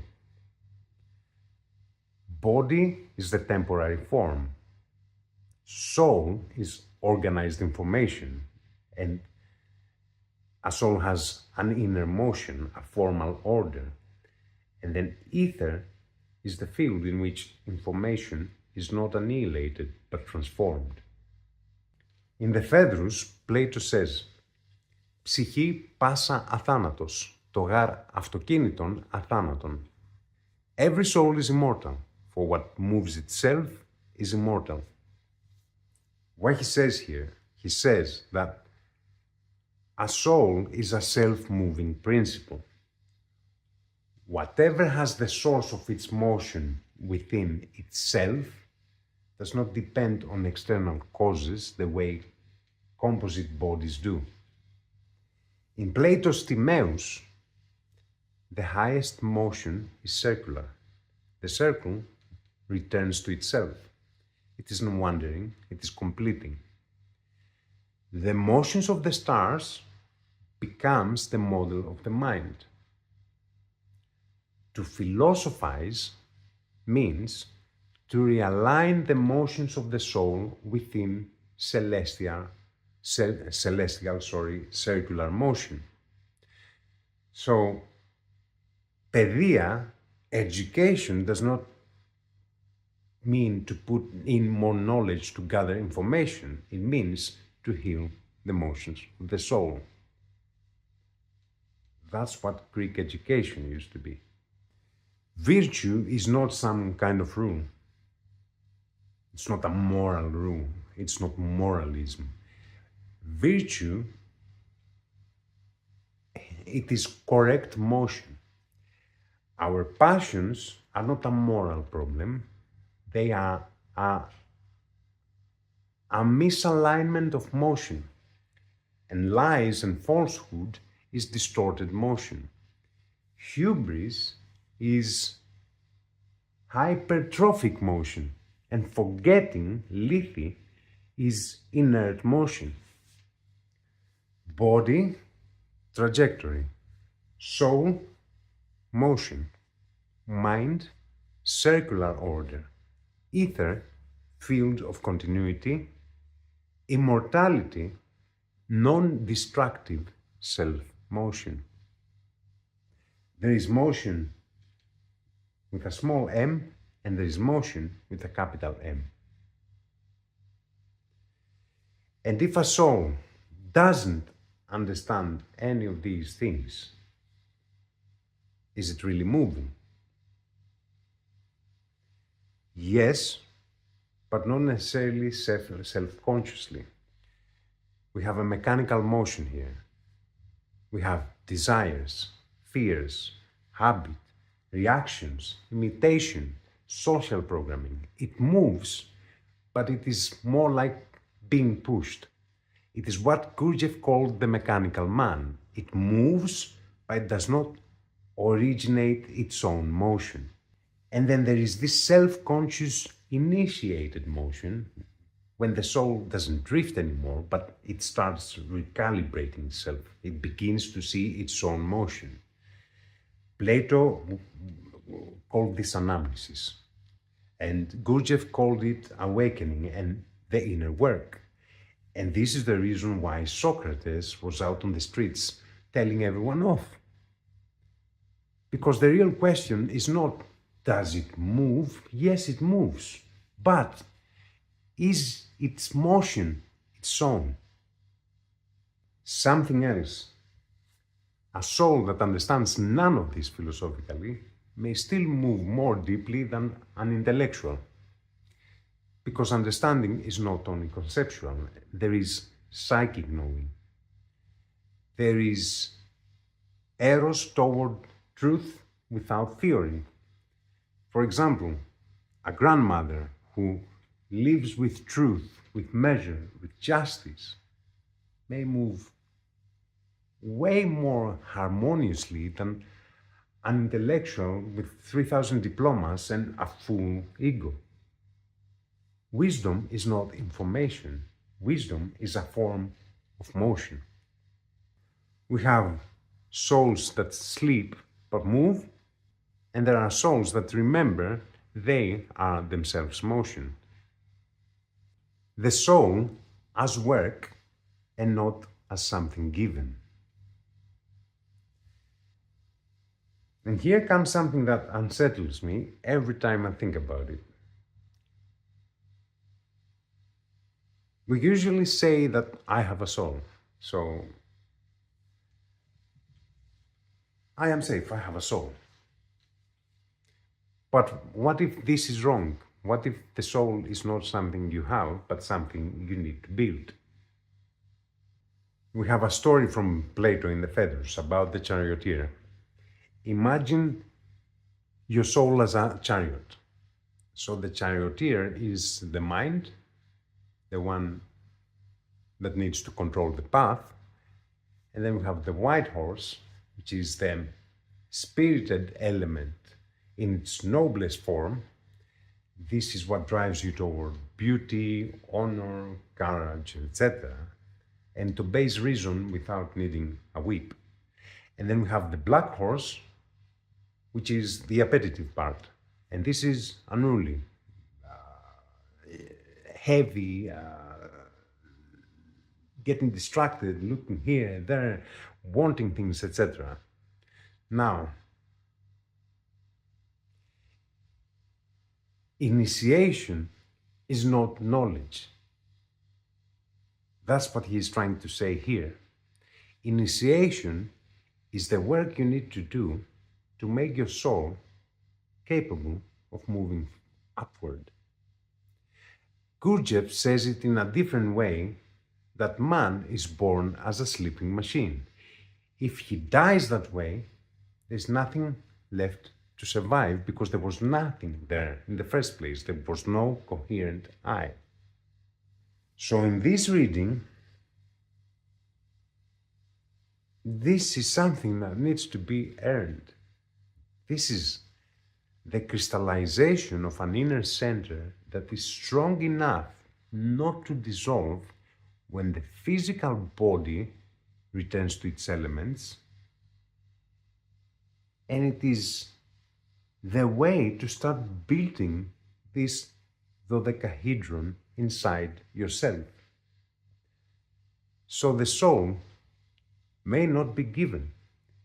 The soul might be a work of art. Can the soul be lost? Now we enter a dangerous territory.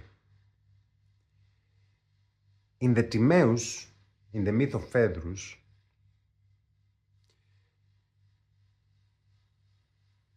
what it is implied is that the soul can lose its correct arrangement, not to be annihilated, but dissolve as order. We are talking about ontological decomposition here, not elimination, dissolution of form.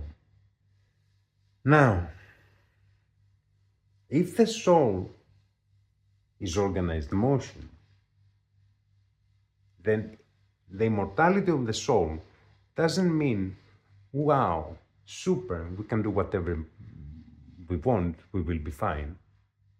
No. It means that the motion continues, but can continue as harmony or as disintegration. You become what you repeat. This is why Aristotle says, exis deftera physis. What you become what you repeat.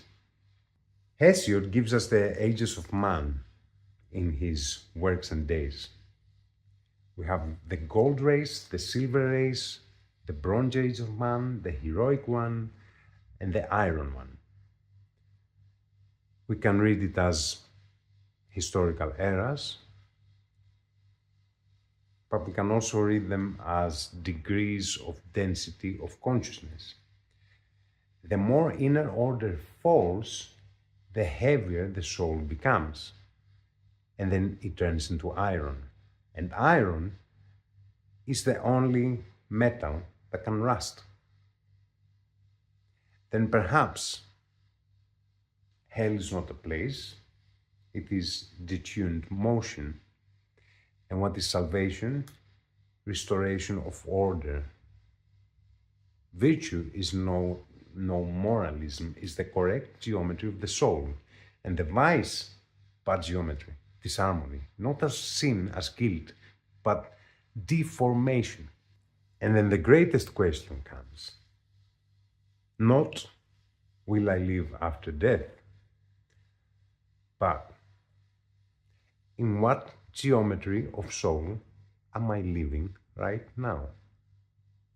Am I in a cube? Am I a tetrahedron? Am I just noise without any center? So maybe this is why true immortality of the soul is not simply to continue existing, but for your inner form not to dissolve. Now, might happen in many lifetimes. I don't know if you believe in incarnation or whatever.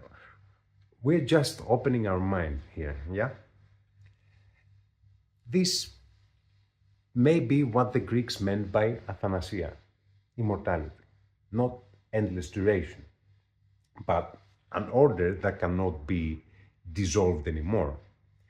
And this is what kind of became in Orthodox Christianity later on the term of theosis.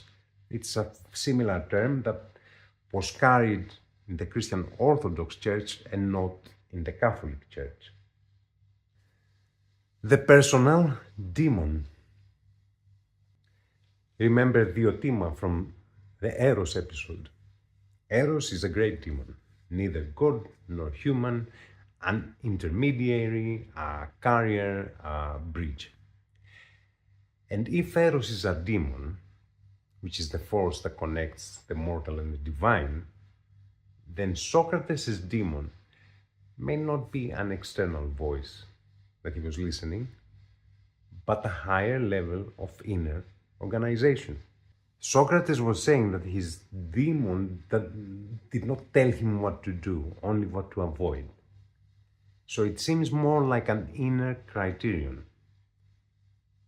Not information, not some kind of voice that he was listening to. It is something like a deeper coordinating principle. So perhaps the demon is the form the soul takes when it builds up enough coherence to function as an inner guide. And then we have Heraclitus telling us that ethos anthropodemon. Character is fate. A person's character is their demon. Not has a demon, is your demon. Your character, your inner arrangement is your destiny. Your very geometry is your fate. So the soul begins as possibility. With Eros, it moves. With Logos, it starts organizing itself. With self-knowledge, it starts acquiring a center. And then, when it acquires a center, that's maybe what the Greeks called a demon. Anamnesis, recollection, memory. We usually say memory and we mean storage, but Platonic anamnesis is not a recollection in the simple sense. It is a recalling of what is true. the retrieval of the being's forgotten knowledge. In Menon and Phaedon of Plato, the soul does not just learn, it remembers. If that is true, then initiation doesn't give you something new. What it does is to remove forgetting. And this changes everything, because there's no truth that is added, it is revealed. And the very word for truth in Greek is alethia. Alethia, alpha negating, and lethi, unforgetting, unconcealment, the lifting of the veil. Then what was Eros from the very beginning? Eros makes you feel that you are lacking something, perhaps because you actually are unconsciously remember something more complete. Desire becomes memory. Eros is a recollection of the whole. The Eleusinian mysteries implied exactly this, that the initiate doesn't get saved, they remember. This is why the mystics left with a totally different relationship to death, not because they received a doctrine, but because they saw. And the word for it was epoptia.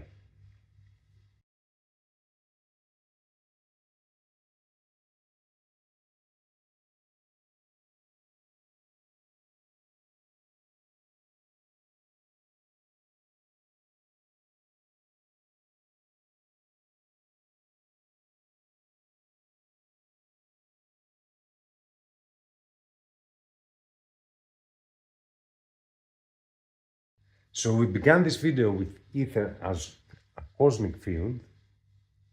We are closing it with anamnesis as inner ether.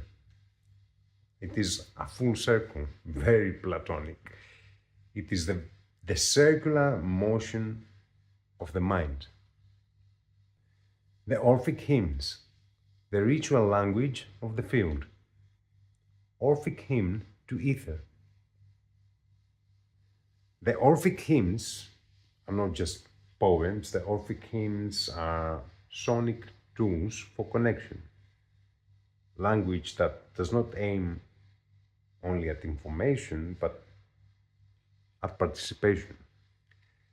So the hymn of ether is by itself a small metaphysics. Όδιος υψημέλαθρον έχων κράτος εέν ατηρές. O you who hold the high vaulted power of Zeus, forever indestructible. Υψημέλαθρον, ύψη, which means high, plus melathron, which is roof or vault. So the one whose ceiling is the sky itself. Atires, alpha, without, plus tiro, which means to wear down, unworn, unbroken, the one that cannot be exhausted. Astron ηλίου τεσσελινέis τεμέρισμα, portion of the stars, of the sun, and of the moon. The word merisma comes from mirome, which is to receive one's share. Ether is not above the stars, he's inside them. The common share they all hold.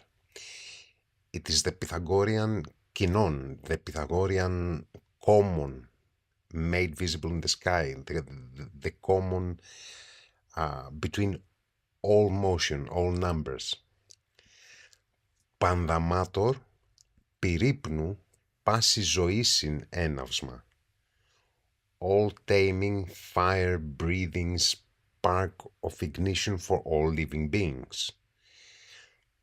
Πανδαμάτορ, pan, which means all, plus dhamao, which means to tame, to master. So, to organize, the organizer of all things is Πανδαμάτορ. Πυρύπνους, πυρ, which is fire, plus pneo, which is to breathe. So the one who breathes fire to animate, to give life. Έναυσμα, from enavo, which is to kindle, the spark, the ignition spark, what modern biophysics calls biophotons. It is this light emission of DNA that coordinates all the cellular function, the invisible flame that keeps all of our cells alive. Υψηφανής αιθήρ κόσμου στοιχείων άριστον.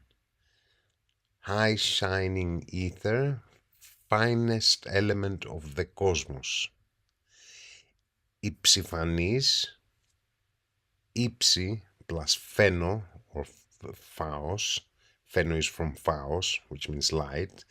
So it is the one who shines from above.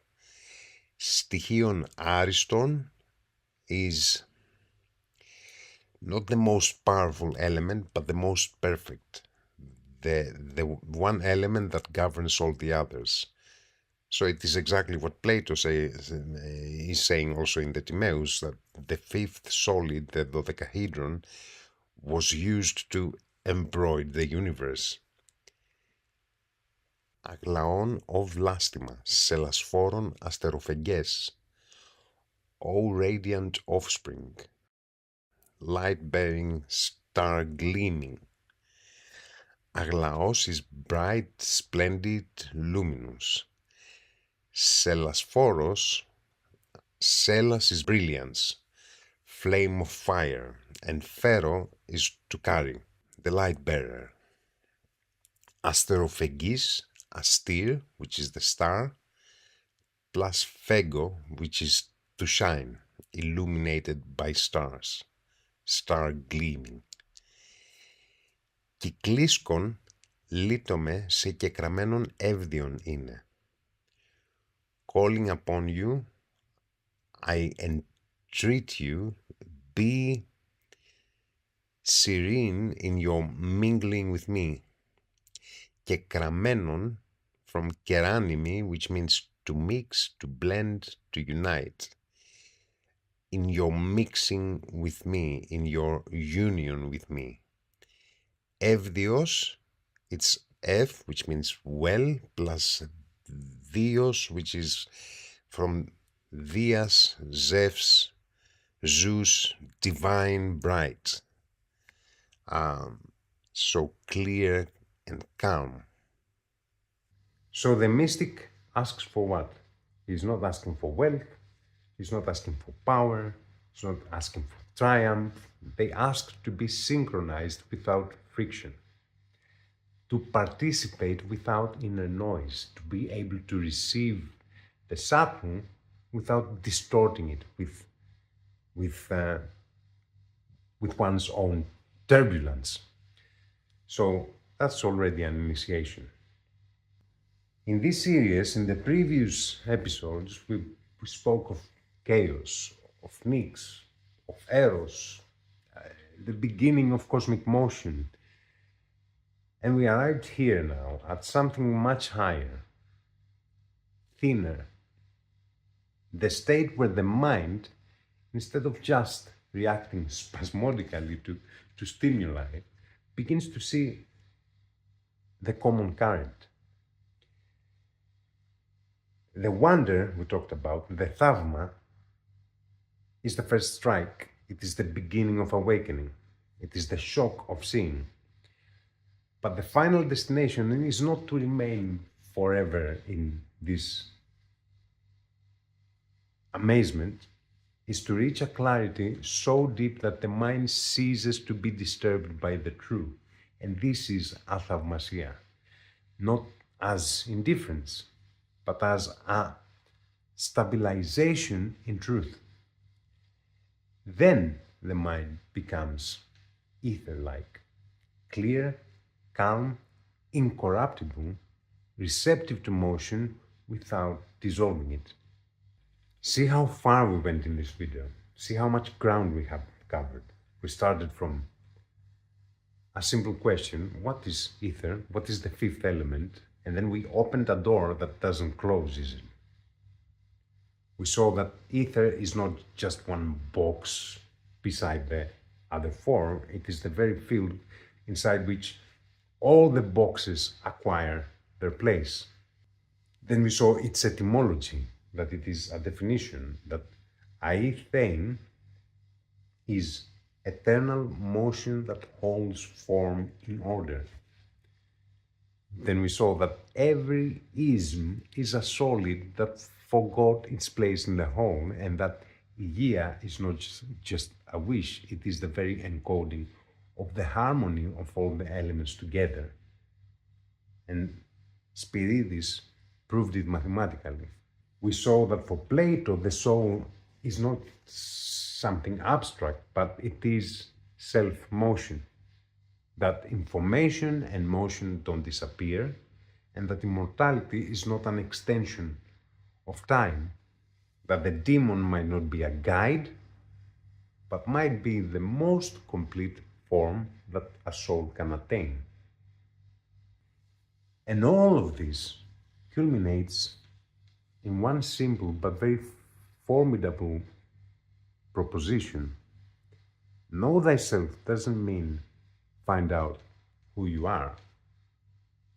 It means remember what you never stopped being.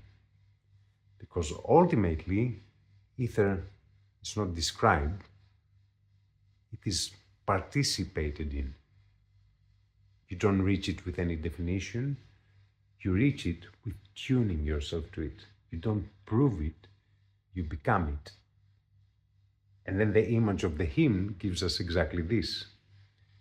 Κεκραμένον έβδιον. What we said before, from keranimi, to mix, to blend. Mixing with the universe in the right proportion. The mystic doesn't ask for power over ether. They ask to become capable of not distorting the motion of ether, but to harmonize themselves with this motion. So we all are inside this field that never ceases to move. It always changes, it brings forms, it unites the many to the one and the one to the many without equalizing nothing. And yet we are on this planet and we keep fighting with each other. Interesting, huh? That's why. Because we are all in different shapes of Platonic solids that cannot understand what they are and they can never communicate. So, what's the problem here? The problem is that we need to become etherologists. We need to start being able to speak the language of ether, i.e. they. Always moves, always flows in a circle, always calling you to become worthy of its clarity. So now that we mapped all of this, we need to do something paradoxical, not to go and look higher. There's no higher. We need to turn downward. And downward, there's the Platonic cave. And inside it, we have people in chains, people that are watching shadows and calling them reality.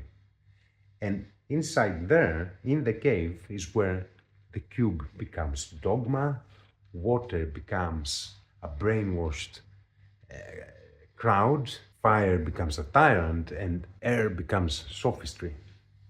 And the exit from the cave is not just cognitive, it is the turning of the soul. It is the etherization of consciousness. It is the moment when the mind ceases to live only inside the shadow of forms and can finally start seeing the light itself. The day is not simply the end of the night. It is the revelation of what was always there. So the next and last episode of this series is Hemera, the revelation.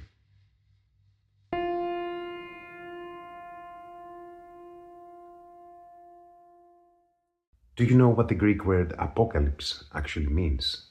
Not what you think. It doesn't mean the end of the world. It doesn't mean catastrophe. It doesn't mean judgment. Those are later interpretations, readings that see time as a straight line leading somewhere and ending. But that reading is not Greek. It comes from Zoroastrianism, from Judaism, not from the Greek world. Apocalypsis, from kalypto, to cover, to hide, and apo, meaning removal, separation. Apocalypsis is the uncovering, the revelation of what was hidden, the disclosure of what always existed but couldn't be seen. It isn't an ending, it is a cycle, not the destruction of the world, but its unveiling. And that is exactly what Hemera, day, does when it rises. It doesn't bring anything new into the world, it uncovers what the night was hiding. The trees were there, the people were there, the truth was there. Hemera, day, simply removes the veil. This is the final episode of the Cosmogony series, and Hemera, day, is the revelation in its original Greek meaning. Hemera, day, is not the opposite of night. At the beginning of the series, we looked at night not as the darkness of fear, but as the womb, as the space where everything is there but has not yet been revealed. Night is not evil, it is the hidden. And here Hesiod gives us an image that seems simple at first, but it is a cosmological revelation. Night and day don't fight each other, they meet at a threshold. When one enters, the other one leaves, they never coexist. But neither can exist without the other. This means something profound. Revelation is not a permanent state, it is a rhythm, it is disclosure. Forgetting, memory, night and day. And we all live right on this threshold.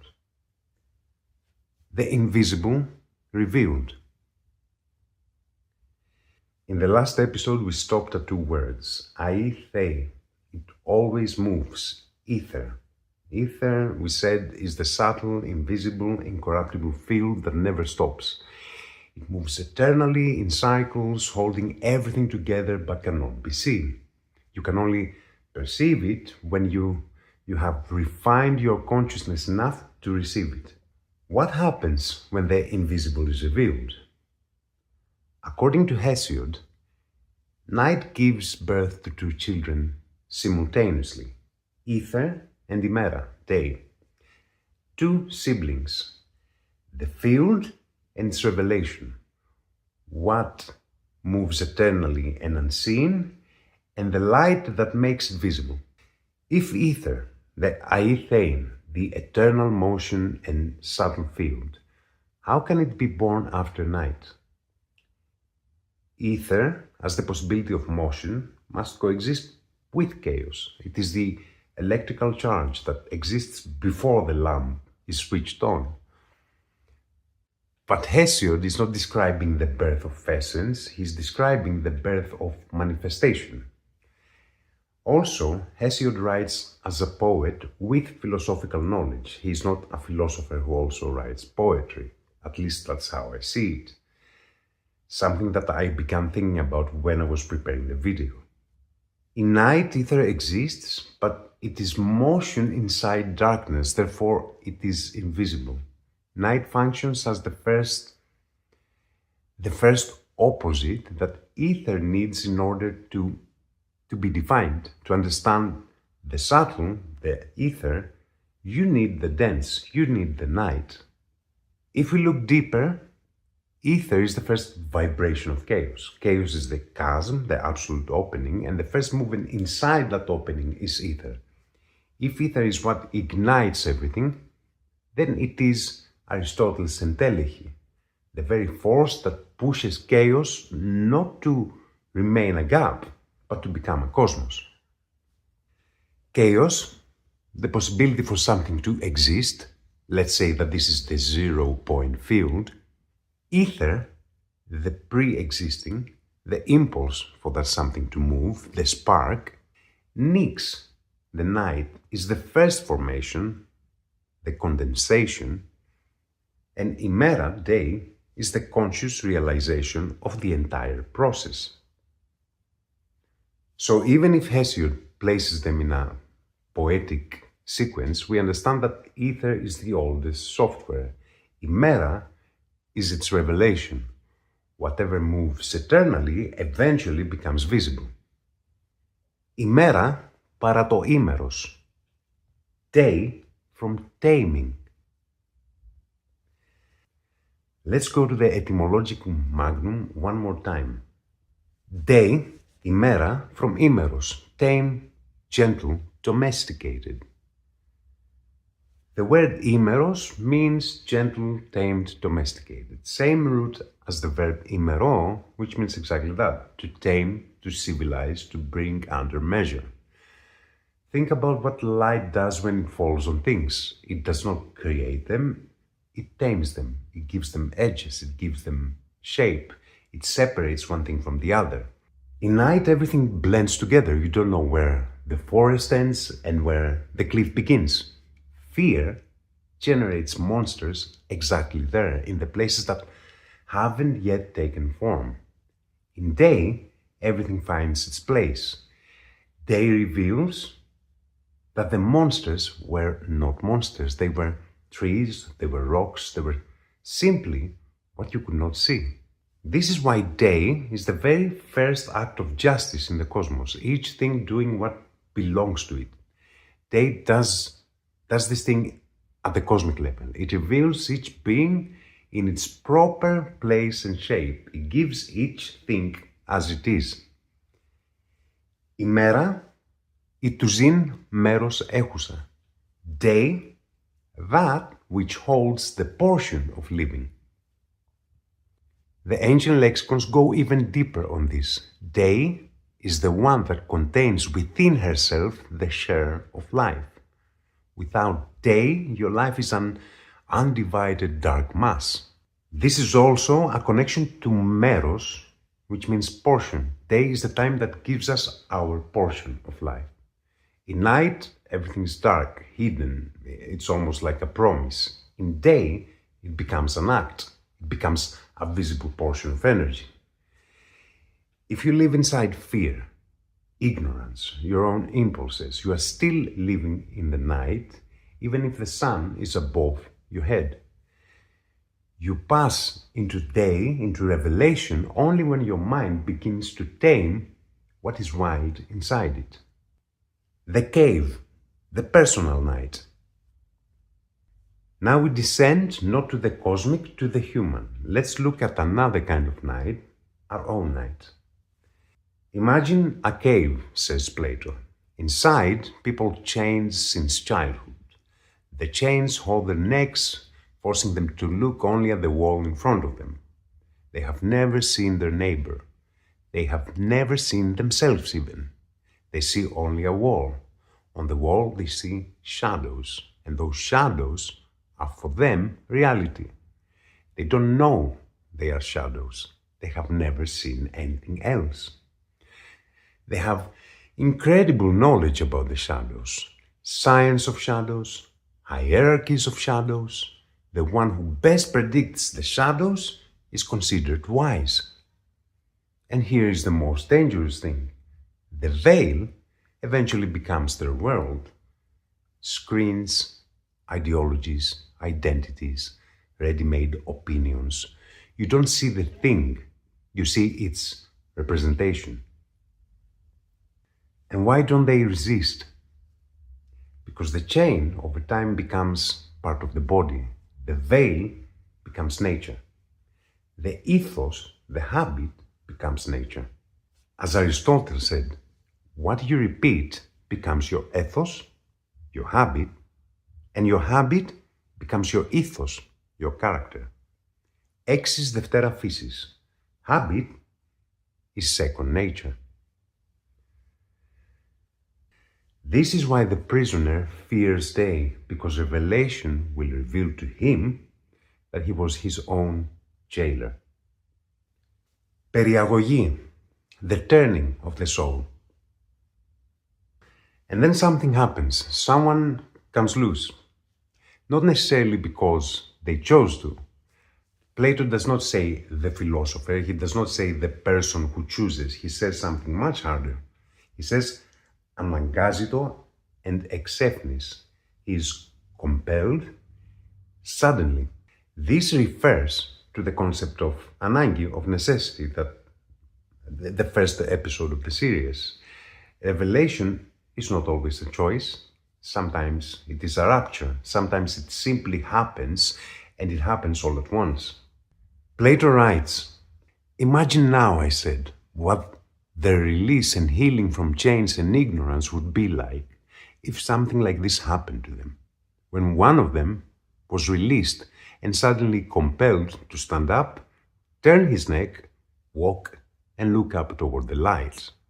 And doing all this, he felt pain, and because of the dazzling brightness, was unable to see clearly those things whose shadows he had seen before. Περιαγωγή. Let's stay with this word for a moment. Peri means around, completely, all the way around. Αγωγή means leading, turning. It is a guided movement. So περιαγωγή is the complete turning, not a partial adjustment, not some new opinion. The entire soul is turned. It is the most violent thing that can happen to a person, because it doesn't change what you see, it changes how you see. It turns the entire orientation of the mind. Your world collapses. You don't put something new in the mind, you turn the mind. You don't acquire truth, you start uncovering truth. This is exactly what aleithia means, unforgetting, unconcealment. Truth is what remains when you remove the forgetting, when you lift the veil. At first, the person cannot see anything, and this is the most dangerous moment, when the truth hurts more than the lie. But he continues. First, shadows on the ground, Plato says, then reflections in the water, and then the actual objects. He becomes better at it. He no longer sees everything as shadows, but he starts seeing their true nature. And then he understands something remarkable. Everything was always there. The sun was always there. Even the shadows were children of the same light. There was never an enemy. There was only a mind or minds that had not yet turned, and a veil that had not been lifted yet. This is anamnesis. Anamnesis, remembrance. The person doesn't learn, they remember. They remember that their nature was never the shadow. Revelation doesn't bring something new, it removes forgetting. But who stands in the light of the day? Socrates gives us two cases and names them carefully. Let's say the experienced soul, the one that is coming from a brighter life, who now descends back into darkness and cannot see, not because they are ignorant, but because their eyes are still full of light. And then we have the inexperienced soul. This is the one coming from deep ignorance, moving toward the light, but they are dazzled and blinded by its intensity. We have two very different conditions, but from the outside, both of them look confused. But if someone had any sense at all, they would remember that there are two kinds of disturbances of the eyes arising from two causes, when moving from light into darkness and from darkness into light. And believing the same things happen to the soul, whenever they saw a soul troubled and unable to see anything, they would not laugh foolishly, but would ask, is the soul coming from a brighter life and darkened by the unfamiliar? or coming from greater ignorance toward a brighter place, dazzled by the excess of light. Then they would congratulate the first for its experience and pity the second. And here we have another traveler, not in a cave this time, on the sea. Odysseus, from hubris to revelation. Odysseus doesn't begin as a wise man, he begins as a victor, very clever, very capable. The Polymechanos, Homer says, the man of 1,000 devices. The Trojan horse was his creative imagination, his creative force. That is not hubris, that is art. The hubris is elsewhere and it is far heavier. In Troy, Odysseus framed Palamedes. He devised a trap, he hid gold in his tent, and Palamedes was executed as a traitor, an innocent man. Palamedes, Palo plus Metis. Palamedes was no ordinary guy. His name says it directly. Palo, which means I vibrate, I pulsate, I am a living continuous motion, and then Metis, the goddess, divine intelligence, so to speak. So Palamedes was a massive figure. He was the organizer of logos within chaos, and it is said that he invented letters, numbers. He was the one who divided time into hours, days and months, calendars. He invented navigation, lighthouses, and even the ancient board games like chess, something like chess. It was a strategic game that required a lot of mental process. So Odysseus did not kill a random person. He used his cunning against logos. He destroyed a wise man who embodied correct motion. So we are talking about the deepest hubris here. Not violence, but the very perversion of intellect. What Odysseus killed was not a person. He basically killed the correct frequency. When you use your mind not to reveal truth, but to bury it under blood and gold or whatever, then the cosmos responds, because the cosmos is a living organism that self-regulates. The very name Odysseus already contains his punishment. Odysseus, I suffer, I am persecuted. Odysome, the verb means exactly that. I suffer, I am haunted, I am tormented. Odysseus does not have a random name. His name is his life. The man is haunted by natural law, by cause and effect, and he must now wander for 20 years inside Odyssey, remember the word Odysome, until he learns how to move within the opposites instead of violating them, until he himself becomes no one, Utis, until he finally becomes what he destroyed, a man of logos. And the irony is that Palamedes invented the lighthouses. So Odysseus, having extinguished his inner lighthouse, is forced now to be tossed on the seas in darkness until he finds the day of his own return. The cave of Polyphemus, Utis. And then at some point in his wandering comes the cave. It is not the Platonic cave this time. It is a real cave, dark, with a one-eyed giant. Who is the Cyclope Polyphemus? Polyphemus, he is the prisoner of the Platonic cave who became a giant, but remained blind to the depths of things. So he's the mind that perceives only the immediate, the tangible, the material. He has one eye, one angle of wisdom, and he cannot see what hides behind what he sees. And Odysseus, trapped inside raw matter, does something he has never done before. To defeat the one-eyed mind, he must perform his first περιαγωγή. He must do something he has never done before. He extinguishes his ego. Outis means no one, nobody.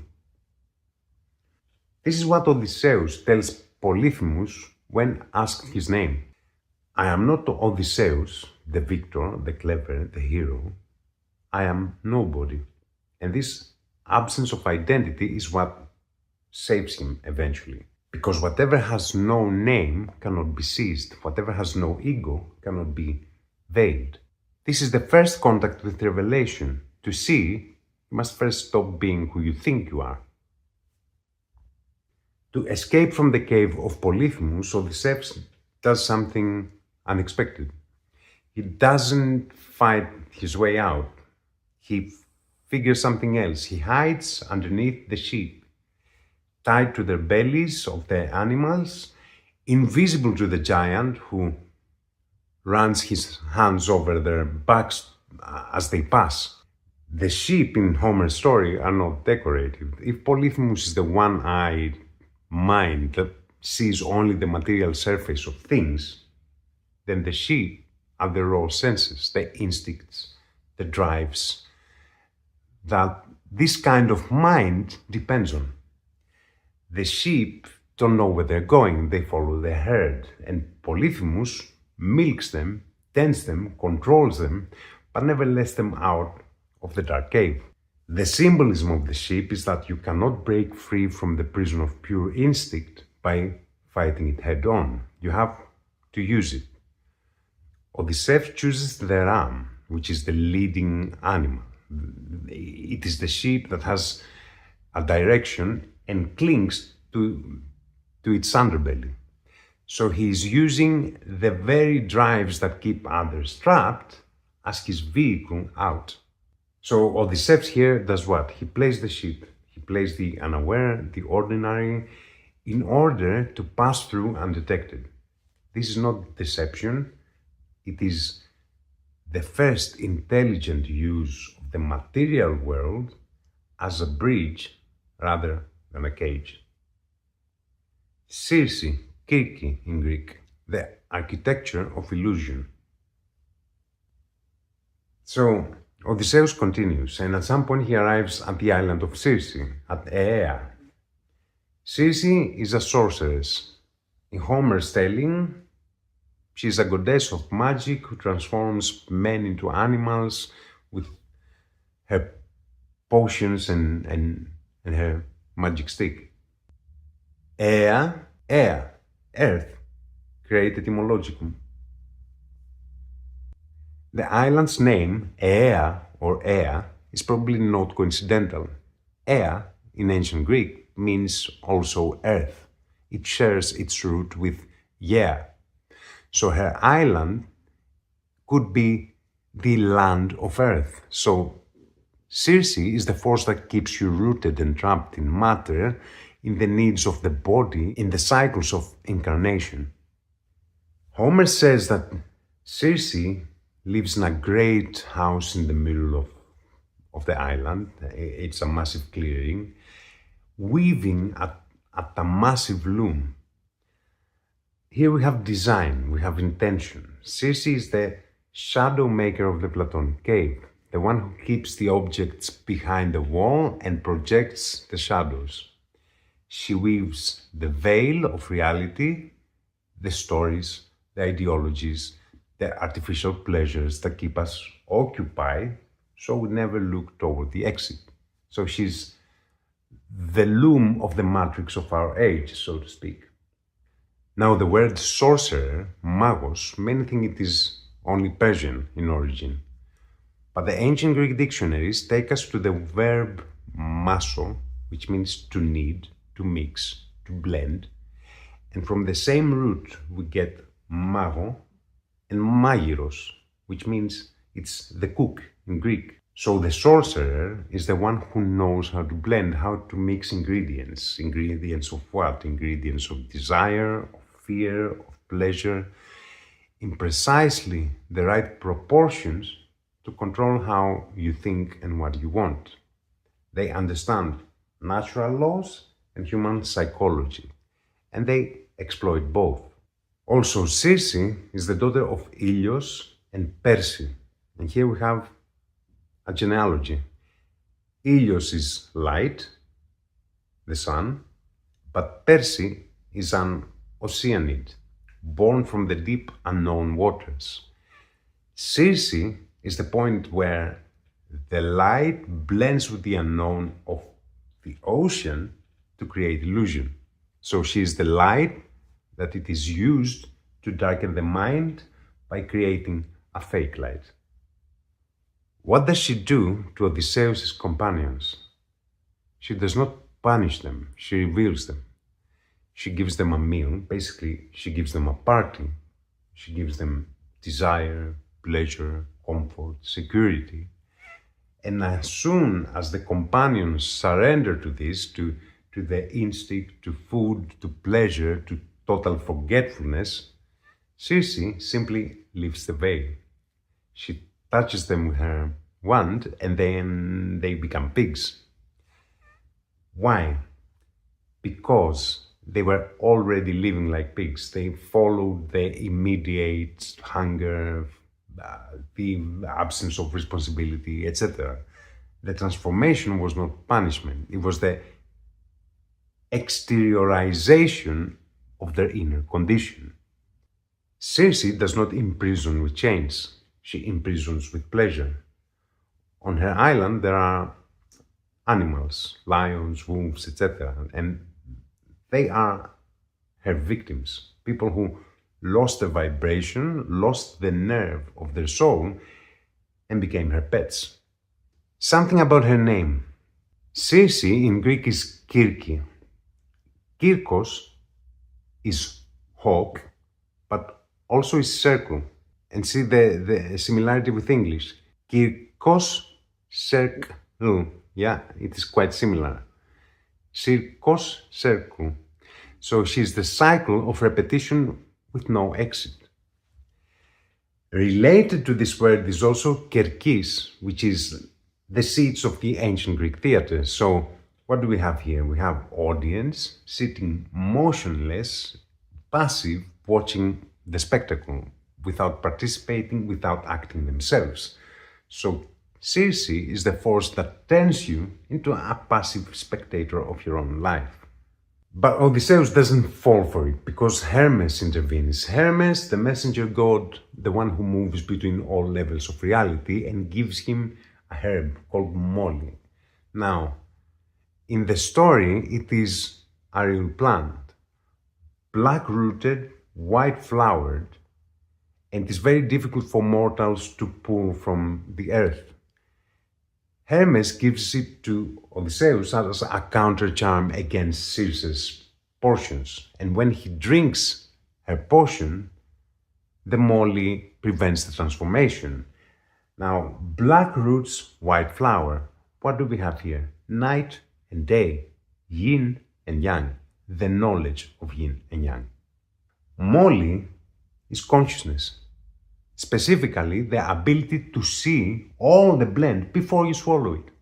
It is the distance between desire and actions. It is that gap, the moment of awareness between stimulus and response. You don't break the cycle by force, you break it with that gap.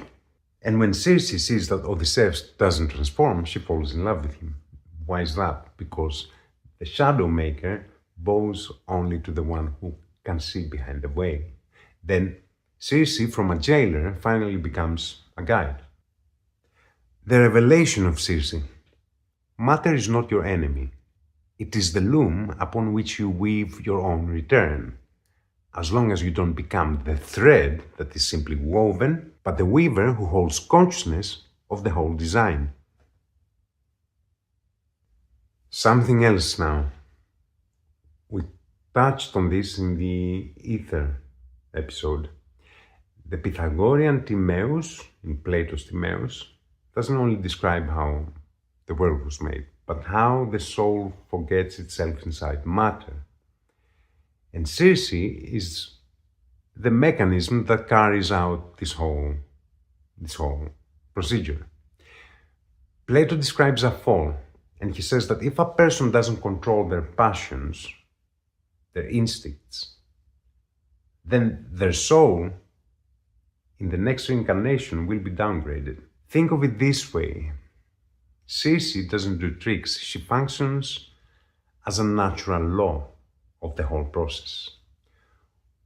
When the companions become pigs, their heads are already turned toward the earth. And in the Timaeus, Plato says that the upright posture of the humans is so that they can look up to the heaven. This downgrade is a result of their actions. It's because of their inability to evolve as human beings. The downgrade is an immediate result of their perception. Circe is the mirror of this fall. She transforms them because they have stopped using their consciousness. And when the consciousness goes dark, the form follows the inner quality. It is the soul's fall made visible. Circe is the mechanism that shows Odysseus and us what happens when consciousness, the molly, is absent. You become what you consume. If you consume only matter, you become matter. If you consume only instinct, you become instinct.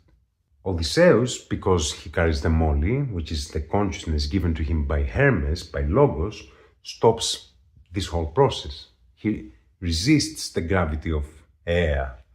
And then Circe is forced to face him as equal. And this equality is what unlocks knowledge. Once a person proves that they are not degraded by matter, by Circe, then Circe is the one who hands them the keys to Hades, to knowledge of death and mortality. The trap of the shadow maker. But no one is outside the law of reciprocity. Even Circe, even the shadow maker, is bound to the same architecture she maintains. When someone functions as Circe, when they use knowledge of natural laws and psychology to degrade the souls of others, they build their own ontological prison. In Timaeus, the order of the world is based on harmony. Whoever introduces disharmony, whoever cooks illusion to control, undergoes an inner corrosion. Circe lives in a clearing that is surrounded by lions and wolves that are no longer animals, but no longer humans either. They are shadows. So she's living in a world without anyone. So it is like she lives in a place where she is the absolute ruler of a graveyard of consciousness. And remember here that Circe is the daughter of Helios. When she uses her father's light to make dark filters, the light inside her becomes part of the matter she tries to control. So the weaver of the matrix is finally trapped inside her own threads. Circe only breaks when she meets Odysseus. Why is that? Because natural law dictates that illusion exists only as long as there is no consciousness. The moment Logos appears, the molly, Circe loses her power. Calypso, the golden veil of immortality. After the cycle of Circe, Odysseus arrives at the island of Ogygia. There we have Calypso. Calypso waits for him, and her name is the act of concealment itself. Calypso from Calypto, the one who covers, the one who hides. So what do we have here? Here we have another dimension of the cave's shadow makers. Calypso doesn't trap you with food and pleasure to turn you into a pig. She offers you the ultimate gift, immortality and eternal youth. A life without pain, without old age, without death. It is perfect life inside the golden cage of Ogygia. It's a perfect security in exchange for yourself. But to give you this immortality, she must take away your Nous, your return. So she must cover you so thoroughly that you forget who you are and where you were going. Calypso is forgetfulness dressed in luxury and silk or whatever. Odysseus on the shore. What does Odysseus do there? For 7 years he sits on the shore and weeps, thinking of Ithaca. Why does he weep? He has everything. He has, for 7 years, a goddess in his bed, immortality, divine food.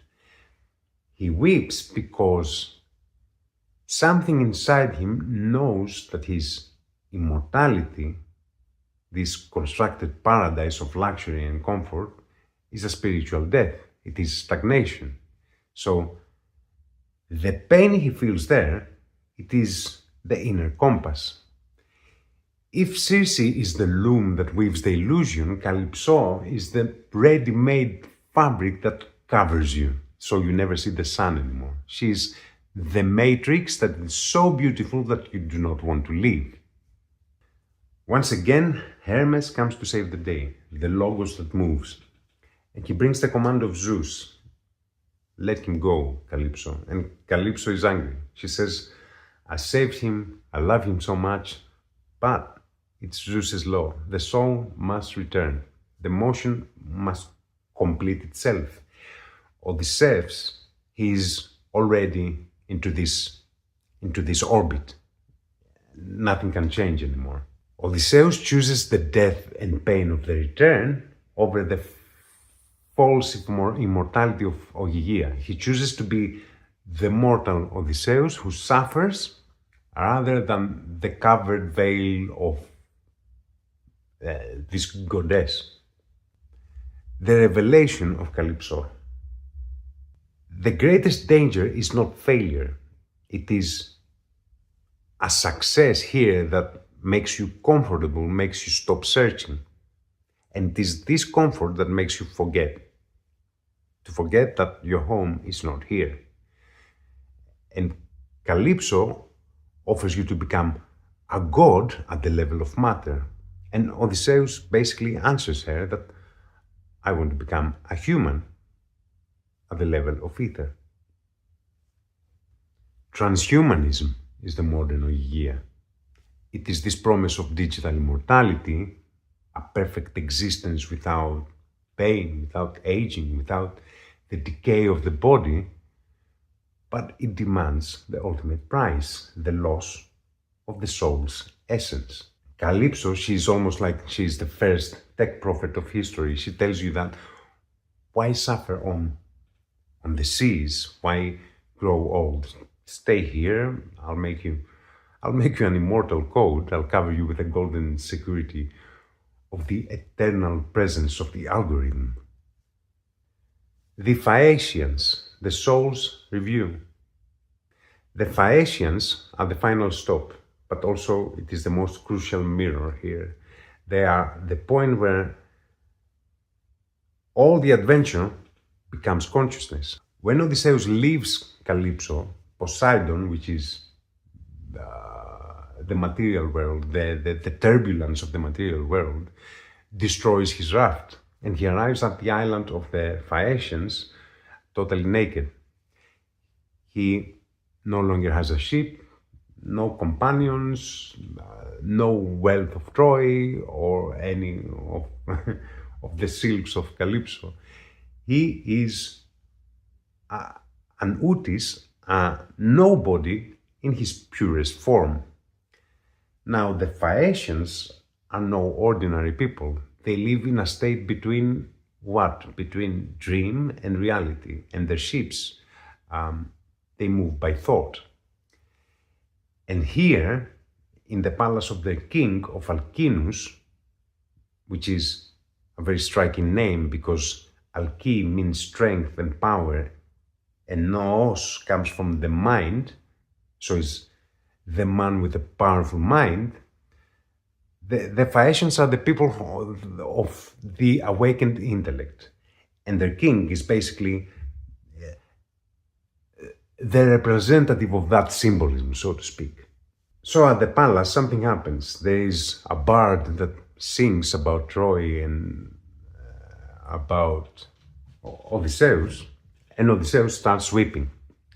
So what do we have here? This is the moment of objectification. Here is the moment that for the first time Odysseus sees his whole life as a story, and he gains distance from his own drama. What he lived as pain, as torture, drama, now he sees it from above. So this is the point of coming back to yourself, coming back and sitting inside your own self, watching everything and dissolving yourself. And then Alkinoos asks him, "Who are you?" And Odysseus begins to speak. This takes 3 whole full rhapsodies, and he tells everything. And when Odysseus narrates his story, he is basically reality healing himself. So this whole narration is the nekia of memory. To return to Ithaca, to the self, you must first confess the whole journey. You must see your mistakes. You must see Palamidis. You must see Polyphemus. You must see Circe, not as misfortunes, but all of it as lessons.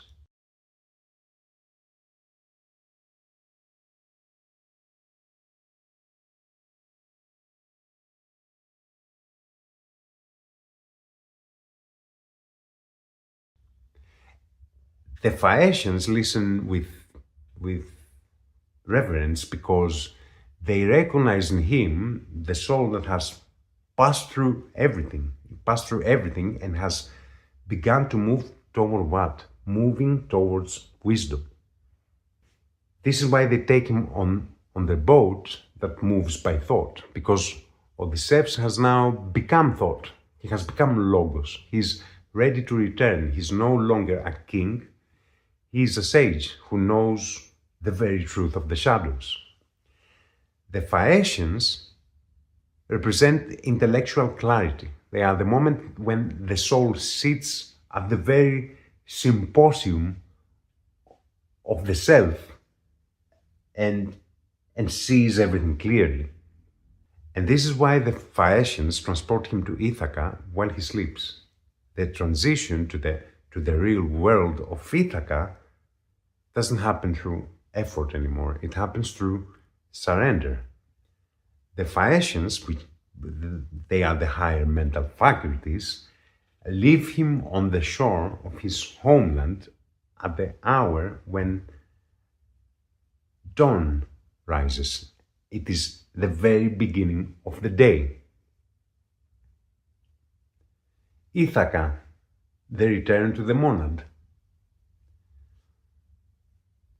So he arrives to Ithaca, and they leave him at the shore while he's sleeping deeply, because the return to the monad, as we said, doesn't happen through logic anymore or the effort of any ego. It happens through the absolute surrender to the field. It is the moment when the many devise, the polymechanos mind, stops devising and simply is. But his palace is occupied. We have the suitors there. Who are the suitors? They are multiplicity. The noises, the uncontrolled desires, the fragments of the ego trying to steal the authority of the mind of Penelope. Let's look at some of their names. Antinous, anti plus nous. He who opposes the mind, the irrational impulse. Ευρύμαχος, ευρύς plus μάχη. Μάχη is battle. Ευρύ is wide, so it is he who fights everywhere, the scattering of energy across 1,000 fronts. Amphinomos, amphi and nomos. He who wavers, who has no center, whose law is relative. There are many more suitors, but it's going to take 3 hours to finish the video. As long as all of these noises live inside your palace, your Penelope, your pure consciousness, you will carry on weaving and unweaving the veil of forgetting, waiting for that monad to return. After all of these realizations, all the knowledge and experience gained, the person must move to the final act, the transcendence. The bow and the geometry of ether. Penelope, waiting for Odysseus for all of these years and having exhausted every margin of waiting, announces to the suitors the final trial. Whoever manages to string the bow of Odysseus and shoot an arrow through the holes of the 12 axes, him I will follow, she says. So why does she do this? Because Penelope, whose name etymologically is linked to Pini, thread, and Ops, face, knows something that the suitors don't. She knows that the bow doesn't belong to the world of matter. It is an instrument of ether. The suitors run forward. They are 108. What do they represent? They represent noise, passion, fragmentation. They try to string the bow in every way possible. They use force, but the bow doesn't bend. They spread fat on it and try to warm it to soften it, to bring it to their measure of their softness. But truth doesn't work like this. Truth doesn't soften. The geometry of the universe makes no concessions. The suitors fail because they want to conquer everything with material means. They want the kingdom, but they do not possess the frequency. And then Odysseus arrives, who appears as a beggar, Utis, the nobody, and he stands there, and the suitors don't recognize him, and they start laughing. And they're laughing because they see a beggar who wants to take the arrow and the bow, and they cannot see what is hiding underneath. Odysseus takes the bow. He doesn't do anything with it. He doesn't warm it. He doesn't try to do something with it. He just shoots. And Homer tells us that it was like a musician playing his harp, so easy. And then at the same time, there's this image of a swallow. The swallow represents the spring. So it is a symbolism of the beginning of the day. What do we have here? We have 12 axes. We have the zodiac circle. We have the 12 months. We have the 12 musical tones. We have the 12 gods. We have the 12 faces of the dodecahedron. So the arrow passes through everything without touching anything. It is consciousness penetrating time and matter without being trapped and returning to the center. So what happened in the palace? Penelope wasn't looking for the strongest. She was looking for the right frequency, for the tuned one. The suitors failed because they are out of frequency. Odysseus wins because he himself became the string that vibrates at the correct frequency. He himself became ether. The bow of Odysseus is like a tuning fork. To string it, your own inner vibration must match the vibration of ether. So the return to Ithaca is not the recovery of a throne.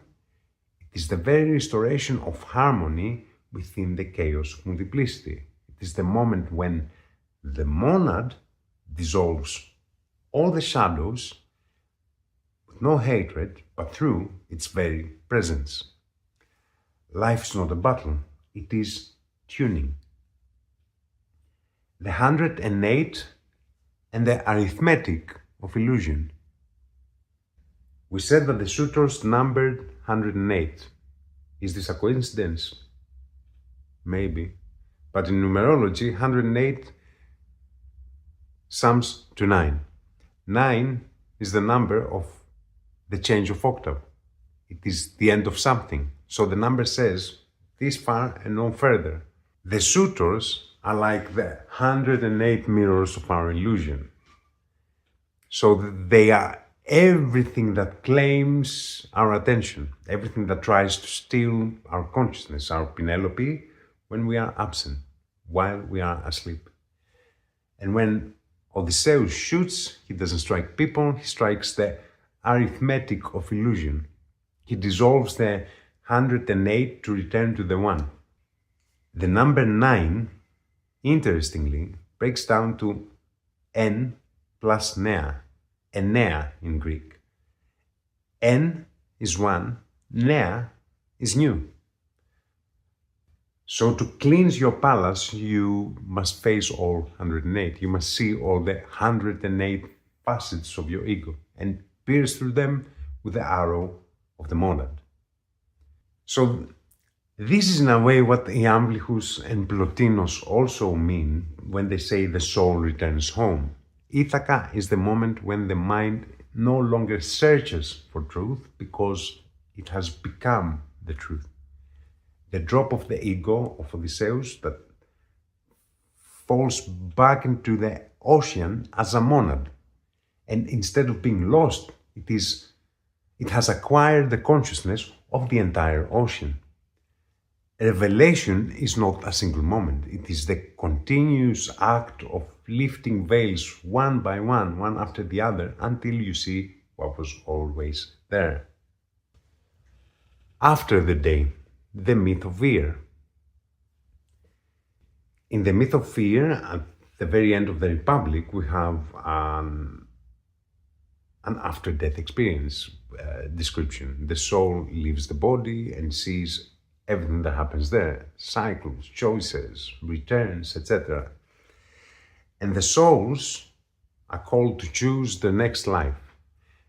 And most go wrong about it because they do not know themselves. They choose lives that sound beautiful but do not. All these lives hide little traps. So they choose new veils to put on. Why? Because they haven't done the periagogy. They haven't lifted enough veils while they were alive. So Plato tells us something very harsh here. The fate after death is not any reward system or something.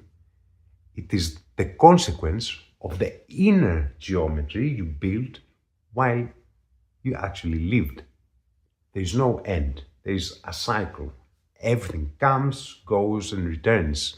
Not the same, but always transformed. I have made a video on the myth of fear. If you haven't seen it, go watch it. It is part of the series of the 12 Olympian gods. The great year, time that returns to itself. Until now, we've spoken of cycles, Odysseus, Circe, consciousness, the soul, but there is a larger cycle, the greatest of all. Enniαυτός. Enniαυτός means the year, from en plus αυτός. It means the time that returns to itself.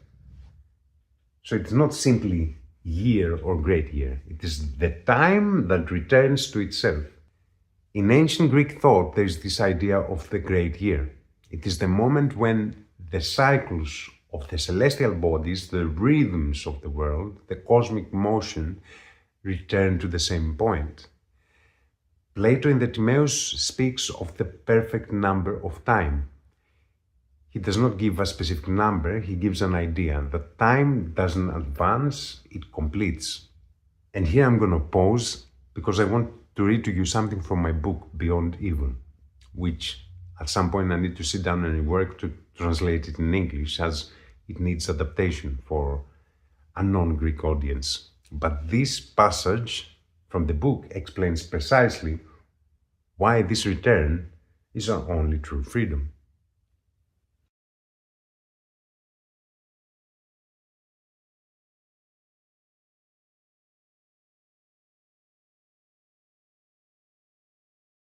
So linear thinking says beginning, middle, and end. Greek thinking, and not only Greek thinking, it is ancient thinking. Other ancient civilizations have this. We have cycle, return, transformation. You don't wait for an end, you live inside a repetition, but not the same one, because every cycle is also an opportunity. Either you will repeat or you will realize. If you do not understand the cycle, you stay inside it. If you understand it, you exit. So this is the great year at the personal level. And then you understand something much deeper. Day is not a single event, it is every time you break a cycle. I don't think that we fear time because it passes or because we are getting old. I think it's a subconscious fear because it repeats. And inside repetition, either you will fall asleep or you will start seeing. And when you start seeing, then for the first time, this cycle is not a prison anymore. It becomes experience and it becomes an upward spiral. And if someone asked you right now, what is still veiled inside you? You don't need to say it loud, but it is worth asking. Because this is the first moment of know thyself. Not to know who you are, but to see what still has a veil. Your own revelation. Day is not only an event in the sky. It is not only a deity in Hesiod's Theogony. It is a decision. Every time you see instead of reacting, every time you observe instead of identifying with something, every time you can hold a truth that you would prefer not to see, every time you lift the veil, every such moment is a small revelation, and every such moment you are giving birth to a day inside yourself. Heraclitus said it in a way that doesn't let you breathe. Ethos anthropo demon. Character is destiny.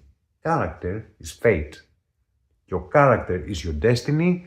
Your inner geometry is your orbit. If you live inside the veil, the cycle repeats. If you begin to uncover it, the orbit changes. Know thyself, the geometry of return. When we say Gnosis αυτόν, know thyself, we don't mean simply self-observation, which is great. If we break the words through our creative imagination, the roadmap for the exit from the cave is actually revealed. Γνώθη, G for Genesis, N for Nous, mind, Osis means push, like acceleration. Σαυτόν means to yourself. Genesis of mind into motion, into acceleration, not information, motion. The push of consciousness to penetrate the darkness. Σαυτόν, here we have the secret of any αυτόν that we were saying before, N plus αυτός. Σε αυτόν is a reflexive pronoun. In grammar, the energy of the verb that returns to the one who performs it. In philosophy, it is the absolute return. So know thyself is the motion that starts from you, traverses chaos, night, illusion, and returns to you. And it is transformed. It is the genesis of mind that gives the impulse, the acceleration for the return to yourself.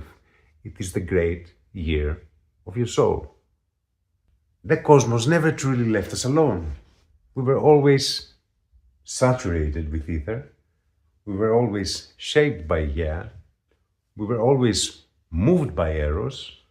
We were all born of night, but we simply couldn't see. But we are all destined for the revelation. Γνώθεις αυτόν, know thyself. lift the veil.